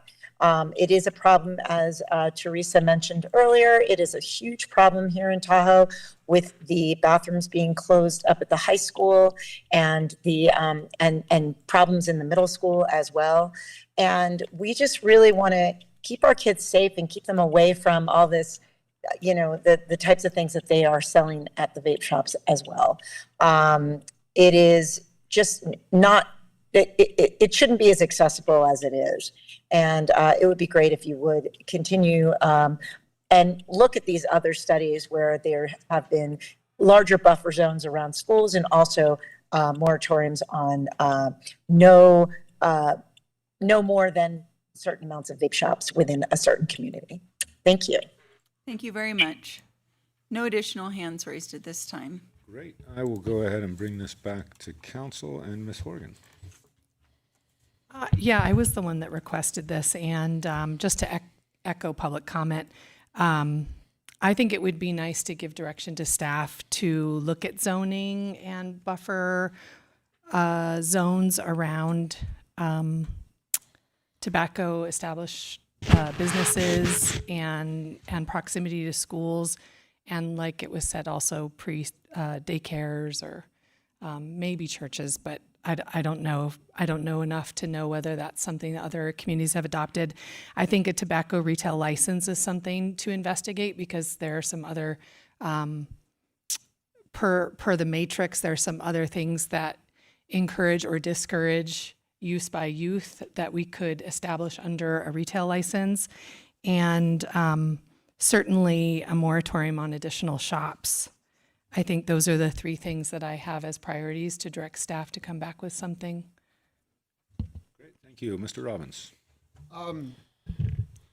It seems to me rather insane that we regulate tobacco with vastly less concern than we regulate cannabis. Like in every possible way, that situation seems supremely absurd. I understand the consequence of the history of how we got here, but nonetheless, that is an absurd, illogical place to find ourselves. I would go a step further. I would like to see us ultimately phase out the sale of tobacco products in general within the city limits. I don't see a whole lot of reason we should be encouraging that kind of thing. But at the very least, if there's not a willingness for that, at the very least, we should probably not be selling them in pharmacies, for God's sakes. We shouldn't be selling homeopathic fraud in pharmacies either.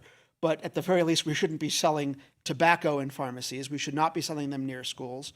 And we should be regulating them at least as much as we regulate the sale and use of cannabis. This is obviously a significant problem for youth consumption, particularly with the rise of e-cigarettes having become sort of the du jour alternative, and the rise of flavored cigarettes, neither of which were things when I was a kid, seem to be hugely popular. And we could do what little we can do to mitigate that in our community. We probably should.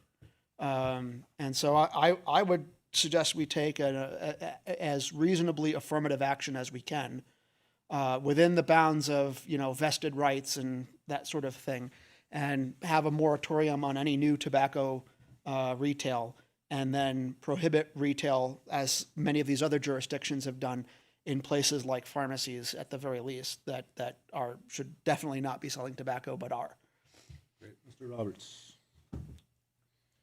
Yeah, maybe I'm a little slow, but I'm hearing, I just need a little bit more clarification of what we're actually talking about. I'm not against it, but on one case we're talking about vapes, the next case we're talking about tobacco, cigarettes, another one we're talking about around schools and churches, and then we're talking about, or are we actually talking about all of it? If we're talking about all of it, I'm a little concerned about the Save Mart, who used to be, Rite Aid, and they sold them there. I don't know how close they are to the school as far as restriction might be there. And I'm wondering how it would affect their new restaurant or bar that they're putting in there, because children wouldn't be allowed in that bar anyways. I guess there's going to be a cigar room in their room. So I'm just kind of curious how some of these things might play out. I mean, is that the end of your comment? Yeah. So yeah, in large part, I hear you, and I kind of share some of the same concerns. Not that I don't support this, and us strengthening and definitely trying to protect our youth is a priority we should always hold. But I agree with you that there's a lot to look at within regards to, especially the Save Mart, which I believe will have a cigar room. From my purview, they've been issued a building permit for the use. Therefore, they probably have a vested right because they have begun working on that building. So that is going to be, whatever we do, I don't believe we're going to be able to stop that. And I think the thing that we got to look at, what I see and what we hope for, is why we create regulations and law around 21 plus and having a license, even though, yes, it's coming from the state, is that hopefully that retailer would never break a law selling to a minor that's going to risk their license. I know in my business, not only do we believe nobody under 21 should have it, but that, of course, is like, such a strong code that we follow, And the idea is that will keep it out of the hands of anybody below 21. If we just outlaw it and ban it, all of a sudden you're going to basically develop an underground market for it because there's nowhere else to get it. So now you've actually given more access to the youth because those people in an underground market definitely aren't checking an ID, right? And so now you've created a place where, oh, when I need a vape or a pack of cigarettes or whatever, so-and-so down the street goes to Nevada every 2 weeks and they sell it out of their house because they can buy it at Costco in Nevada and just bring it up here. Then you've basically allowed an illicit market that doesn't have regulation, so there's consequences to taking away something that's legal like everywhere else around you. You create, and I can tell you when we were kids at least, those kind of things just did exist, right? Especially in the South around alcohol, and that was the effect, right? As kids, you find out how you're gonna get something. If you create a regulated market around you and you don't have that underground market, it then can really protect the youth more if your retailers are actually paying attention to the law. And that's kind of where I would look to the direction to the police department, maybe, that we develop something like, and again, I don't want to put this on the chief, but because I know without us giving licenses from us, it's kind of hard to regulate like the state licenses, but even like a sting operation, which probably already happens, that is testing the retailers that are licensed to make sure that they're not selling to minors. And I'm sure some of that already happens. But I think that with a regulated market and us verifying that they're following regulations, to me, has a bigger effect at protecting our youth than just outlawing them altogether. So yeah, I guess I'd ask the chief his opinion.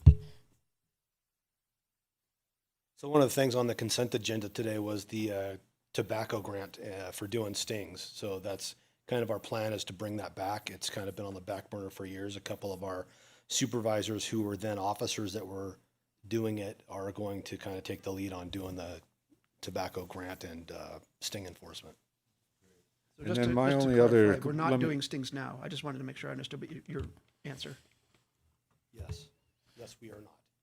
Okay. But Thank you. Our last item will allow that to start back. My only other thing is I can support some of these changes. I don't see the urgency, because I think if we have more time than 45 days, we're going to get to a better ordinance, because I think this is there's like a lot to consider with it, and I don't think rushing into it, and I don't know what protections, like if we were going to stop maybe the Save Mart or something, I would see urgency. And we have the liquor store that's next to Portive Subs that sells all vapes, tobacco, and urgency isn't going to stop that from happening.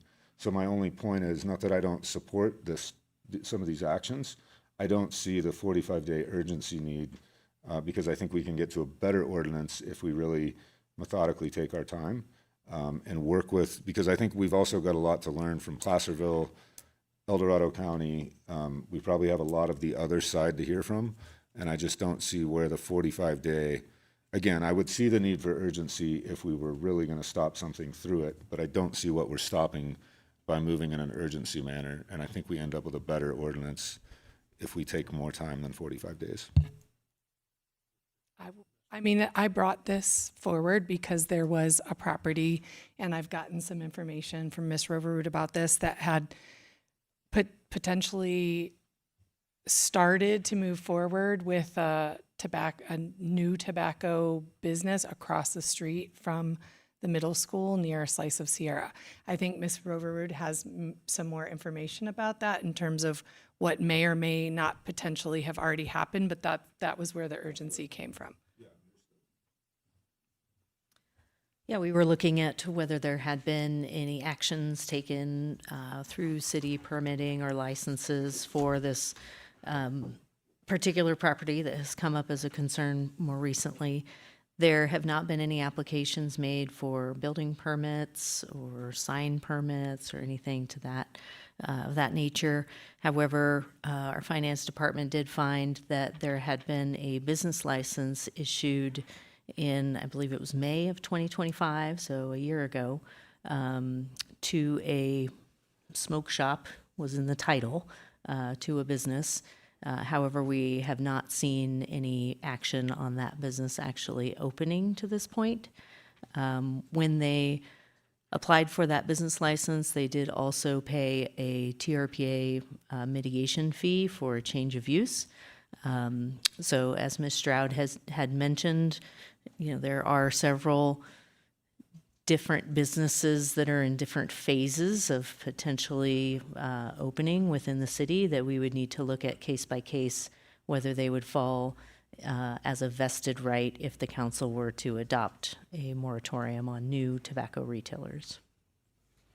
And then I just want to add that smoking is one of the leading preventable causes of death, has been for forever and ever. And nicotine and tobacco is more addictive than many other substances that the youth get, that they can get through any means, right? I agree that it's not just through tobacco shops, but as a nurse and as a parent and as a guardian of youth in the community, I think it would be unwise to not think of this as something that we should take seriously. I think it is something we should take seriously. Do I think that we need to have a complete ban?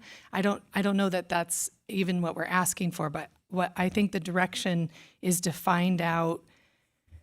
I think we need to know how many of these would be zoned in near sensitive uses.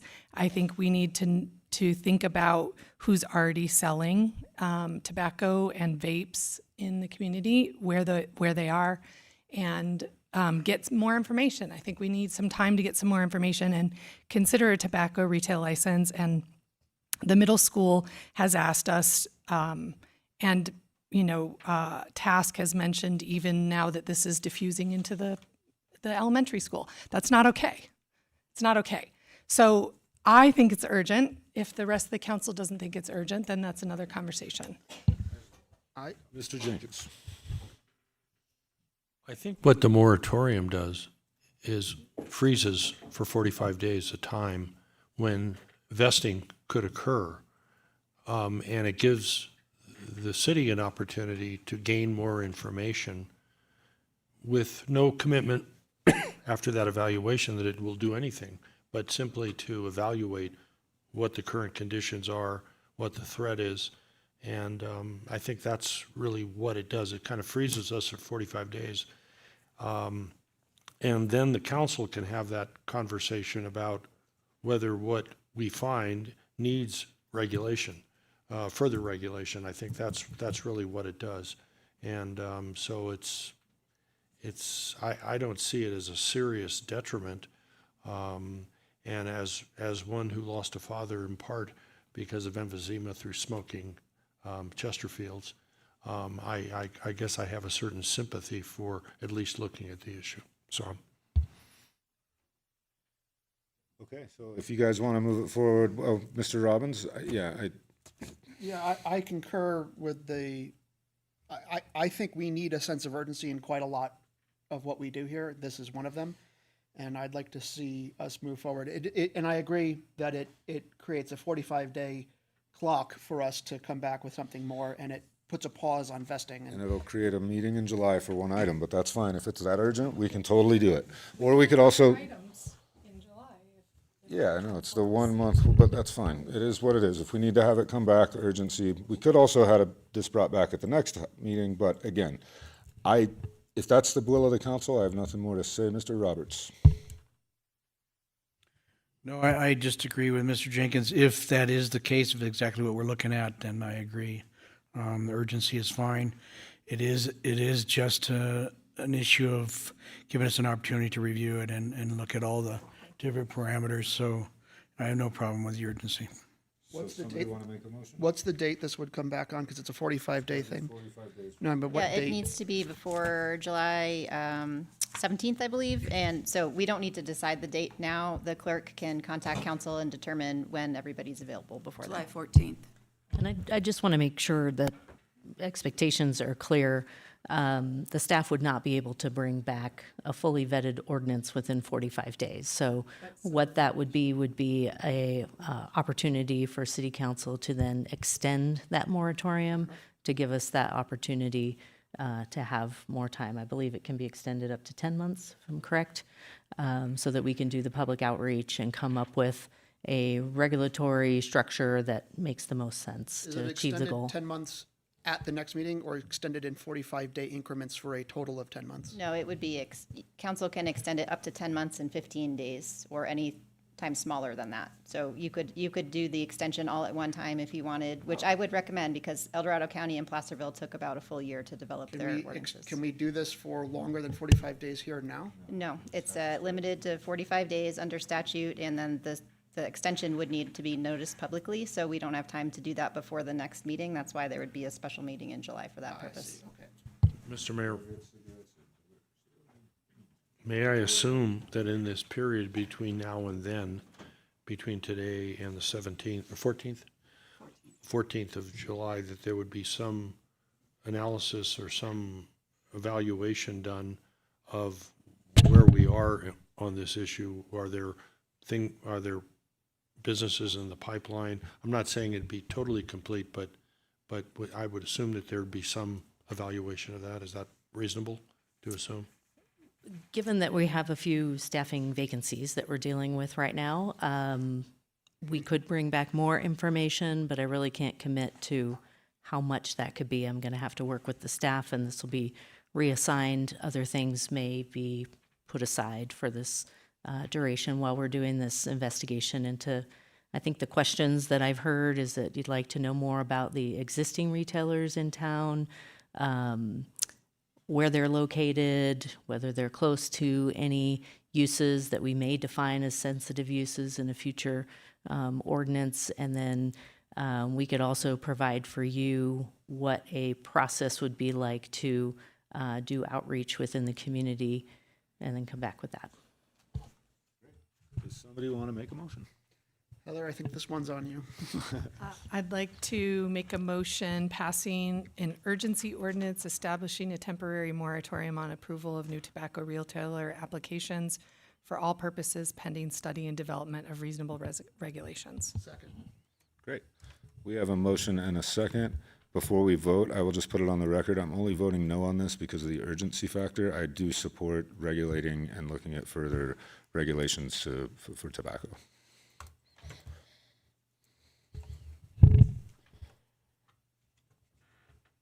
That motion carries. Great. With that, we will go ahead and move on to item number 14. This is unpermitted vacation home rental enforcement, and this will be Chief Roberson.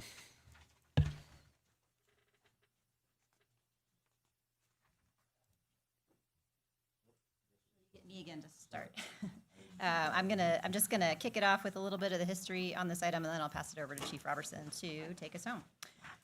So this item was requested on March 10th by Councilmember Robbins, and Councilmember Roberts seconded it to bring it back for a report discussing the enforcement on hosting platforms of unpermitted vacation home rentals.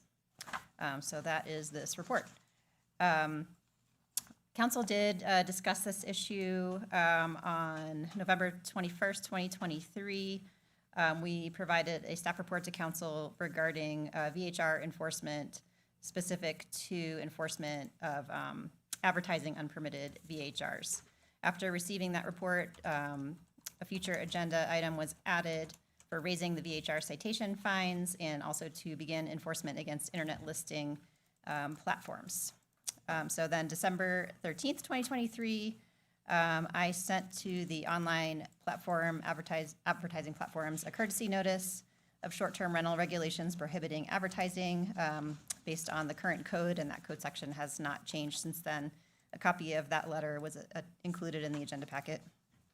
I sent that notice to Airbnb, Booking.com, Expedia, and VRBO, which I think are the big four platforms. And I did get a fairly quick response from each of them, and they all requested meetings. I met with them individually.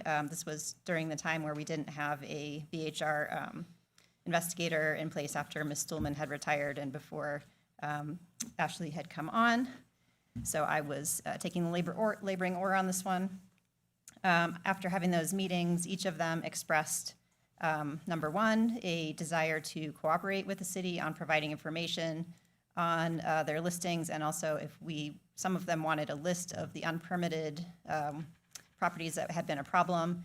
Others wanted a list of all the permitted properties, and then with that information, they were taking down ads for unpermitted properties.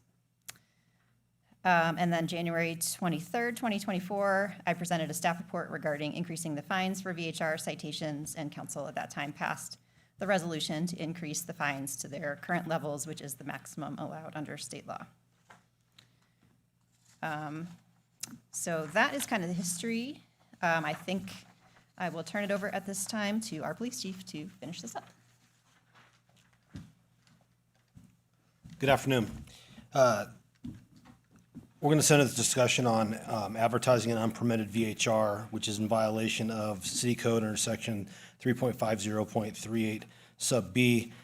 I'm going to read this verbatim. It shall be unlawful for any person or entity to rent, maintain, facilitate, advertise, or list a dwelling unit as a short-term rental without a valid vacation home rental permit issued pursuant to this article. As discussed above, while an advertising platform could be an entity subject to enforcement, it has been the practice of code enforcement staff to issue citations for advertising unpermitted VHRs to the owner or property manager, and not to the online rental platforms. The primary reason for this approach is that online advertising platforms have been cooperating with the city's enforcement efforts against the owners and agents. When contacted about properties that are unpermitted, the advertising platforms are diligent in removing properties that are not compliant with city code. The communication between advertising platforms and the city compliance investigator is effective and cooperative. The advertising platforms request related documentation such as violations and reasons why a property should be removed from their site. Once the required information is provided, the platform will remove the listing from their website, rendering the property effectively unable to rent. In sum, the staff does not recommend issuing citations to the platforms that have been cooperative and are the source of our data from which our unpermitted VHR investigations are currently resulting in citations to the owner and agent. Without the cooperation of the hosting portals, the remaining investigative or enforcement option would be a complex and time-consuming VHR verification process. This would likely include a back-and-forth communication between the hosting platforms and the police department staff about each property as a valid VHR permit prior to them being posted on their platforms. This is not ideal given the number of VHR postings and permits within the city.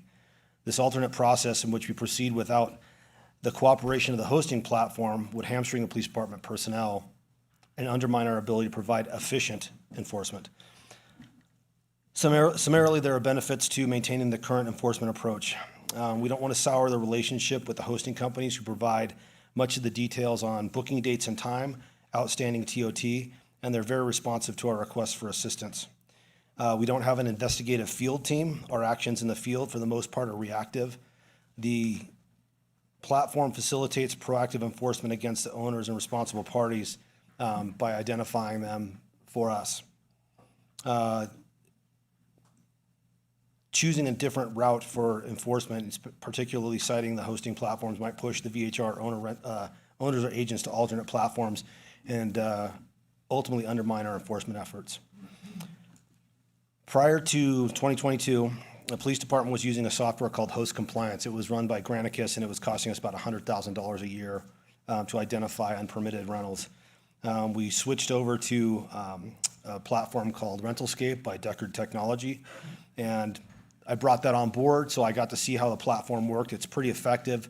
The property is easily identifiable, color-coded, et cetera, and the reports that they provide are pretty robust with graphics, charts, and stuff. The Rentalscape reports also provide how many VHRs are currently active in the city, the aggregate revenue from actively listed bookings, the average number of nights booked per reservation, platforms used by VHR hosts, average daily rates, booking trends during the reported period, and they will identify by address the following violations of VHR ordinances within the city: the listing or advertisements that do not include a VHR permit number, and listing or advertisements that represent or offer occupancy in excess of the occupancy maximum per city code. They will also identify the actively listed VHRs by month and address. They provide total number of properties actively listed in the city each month during the reporting period. It lists the property owners and lists the permit history of each property offering a VHR in the city. The contract was renewed with Rentalscape as it was found to be a useful platform in identifying unpermitted VHRs. The renewal fees are about $15,750 for a yearly rate, much significantly less than the 100,000 that we're paying to host compliance. And just for some stats, for unpermitted rentals, 2022, we issued 90 citations, 23, 169 citations, 24, 141 citations. And since the permitting process went online last July, we issued 70 citations through December 31st. 31 of those were non-permitted. And from January to May 11th, which is when this report was submitted, 41 citations, all for unpermitted VHRs. So total, there were 72 non-permitted VHRs that were cited from July 23rd of 2025 through May 11th of 2026. 40 unique properties were cited, 54 unique owners, 10 properties were cited twice, and 4 properties were cited 3 times. Great, thank you so much, Chief Roberson. Appreciate that. Questions from council on this item? Any questions? Mr. Robbins? I just want to review that data. You came out pretty quick. I just want to make sure I caught it correctly. So since the new VHR legislation till today-ish, or when the report was assembled, it was 72 citations for unpermitted operation, Correct. and that is attached to 40 properties. 40 unique properties, correct. And how many owners? 54. So it's more owners than properties. So some of those properties changed hands. What does that mean? More owners listed on the assessor's file than one. Oh, so some of these properties are owned by multiple owners. Gotcha. All right, I see. Okay. So how many active permits do we have right now? I don't have that data with me. Let me go to my team. Ashley? Oh, can you come up if you don't speak from the audience? Come on up if you have it. It's like 500 something, but I don't know. That's me guessing. I'd rather not guess and actually get your. Yeah, she's probably got up-to-date data. We don't bite much. Don't worry. No, I just didn't. Sorry, I was not prepared. So we currently have roughly like 490 permits issued within the residential areas. And then I want to say like roughly 850 to 900 within the city. Okay, gotcha. So of the residential areas, 10, so these 40 presumably are all in residential areas, otherwise they would be eligible for an easy permit in the tourist core, correct? Say that again? I'm presuming, and asking if my presumption is correct, that these 40 properties that have been cited are all or nearly all in residential areas. For if they were in the tourist core or commercial areas, they'd be eligible for a permit without they're issue. outside the tourist core. I can leave it at that. Unless Okay. you have something else, actually. Okay, so the conclusion that we can draw is about 1 in 10 VHRs is operating illegally. That's nearly, you've issued 40 permits out of about 400, 40 properties have been cited out of about 400 units. And Well, I'm hang more on, concerned. I don't know that there's a direct correlation because the unpermitted VHRs and the permitted VHRs, we don't know how many other unpermitted are out there that have yet to be discovered. Correct. So it's at least 10%. It could be more. And then, because we know for sure how many permitted ones we have, because we issue them, and we've caught 40, which is about 10% of that number, and there might be more. I'm concerned, though, that we've issued 72 citations on 40 properties, which means several properties have been cited more than once, right? Yes. In fact, on average, they've been cited almost twice for operating. So a first citation has not for a significant, unless you've got 72 citations on one property, if you distribute that out, that means most properties are getting 2 citations before they stop, or at least have gotten 2 citations so far. Or 2 citations before they continue. Before they continued and are still operating illegally. So that speaks strongly to the fact that our citation process, and we had this discussion earlier, is not in and of itself a sufficient deterrent, because a lot of these have been cited more than once and still haven't stopped. But do they not move up to 5,000 on the third? Or we passed that new code, right, where we can go by state law, we could go 5,000, I believe? 5,000 is the max. But that's not until the third. Right. So like those that have had 2, they're now, the third one is $5,000. How much is the second one? 3,000. So it's 1,000. So a proportion of these 72 must necessarily be at a higher amount. Do we know how many of these have escalated to the 2,000 or 5,000? And is it that these citations are just a cost of doing business at this point, and it's simply profitable to pay the fines? That's a multi-part question, so can Indeed you it break is. that down for me? Do we know how many of the 72 citations are of the $3,000 and or $5,000 quantity? Not without digging into the data more. Okay. May I just make one comment too about, citations are not always the answer. We've talked about that already today. And there is a particular problem property that I was hoping to bring to closed session today to get authorization to file a lawsuit to get them to stop renting without a permit. I think they've racked up over $150,000 in fines and are just ignoring the fines and continuing to rent. So certain problem properties, you do need to do something more than just issue citations on, and we are working on that. We just are going through one additional step with trying to collect the TOT before bringing that forward for a lawsuit. But I just wanted to mention that there's more tools in the toolkit than just issuing citations. Right, and you get to a place with certain people that the citation's not working, so you've got to use the next. TOT. This has been an ongoing conversation that we in the city attorney's office has had about beyond the citations. Yeah. So it's not lost on us. TOT is a tax collection. Is that as a being in arrears on taxes usually is something that can be a lien on your on assets if you don't collect your you don't pay your taxes. Yeah, we're in the middle of perfecting our administrative remedies to collect that TOT, which is a requirement before filing a lawsuit, but that will open up, yes, other remedies in the lawsuit. What about civil asset forfeiture? Great question. I think you've asked that before, and I do not believe that's available for VHR. It revolves around statute of federal criminal felonies generally. It'd be nice if that were true, except that we have heard about civil asset forfeiture seizures for all manner of things that don't rise to that level and have never come with actual criminal charges. So I'm curious if there's been any further analysis of that. I did analyze that several years ago when you initially asked about it, and it's available from my recollection under the penal code for things like certain drug offenses and It's very spelled out. traffic, it's high-level felonies, basically. Yes. Excuse me, is there anything else from Mr. Robbins? Before we'll come back for discussion? Everybody else okay? Thank you so much, Chief. And we will go ahead and open this up for public comment for anybody here in the room. Mr. Moser.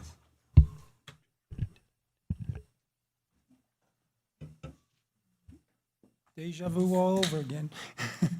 Ed Moser, South Lake Tahoe. Yeah, this is, mostly concerning of catching unpermitted vacation rentals that are advertising. When you read it, the fact is that there's a very large number that don't have to advertise.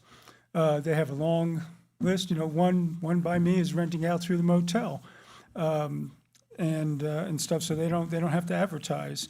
There are they have long lists where people that rented themselves for years, so they have that long client list. They don't have to advertise, and they're there, day in. It changes 2-3 times a week, changes clientele and renters and stuff. And the fact is these people don't pay TOT and they don't pay income taxes. And some are probably making at least $50,000 a year and up.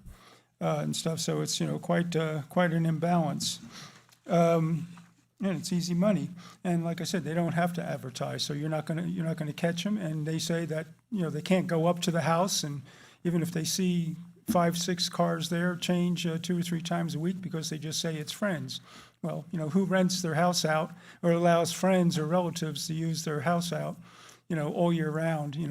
50 weekends out of the year and 50 weeks out of the year for free. So when they could be making money renting it out.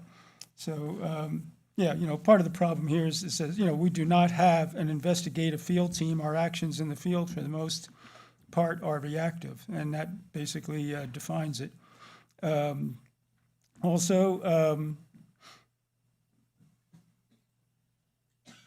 Oh, yeah, in their PD report, last year, I believe it was, they had 197 suspected illegal VHRs. How was that determined if you're not driving around and looking and don't have an investigative team? if it was through advertising, catching them or assuming that there's 197, then you're able to cite them, come up with that number. So, that's just spit in the ocean of how many illegal ones there actually are operating here. I believe it's, probably at least 2.5, 3 times that number at least. They don't have, like I said, they don't have to advertise. They have a handful of hosted or other violations. It's word of mouth, previous renters over the years they use. And it says, to be clear, we do not have CSO investigative team that surveils designated residences for changes in conditions that would lead us to believe the location to be unpermitted. And like I said, that's the problem. So, just ones that advertise, catching those, that's just, catching the low-hanging fruit when there's hundreds of them that are renting. All through Measure T, they were renting. Thank you. Thank you, Mr. Mosier. Anybody else here in the room that would like to give public comment? Seeing none, we will go to Zoom.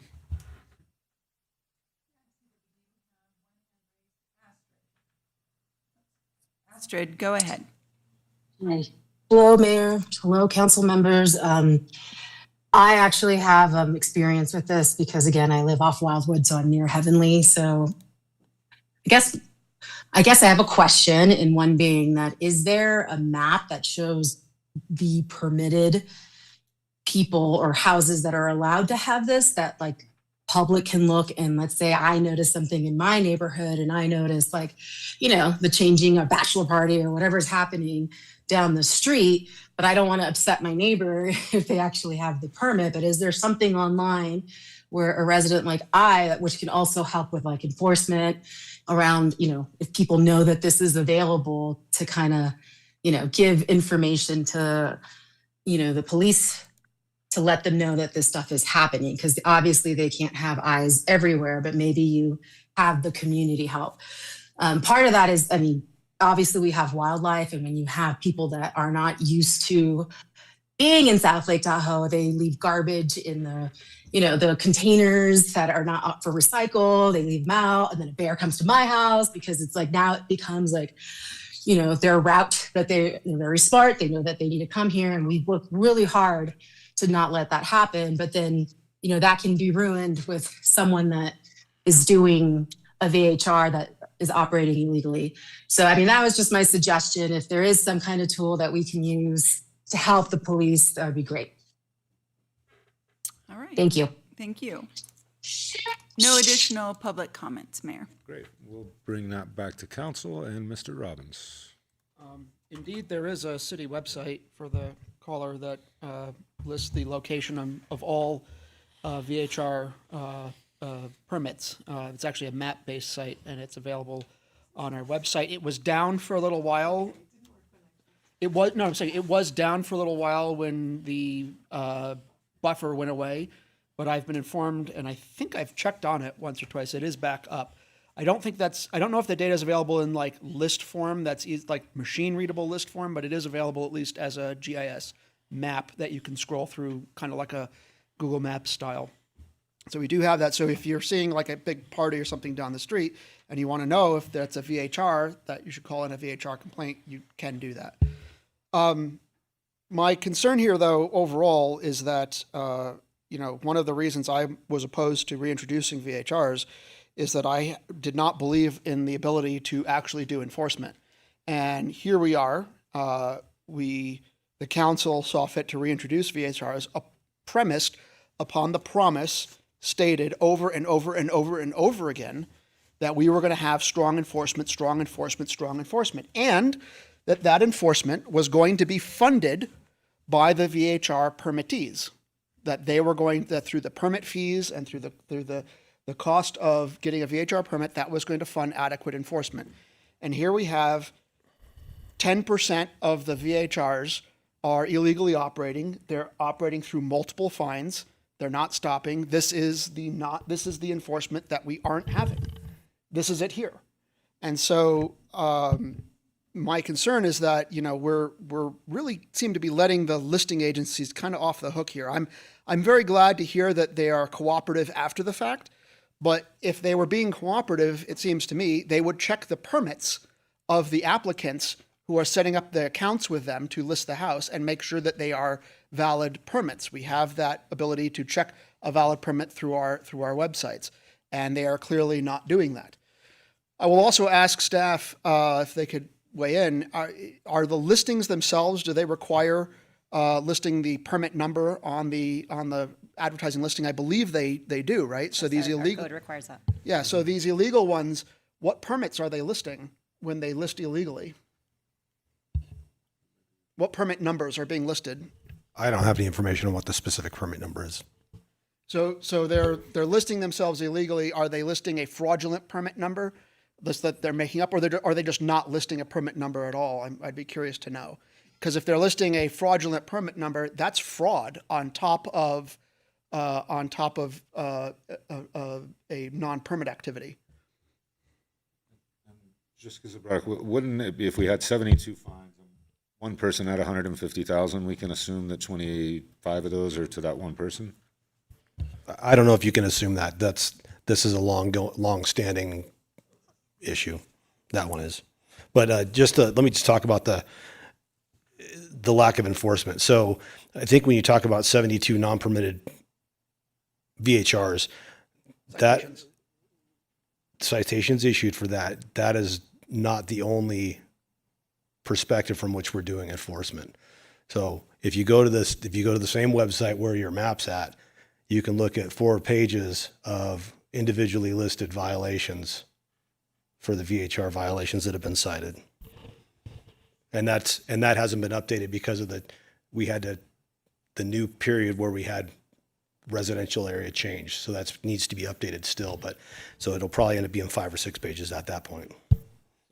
That only reinforces my concern is that what enforcement we're doing in terms of what citations we are issuing are not resulting in a change of behavior of people doing illegal behaviors, which strongly suggests that the citations and the enforcement mechanism that is available to us is inadequate to the goal of preventing unlawful behavior. So how can we claim to be upholding the promise that was made to the public many, many times, that this time, unlike last time, but this time we'll have strong enforcement and that will solve the problem? Clearly, that is not happening. Thank you, Mr. Robbins. Ms. Horgan. Just a question about Rentalscape, the platform. I noticed when looking at something totally unrelated that in Nextdoor in San Francisco, in Nextdoor and Craigslist, people list their properties here with a room night. Does Rentalscape capture that type of advertisement, or does anybody? I don't know if Rentalscape goes through social media Yeah. to capture any of that. The social media platforms aren't required by state law, like the rentals, like the Airbnb, VRBO. Those are required by state law to provide particular data. I don't think the social media platforms are, so I'm not sure how Rentalscape would scour that data. So along the lines of some of these vacation home rental properties having a client list where they can just, pre-book them for vacation dates, probably give them some sort of Google Calendar and a rate and book them. I know I've asked this before, there's really no enforcement that we can do in terms of that being illegal because they're saying it's friends or family, correct? I think we'd have to center on the VHR violations, not rather being the unpermitted. So we end up going out there and we go with the VHR violations that there. It's during that investigation if we get the call. The thing is that very few people call about these parties. Like we had one that came up a couple months ago, but that was when we were having problems with our map. They went out there. It was just a regular party, not a VHR party. So we do look into those where we have the cars change out, the people change out. And if we can take enforcement action, we will. Okay, and then for instance, if I did see, or anyone in the community saw a Nextdoor or Craigslist ad that said, my house, $100 a night, this is my email or phone number, is that something that can be reported for investigation to the city? Indeed. Code So enforcement? you can go through the VHR well, either the VHR portal or call and leave something on the CSO phone line. Mr. Jenkins.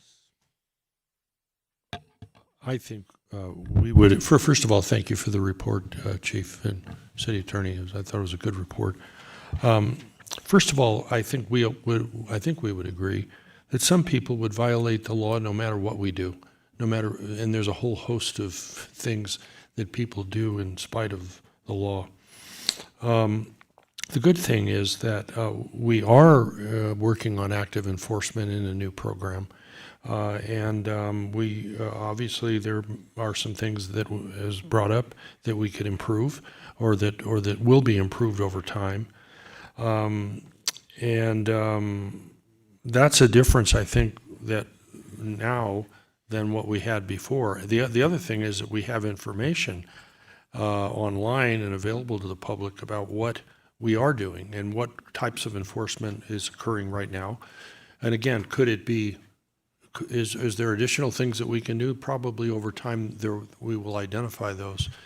And when we review this whole matter in a few months or a year, we can then assess the effectiveness of all of that and decide if there are other actions that we need to take.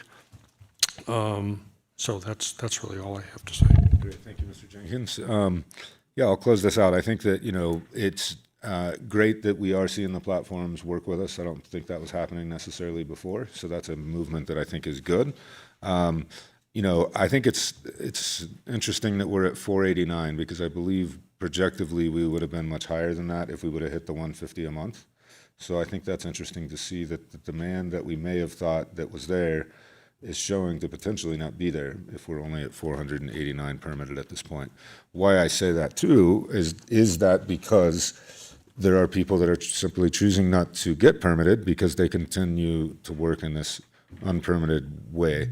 And it is true, if the person that knocks on your door says, oh, that's my cousin Jay so-and-so, it's real hard for us to say it's not that there's very little, I think, that we can do in that situation. And I think that probably is happening, and I have no idea the mechanism to get that. I know there's also here's a 30-day lease, and I think that also has that same effect. So we have these situations that are very interesting to look at is why is the demand not there that we assumed would be there?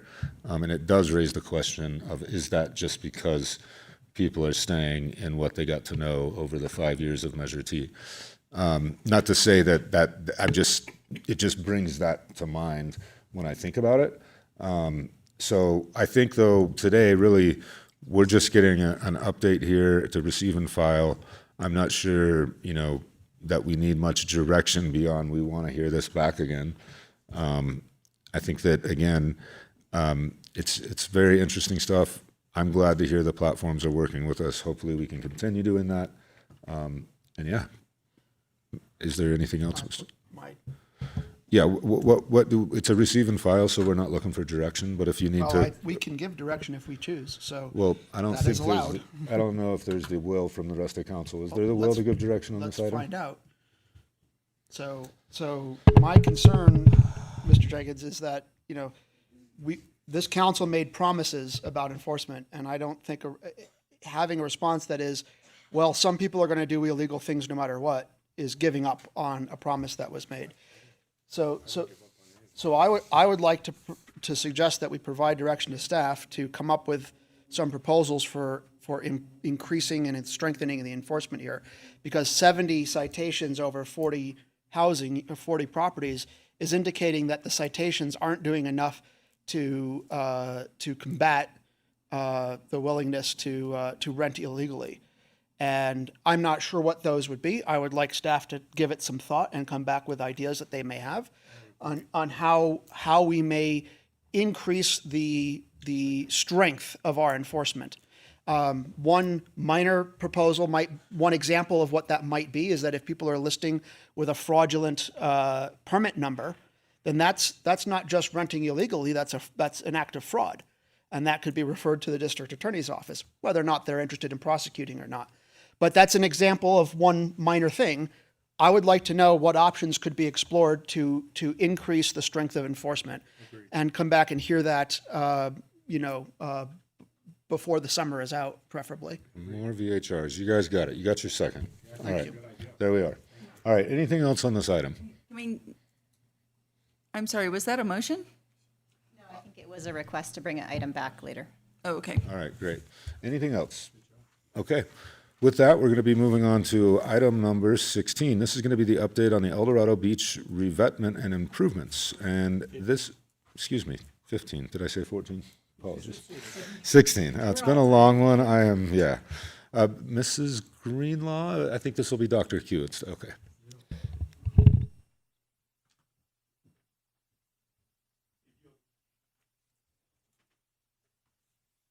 You will give me a minute. I will get our consultant from outside who will be giving. There they are. Yes. They had me worried. Oh, no worries.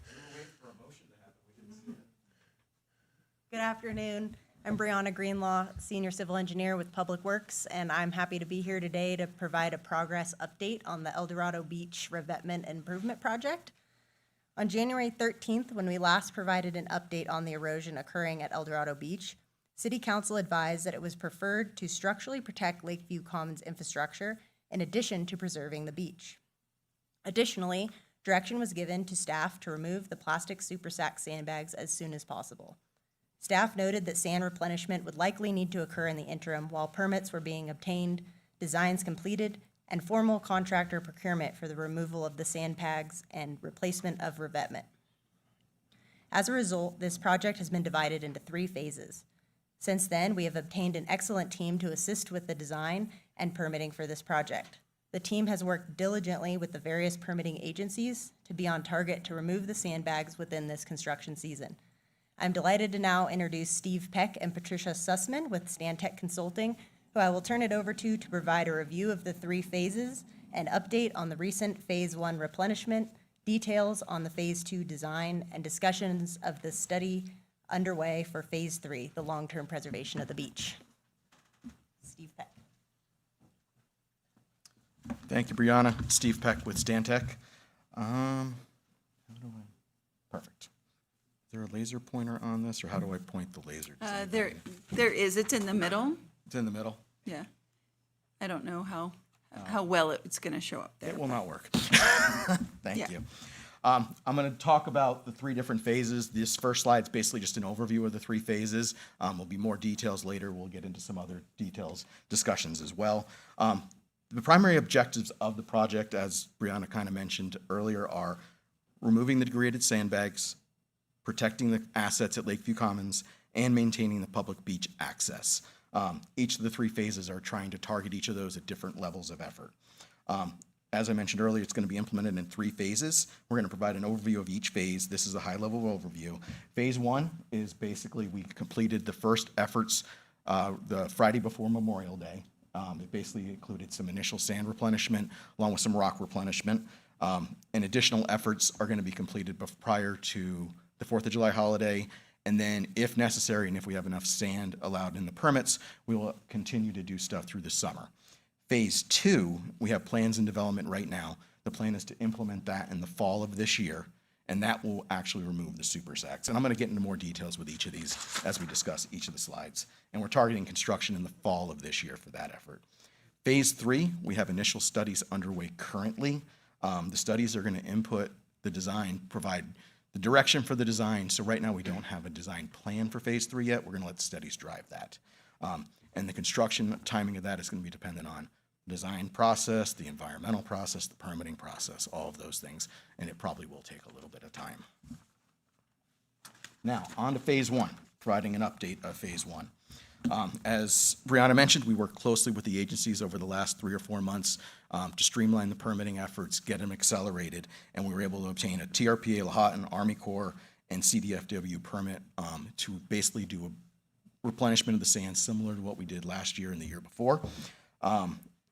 We could not remove the super sacks because the super sacks are providing structural protection to Lakeview Commons right now. We couldn't put in enough structural protection in this short-term effort through permitting and all of that, so that's why that's part of Phase 2. the primary objective of this phase 1 was to cover the super sacks. And you can kind of see in the top left picture all the exposed super sacks. That was the warning of the sand replenishment before we did anything. And as you work through the pictures, you can kind of see how it's progressed. As part of the effort, we put in about 8 cubic yards of rock, 12-inch rock, rather large. We wanted to get more. The permitting agencies wouldn't let us. They only allowed us to get this one certain rock because we basically decided the Monday before that rock is going to help, and it actually proved to be very, very beneficial with the high lake level.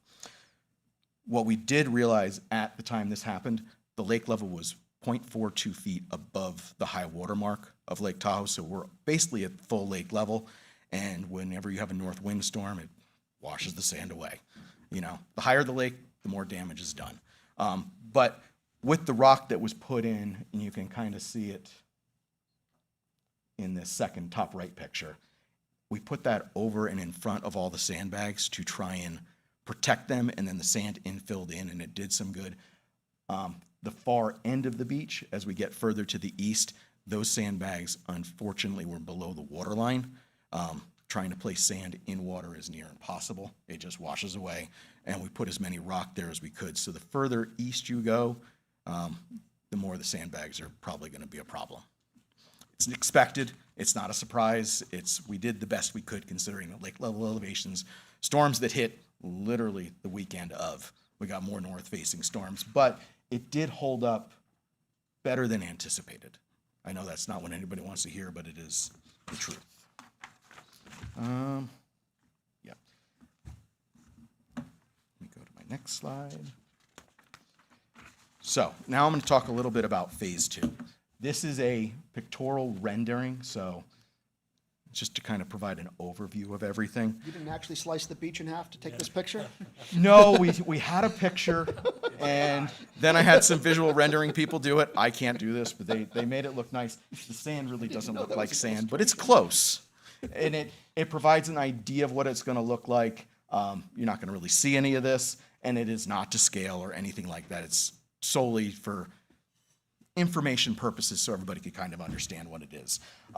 This is what we're planning to do. We did look at various different alternatives. Our target was using natural materials, not anything that could degrade over time, not anything that could rust. So we looked at vinyl sheet pile, steel sheet pile, coconut fiber sacks, all those different things. And at the end of the day, it's like, these aren't going to work as good. They're not going to hold up as long. There's the potential steel could rust. What are the agencies going to say about rust in the lake?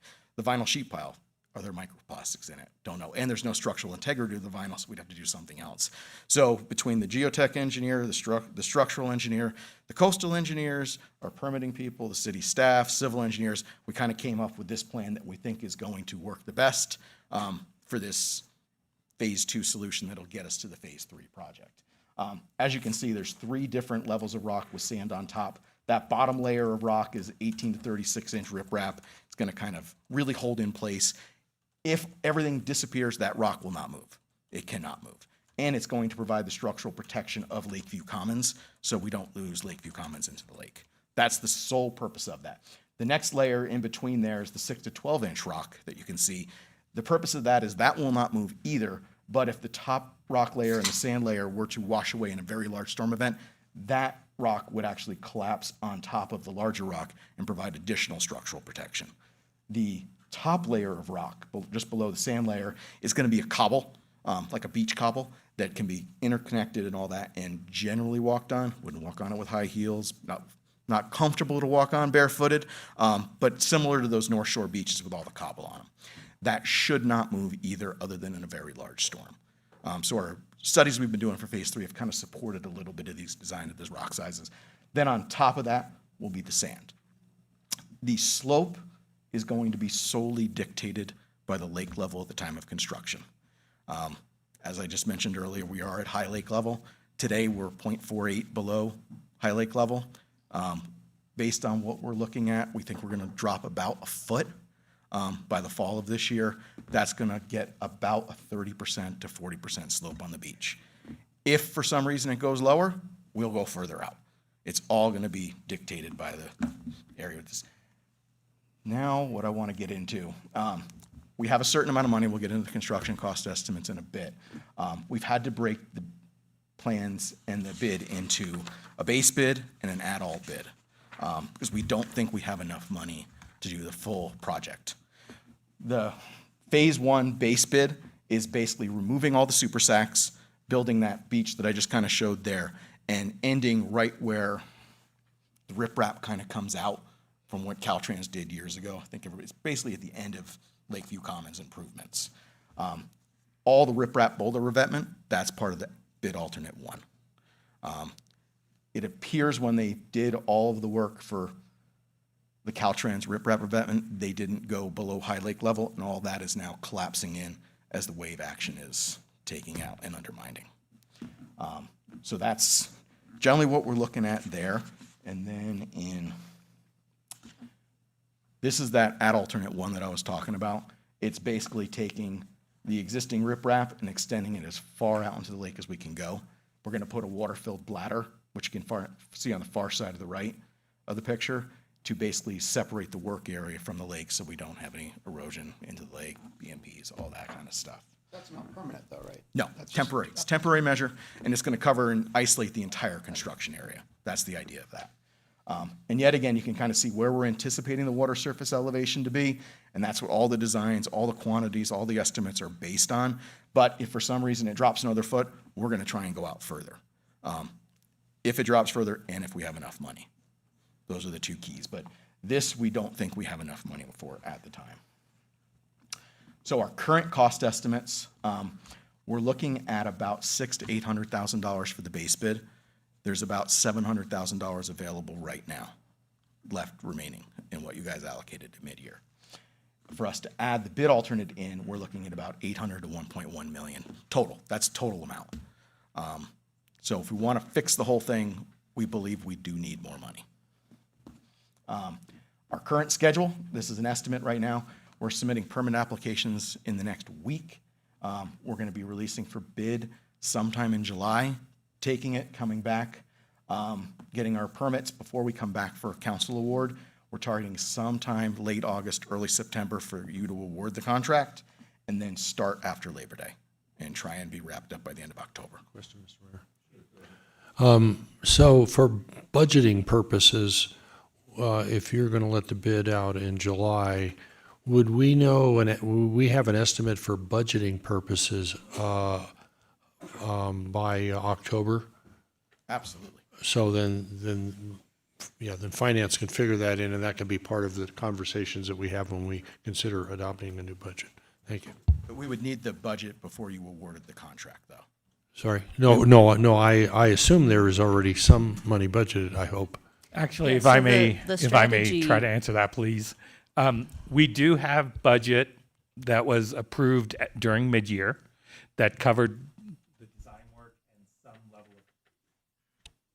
and some level of construction. What Stephen is saying is that the bid alternate, the extra work, is probably not going to fit within what we currently have. The base bid, we believe, will. A little bit depends on how the bids come in, obviously, from the contractors. If we wanted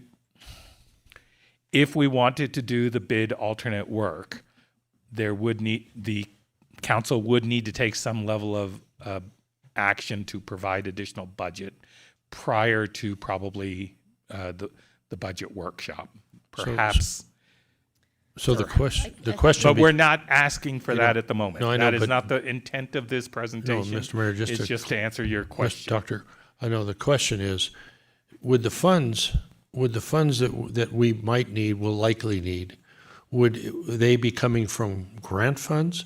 Would they be coming from general funds? And if it's general funds, and those funds have to compete with other priorities that we just heard earlier in the CIP, and as we look at all the other expenditures that you do in a budget, so that's really important, I think, for the finance department to have that information. The answer is I'm not aware of any grant funds that we would be able to get. So if that additional work were to be done, it would require general funds.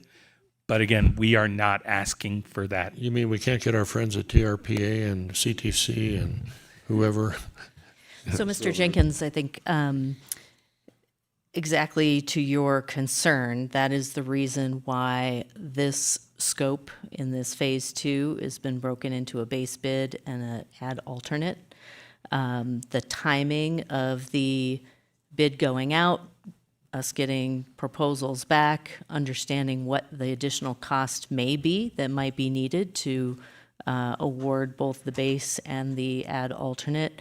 We should have that information in time to inform the budget workshop on August 25th, so that we're looking at that in the context of all of the priorities. Thank you very much. Great. Thank you. All right. You good to go? I think There's still more. They're great. Trish is Thank going to you, go sir. over the permitting process. Thank you for, yes.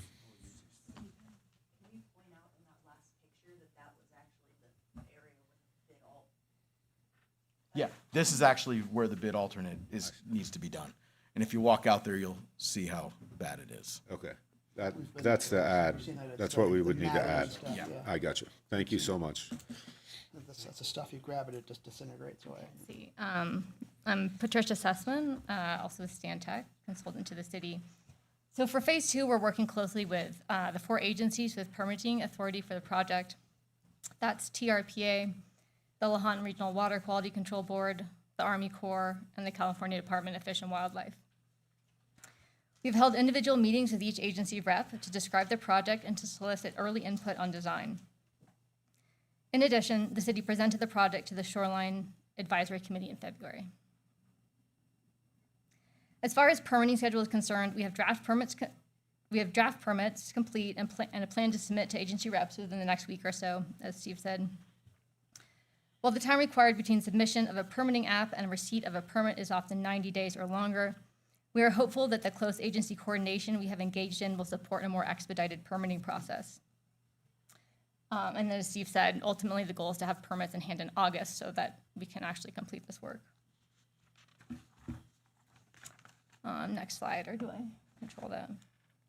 There we go, okay. So public outreach for each of these phases. As this is the higher profile project in a public space, the city is engaging in public outreach for each phase. This includes a web page, and this is the screenshot of the city's web page. Press releases sent to the newspaper, and will also include signage at Lakeview Commons prior to and during implementation of phase 2. In addition, city parks and recreation staff are coordinating with concessionaires at the site regarding the project and its schedule. So that includes, for instance, the kayak rental folks and food vendors.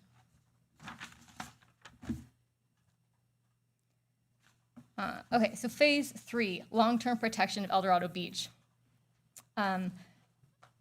We kind of breezed over it, but essentially after phase 2 is implemented, it will require long-term sand replenishment because that sand is expected to wash away if the lake is high. So phase 3, the goal of that is a project that would protect the beach so that the city can avoid the need for perpetual sand replenishment. And perpetual sand replenishment is a concern from agencies. To inform the phase 3 design, we're gathering data, including data to determine the site's soil composition and how existing currents and wind and wave conditions affect the site. While studies are ongoing, initial findings confirm that predominant winds are from the south-southwest, as folks familiar with the lake recognize, but also that littoral drift is minor and that waves are generally small. So right now, actually less than 10% of waves are strong enough to move sediment from the shore. Overall, the data we have gathered so far indicates that not much sand is pushed toward the site from waves or by littoral drift at any point in the year. So that's not the case with all beaches. Sometimes certain storms push sand into the beach. That's not the case with this beach. At the same time, it does take larger wave events to erode the site. However, as we're seeing now, when lake levels are high, large waves do generate enough velocity to mobilize the sediment and erode the beach.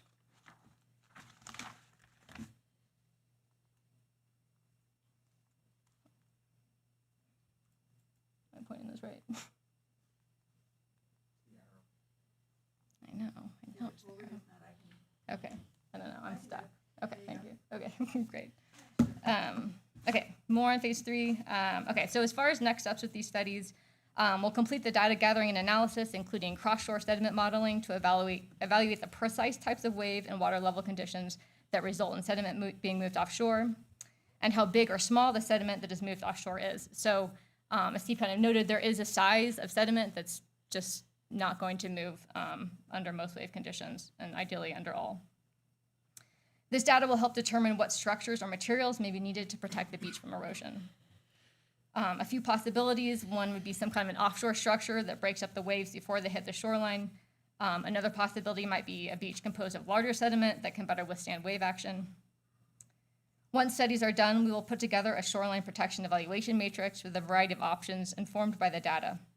This will be brought forward to the city for review and discussion.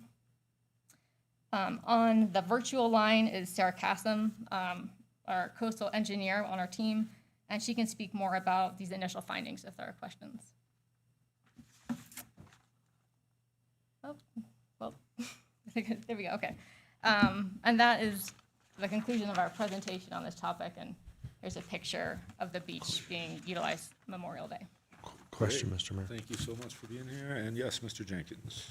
First, I want to thank Councilmember Robbins for several months ago for taking us all on a hike out there and meeting with Lahontan. I think it was eye-opening.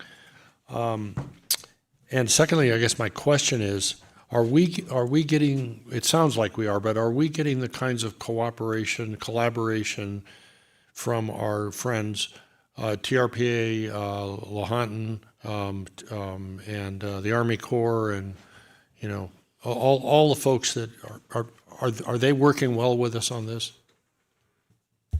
It's not necessarily all those agencies. You know, they have different mission-driven concerns. Like Lahontan's most interested in water quality, Army Corps is interested in fill, TRPA is interested in AIS prevention and public access. So all these folks recognize that something, they want the super sacks out.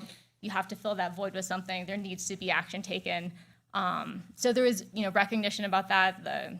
Like a large group of Lahontan staff did kind of a field site visit to the site the other week. Brianna was nice enough to host them. And I think, you know, based on those tours, like, yes, they understand the project, but, you know, it's not necessarily Lahontan's priority, for example, to like definitely keep the beach. They're most interested in water quality protection. And there is an ongoing concern about how much material are you going to continue to need to import to maintain your beach. Absolutely. Yes, Ms. Greenlaw. As far as the city council's mid-year budget augmentation as well, all of the agencies saw that and noted that and are aware that this is a major city priority, and they are working with us to expedite review and make sure that we can get these sandbags out as soon as possible, which, you know, as you know, we had hoped during our initial presentation that could happen in 27 and maybe 26, and because of that, our agency collaboration, and because of that budget augmentation, we are likely going to be able to do it in 26. So I would say that is a successful showing of collaboration. That's great. Thank you, Ms. Greenlaw. I don't see any hands raised here, so I actually have a couple questions with regards to when we move into phase 3, and I think this was talked about earlier, but looking at the really long-term solution here. I know like a harbor wall is something I think that was presented, but maybe I'm not seeing anymore. Is that like feasible, permittable? Where do we kind of know where that stands? I know money's probably an object here too, but. Money's always an object. Yeah, that's a fact. Totally understandable. I mean, money Yeah. doesn't grow on trees unless, well, you got one in your backyard.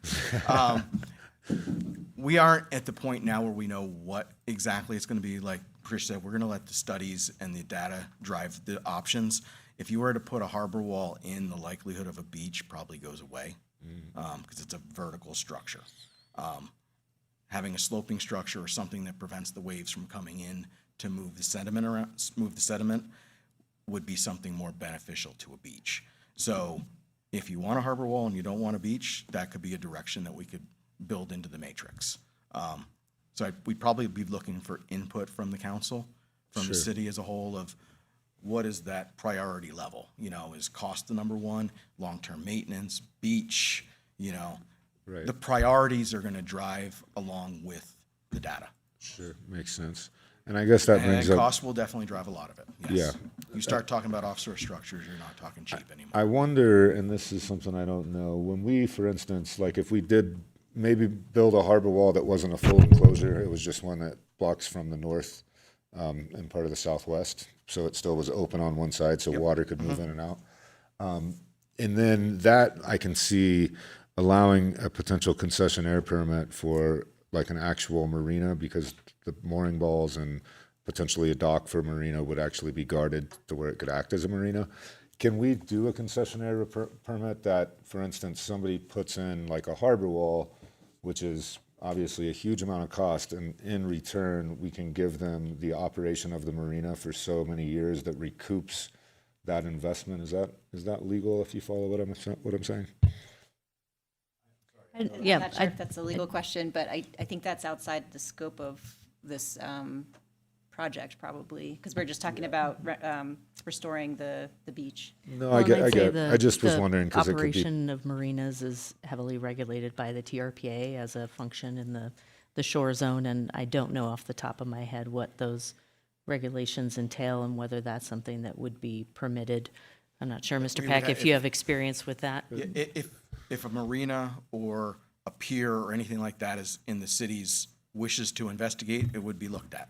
Yeah, That's where we got to put these alternatives together of Right. where And are your priorities? Thank you. Yeah, and the only reason I see it as part of this a little bit is because we are talking a little bit about phase 3, and I know that we're not able to consider it because we don't have all these options. I'm just kind of throwing it out there that it may be something worth exploring, and it may not be a marina, maybe it is just a pier. But if we could get private investment to help us, because they have a benefit, and we can give them the long-term ability to recoup their investment, that's a way to possibly see for phase 3. Let's talk a little bit about the ad for phase 2, which the picture was there. We're right now between 6 and 800,000. What are we looking at for that ad, or do we not know yet? Do we have the slide presentation we could put back up? Looking at the numbers we had posted, I believe that additional amount was about 200 to 400,000. So we'd bring it up from 800 to 1.2, let's call it. Yes, that was the number I recall seeing. 1.1, I think, was our top 1.1, so. So we just need another 300 to 400. Slide you wanted? Or are we good? It was the one with the soil and that one? This one right here, yep. Okay, and then that will essentially just do the same thing that we did in the other area? No, what the ad alternate is this rock revetment. It's just rock revetment just at the rock. top. But But it it's would at very, least- very large rock. So if you're out there now, the rock you're seeing there is just extended further down into the lake. Yep. And removing that plastic matting It's material. a filter fabric, but yeah, that all gets removed. Okay. Whatever is exposed. We're not removing everything. If the rock is there and it's stable, it'll stay underneath there, but we'll trim it. Really? Yeah, so if you look at this picture, so the rock above it, we would not remove that rock that's sitting there up top. We would trim the filter fabric right where you see it and then extend the rock down into the lake. Why do we not remove all of the material? Because that is stable, there's willows growing in it, and we don't want to mess with something that's stable. We'd build it out and extend it into the lake. Well, erosion's the concern because like eventually everything erodes and everything moves downhill with water, including the plastics and Well, the that's, matting. that's So the idea of, Oh, if you're gonna speak, please come up so we can hear. fabric is definitely plastic. Well, so, and again, is this going to really be up to what they will permit, not necessarily within our purview, meaning TRPA, LAHOT, and Army we've already Corps? reviewed this with TRPA and LAHOT, and at a very high level, they understand what we're talking about doing. And this filter fabric, this black stuff is not plastic. Okay. This is used throughout the basin. It is, It's like a porous. it's a porous material. Right. It's used It's in made for a plants lot and of- roots to yeah. go through. And the plants grow through it, I'm the gonna ask rock this is question more stable. clearly. Erosion control. What is that material made out of? What is the substance of that material? It's a non-woven filter fabric, and I Right. don't know exactly what it's made of. It's a weird, I've touched it, I've seen it in person, and what I'm asking is, and if we don't have the answer, we don't know. What I'm asking though is, what is it made from? I would have to look into that Okay. specifically, but it is used throughout the basin. It is used in SCZs, it's used in water. It's an approved product. There is no plastic in it that I believe, but I will confirm that. Can we confirm what the material is, what the underlying material is, what the substrate, what the actual substance is? Yeah. And you can have staff send that to council? I would appreciate that. And please. There's a so- specification we could pull up for it. Thank you. For today, we're just looking on a receive and file. Did we want to give any direction on this, or do we Mr. need Mayor? to wait? We Mr. do Mayor. need to take public comment as well. Excuse me, Ms. Blankenship, I If will I, do if that. I may, there is one question that council did not ask that I would like to have Stephen address. You all asked what the bid alt does, but I think it would be important for Stephen to explain the consequences of not doing the bid alt, because that's the reason we split it up, is because we understood there may not be funds later and we may not be able to do it. So I think it's important to at least explain what are the consequences or lack of consequences if we don't take that action. Sure. I will go ahead and ask Dr. Q's question. Okay, I got the question. So as you can see, currently those boulders are falling into the lake. If you look at the plan view, those rocks are kind of in the lower right-hand side. Those rocks are basically holding up Highway 50, all the Lakeview Common area. And as those rocks keep falling in, it keeps migrating uphill. It will continue to migrate. They will continue to fall. So the idea is to establish that rock layer down into the lake. And once we get below the high lake level, the wave action will no longer be able to knock those out. And then responding back to the filter fabric that we're removing is all going to be about 3 to 4 feet above high lake level. So it will never be below lake level.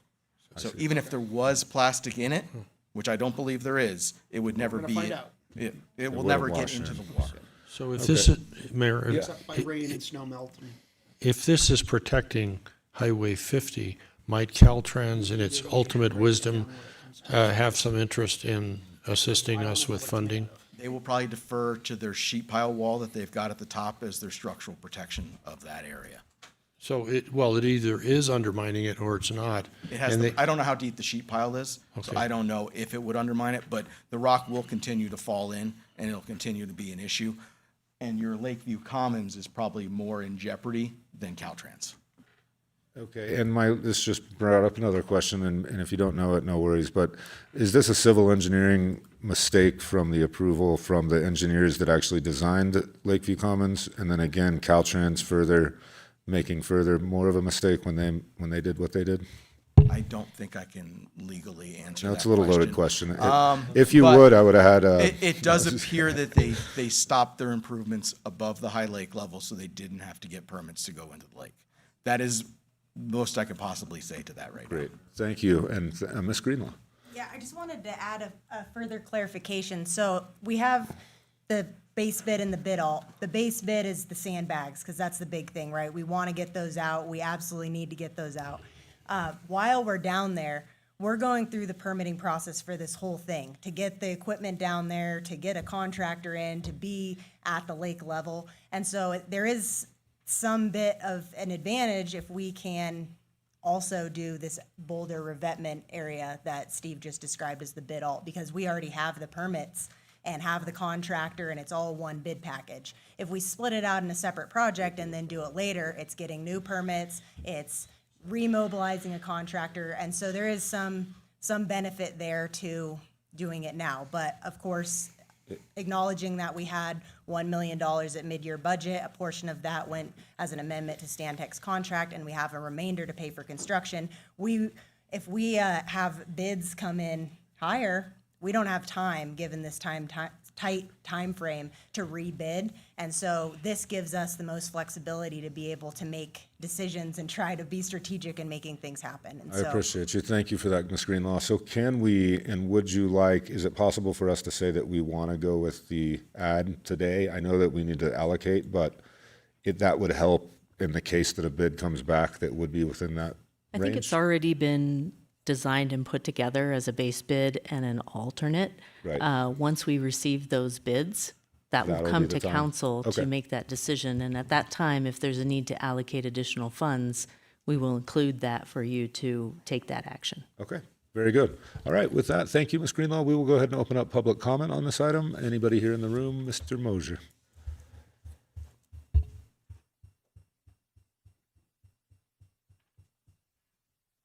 Worth the wait. Ed Moser, South Lake Tahoe.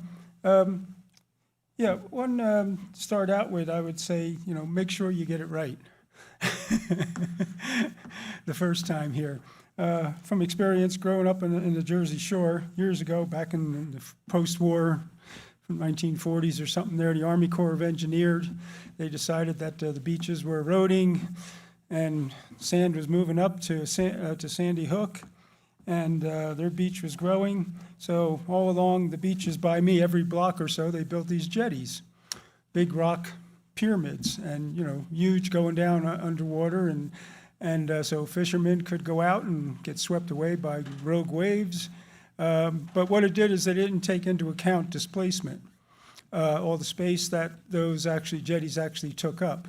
So, the ocean didn't say, okay, they put jetties in New Jersey, so we'll hold water back into the Mediterranean or the Eastern Atlantic and not send it over there. Instead, it ended up less room for the same amount of water. It came further up the beaches, came up higher, and then swept out, and it created rip tides and actually created more erosion and created a bigger problem. And then, of course, they couldn't take the jetties out and didn't want to admit they made a mistake. So, like I said, get it when you're dealing with water and erosion. I've seen, many places around the country and in California, and erosion and what water can do and the power of water and wave action and stuff. So it is tough to deal with because you're dealing with unknown variables all the time. So you have to prepare for that. So, like I said, make sure what you do, get the engineering right, get the plan right, since you're going to be investing a lot of money in it, and get it right the first time, or this is the second or third time. Thank you. Anybody else here in the room that would like to give public comment on this item? Seeing none, we will check on Zoom. Yeah, I do see one hand raised. Melissa. Yes, Melissa Soderston, South Lake Tahoe. I really appreciate that we are moving forward on this project. However, I feel like this plan feels very rushed and probably ill-conceived. I think that this is a much bigger undertaking than you are willing to acknowledge right now, and it really needs to be done properly. I think there is a very good possibility that we are going to have to lose that beach area in order to protect our lake and the shoreline. Not ideal, clearly. We love having that space. However, we do have opportunities across the street, and as we talked about before with the ski run area, creating an actual main street, because the clarity of our lake is paramount. And I will say clearly that these black filter fabrics are absolutely made of petroleum products. They do break down into microplastics, which are going to leach into our lake. Whether they're left above the water line or not, it will end up in our lake. There is such a thing as runoff. So really, really need to do this properly. And, putting some boulders in is just a temporary fix in itself. I don't know. It's kind of a disaster that any of this stuff happened in the first place. And we really need to prioritize protecting the environment over protecting this one tiny recreation space, which is probably not going to happen. Thanks. Thank you. No additional hands raised, ma'am. Great. We will bring it back to council. Mrs. Horgan. Actually, I agree with Ms. Soderson. I've thought a lot about this. This is a man-made beach. I think in an ideal world, it would continue to be a beach and it wouldn't need continuous replenishment. I think the super sacks need to get out. I think plastic needs to get out. If indeed the fabric matrix that has been used for erosion control there is plastic, it needs to get out. Even in the best case scenario where we have these plans are put into place and there is some structural components involved, I think it's down the road, it's still going to be beach replenishment. I originally thought a hard revetment was a more reasonable solution here, but I understand that there are lots of thoughts and feelings about this being a beach, being a place for events, and that it's unpalatable to think of it as boulders and returning it to a more structural component of that part of our shoreline. But I just have to be honest, I just feel like even in best case scenario, whether this is rushed or not, I don't really have strong feelings about that. I think it should be rushed to get plastic out of the lake. So reasonable to get as quickly as we can, to do as much as we can to get that out. But for long-term planning, I think even with whatever type of matrix we decide to put in there, riprap and such, eventually the lake is going to need continuous replenishment. So I still lean on the side of this being kind of a man-made beach, and that requires a lot of commitment and time and money. And if that's what the city and the city council, if that's your will, then I'm willing to listen to that. But I think that a hard revetment was probably a reasonable idea. Great, thank you. All right, so this was just a receive and file. This will come back to us. I think in the year we have done a lot, and I appreciate all the work of all of you really getting us to a place that we don't have exposed plastic right now. I think what we've done is great. And, you know, bring back what we find out for this, for the ad, and we'll get that allocated. And then there's future, that'll come back. That's to find out what that material is made of. But thank you all, and thank you for your work. And we will see it back when we know what the ad is. Thank you. All right, we are moving on to the agenda planning calendar. This is item 16, the agenda planning calendar. This will be Ms. Roverud. Thank you. I just wanted to note that for June 16th, we will be adding that city attorney recruiter RFP discussion that so that we can start moving forward with the process to permanently fill that seat. Other than that, I think June 16th, the things that we have on the agenda planning calendar are looking good. We are looking to schedule a special meeting in the first half of July in order to address the urgency ordinance that you adopted earlier and the need to extend that. So I'll be working with staff to see if there are any other items that we could put on that agenda as well, if the timing and the schedule availability of all the council members will allow for that. Yes, Mr. Are we able to add the future of the senior center up on the 16th? We've been waiting for Seniors Inc. to get their nonprofit status. They've received that status from the IRS, so we're going to start re-up that conversation about whether the city's going to do an MOU or a contract with them to run that building. How soon can we bring that back? It's on page 5. I have sent that information to Mr. Stark and asked him to follow up to start those discussions about what that presentation update would look like coming back to council. It would not be available for the June 16th meeting, but we will look to bring that back as soon as we can. Okay, thank you. Any other council members on the APC? Yes, Mr. Jenkins. I have 2 items. One is a revisit of something that I think you had already asked us to bring back, but I want to be sure it gets scheduled.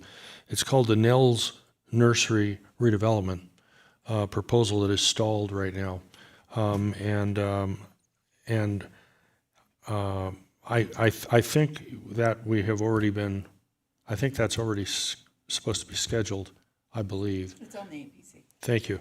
And the second one is a Chateau update based upon conversations that we had earlier in the meeting, that we have an update and make sure the parties who are responsible are here. And maybe the committee, the ad hoc committee, could have a conversation with them in advance so that we don't all waste our time.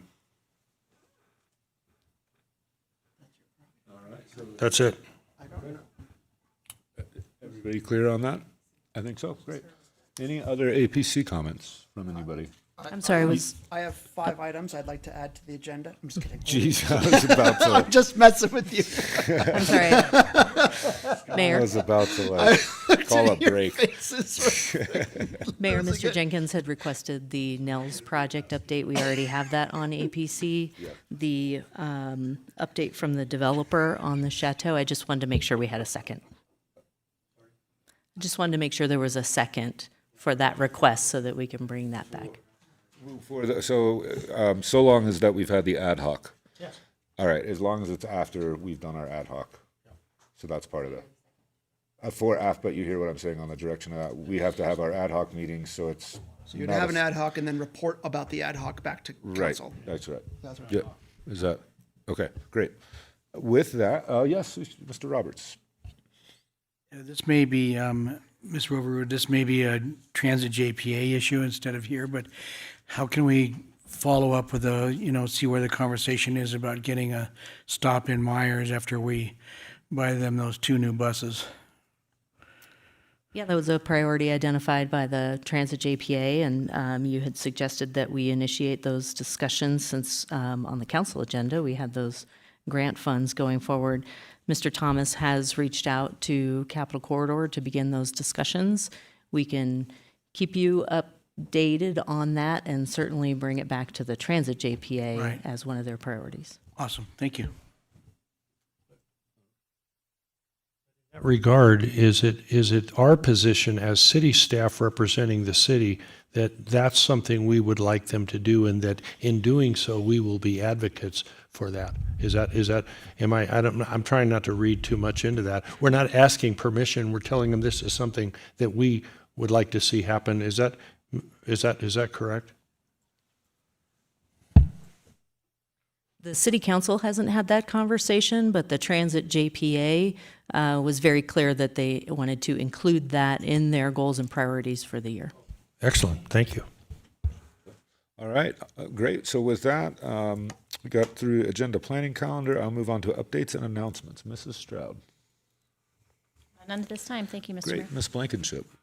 Just that I've put a temporary tickler on all of your calendars to save July 14th for a special city council meeting for the moratorium to extend that. And we'll work with the city manager to get other things as appropriate on that calendar, and nothing else from me. Great. All right, and then to the Mrs. Roverud. I do not have anything else. All right, great. Council member reports and comments. Mr. Jenkins. Yes, I attended a LAFCO meeting last week, and they adopted a budget and a goal statement. They also are looking at further engagement with special agency CSAs and so on, and seeing where efficiencies through consolidation can occur, should occur. I have a great sense that LAFCO, the Board of Supervisors members, the other Placerville members, that they're very much in favor of engaging and working with us on matters of interest to us, and likewise the reverse, that we work with them. I also went on behalf of, at the request of the Mayor Pro Tem, to a Commission on Aging meeting. It was a very good meeting. One of the things that they emphasized by them was the need for additional senior housing, and what are we doing to, and of course, what are they doing? What is everyone doing to promote additional senior housing like has been built over the past few years in the city? So that's my report. Thank you, Mr. Jenkins. Mr. Robbins. Nothing to report. Nothing to report. Mrs. Horgan.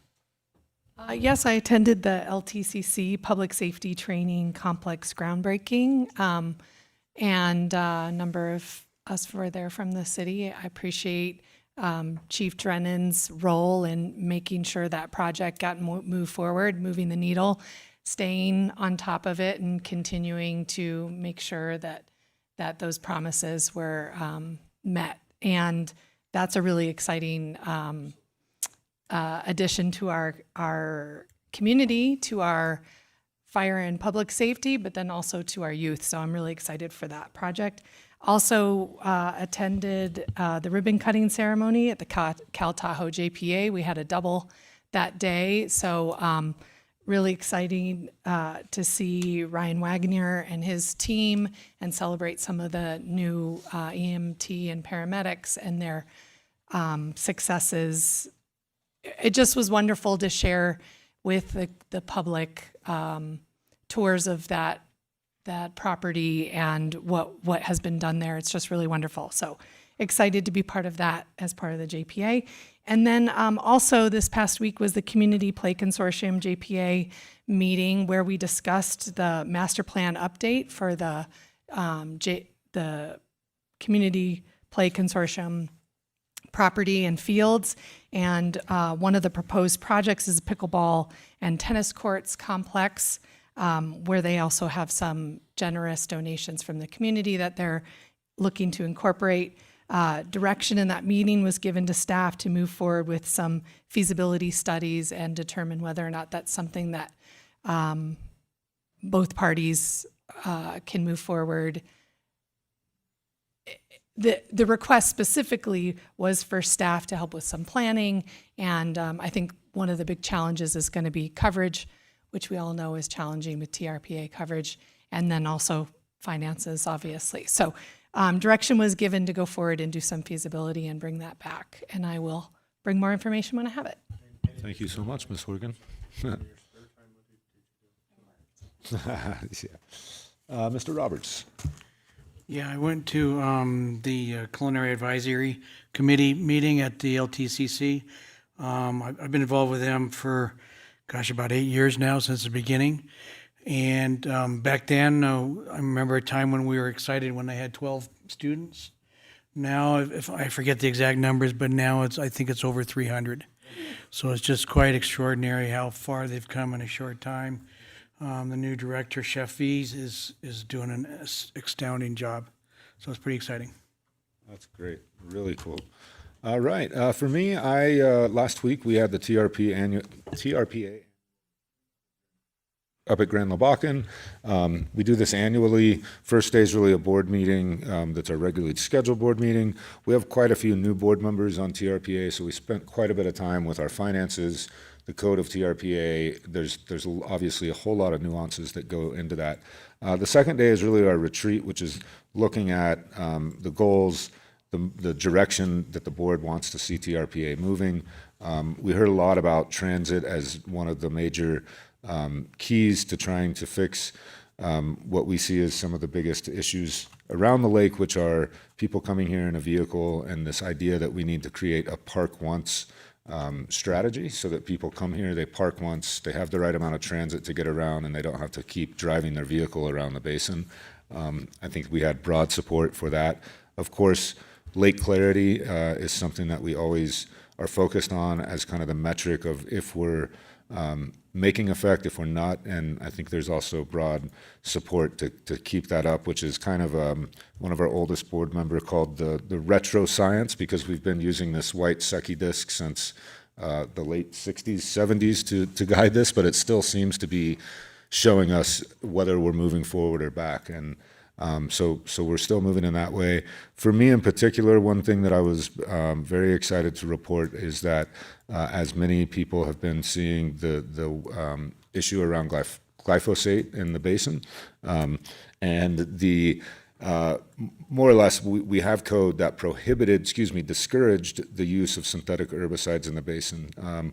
What I asked for the board for us to consider is that we change the language for glyphosate and for, the second one is even harder for me to say because these are very scientific words, but diquat, which is basically a new form of glyphosate. And the board has agreed to have that come back for the language change to happen and be considered. And so, again, that doesn't mean that is what has happened yet, but it was great to see that there is consensus at the TRPA to have that come back.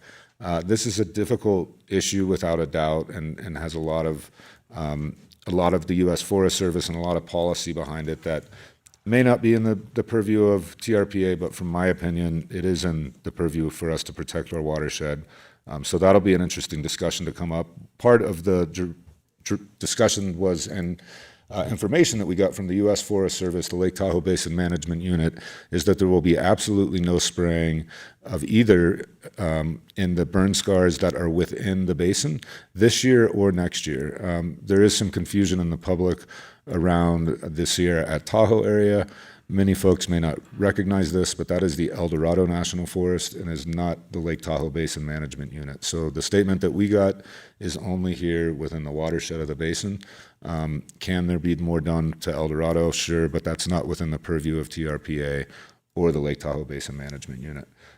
So anyways, stay tuned. I can't say exactly what date that's coming back to the TRPA agenda. It will be soon and definitely will be before we have to worry about any spraying happening here within the basin. I just want to thank you, Mayor Bass, for bringing that forward for us. I also met with the TRPA and urged them strongly to protect the lake. That is their compact. So I appreciate you bringing it forward on behalf of the city.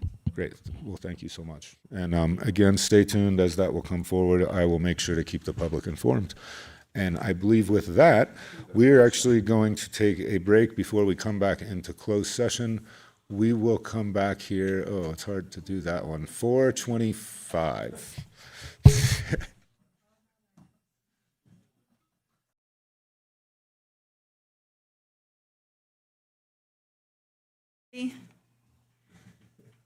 And we'll go ahead and open it up to public comment on our closed session item, conference with labor negotiator, government code section 54957.6. Great. Thank you so much, Ms. And Blankenship. sorry, I turned off the big clock in front of you. Oh, Sorry. it's a beautiful view anyway. Yeah. I'll yell at you when your time's up. Go ahead, Mr. Mosher. Great. Mr. Moser. Yes, Ed Moser, South Lake Tahoe. So this is concerning the hiring of city manager. That's right. Okay. I would just like to put my 3 cents in. In the past, we've, the vetting has been disastrous in a couple of cases, lame and some others, for city managers. So, I would suggest that you don't take the consultants that you hire, their word for everything. Do your own vetting, and do it thoroughly. So you don't make some of the mistakes of the past. So, one case in point was, with Nancy Curry. They, she moved up the ladder here and they hired a consultant she was an assistant to hire a city manager.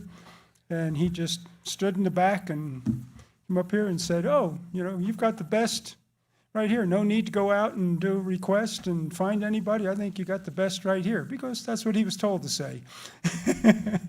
And that's how it works sometimes. They ask some of the people in the city council members, mayors, whatever, if there's anybody they really would like to see become and move to the top of the list or be in the final considerations and stuff, even if they're not qualified and they end up being there. So, like I said, Nancy wasn't vetted, and if the council knew, and if some people knew that, she was on her 5th husband and what they had to say about her, a couple or 3 of them, if you had done your homework, would have never come close to hiring her or touching her. So, like I said, really do a good case of vetting and don't take the consultant's word for it. But also, if you're going to have like we did with Mr. Irvin and one other time previously, a meet and greet with the finalists or so, that would be nice. So people get to meet them, have a nice meeting place, and get to talk with them, and maybe put our opinions in or something about. So because also a lot of talented people here, knowledgeable people in town, so they may be able to contribute any information or what to look for in the city manager, what they would like to see. So put that out there. So thank you. Thank you, Mr. Moser. Thank you. Anybody else here in the room? I don't see anybody. We'll look on Zoom. No hands raised on Zoom. Great. With that, we'll move into closed session. Okay, I'll go ahead and stop all the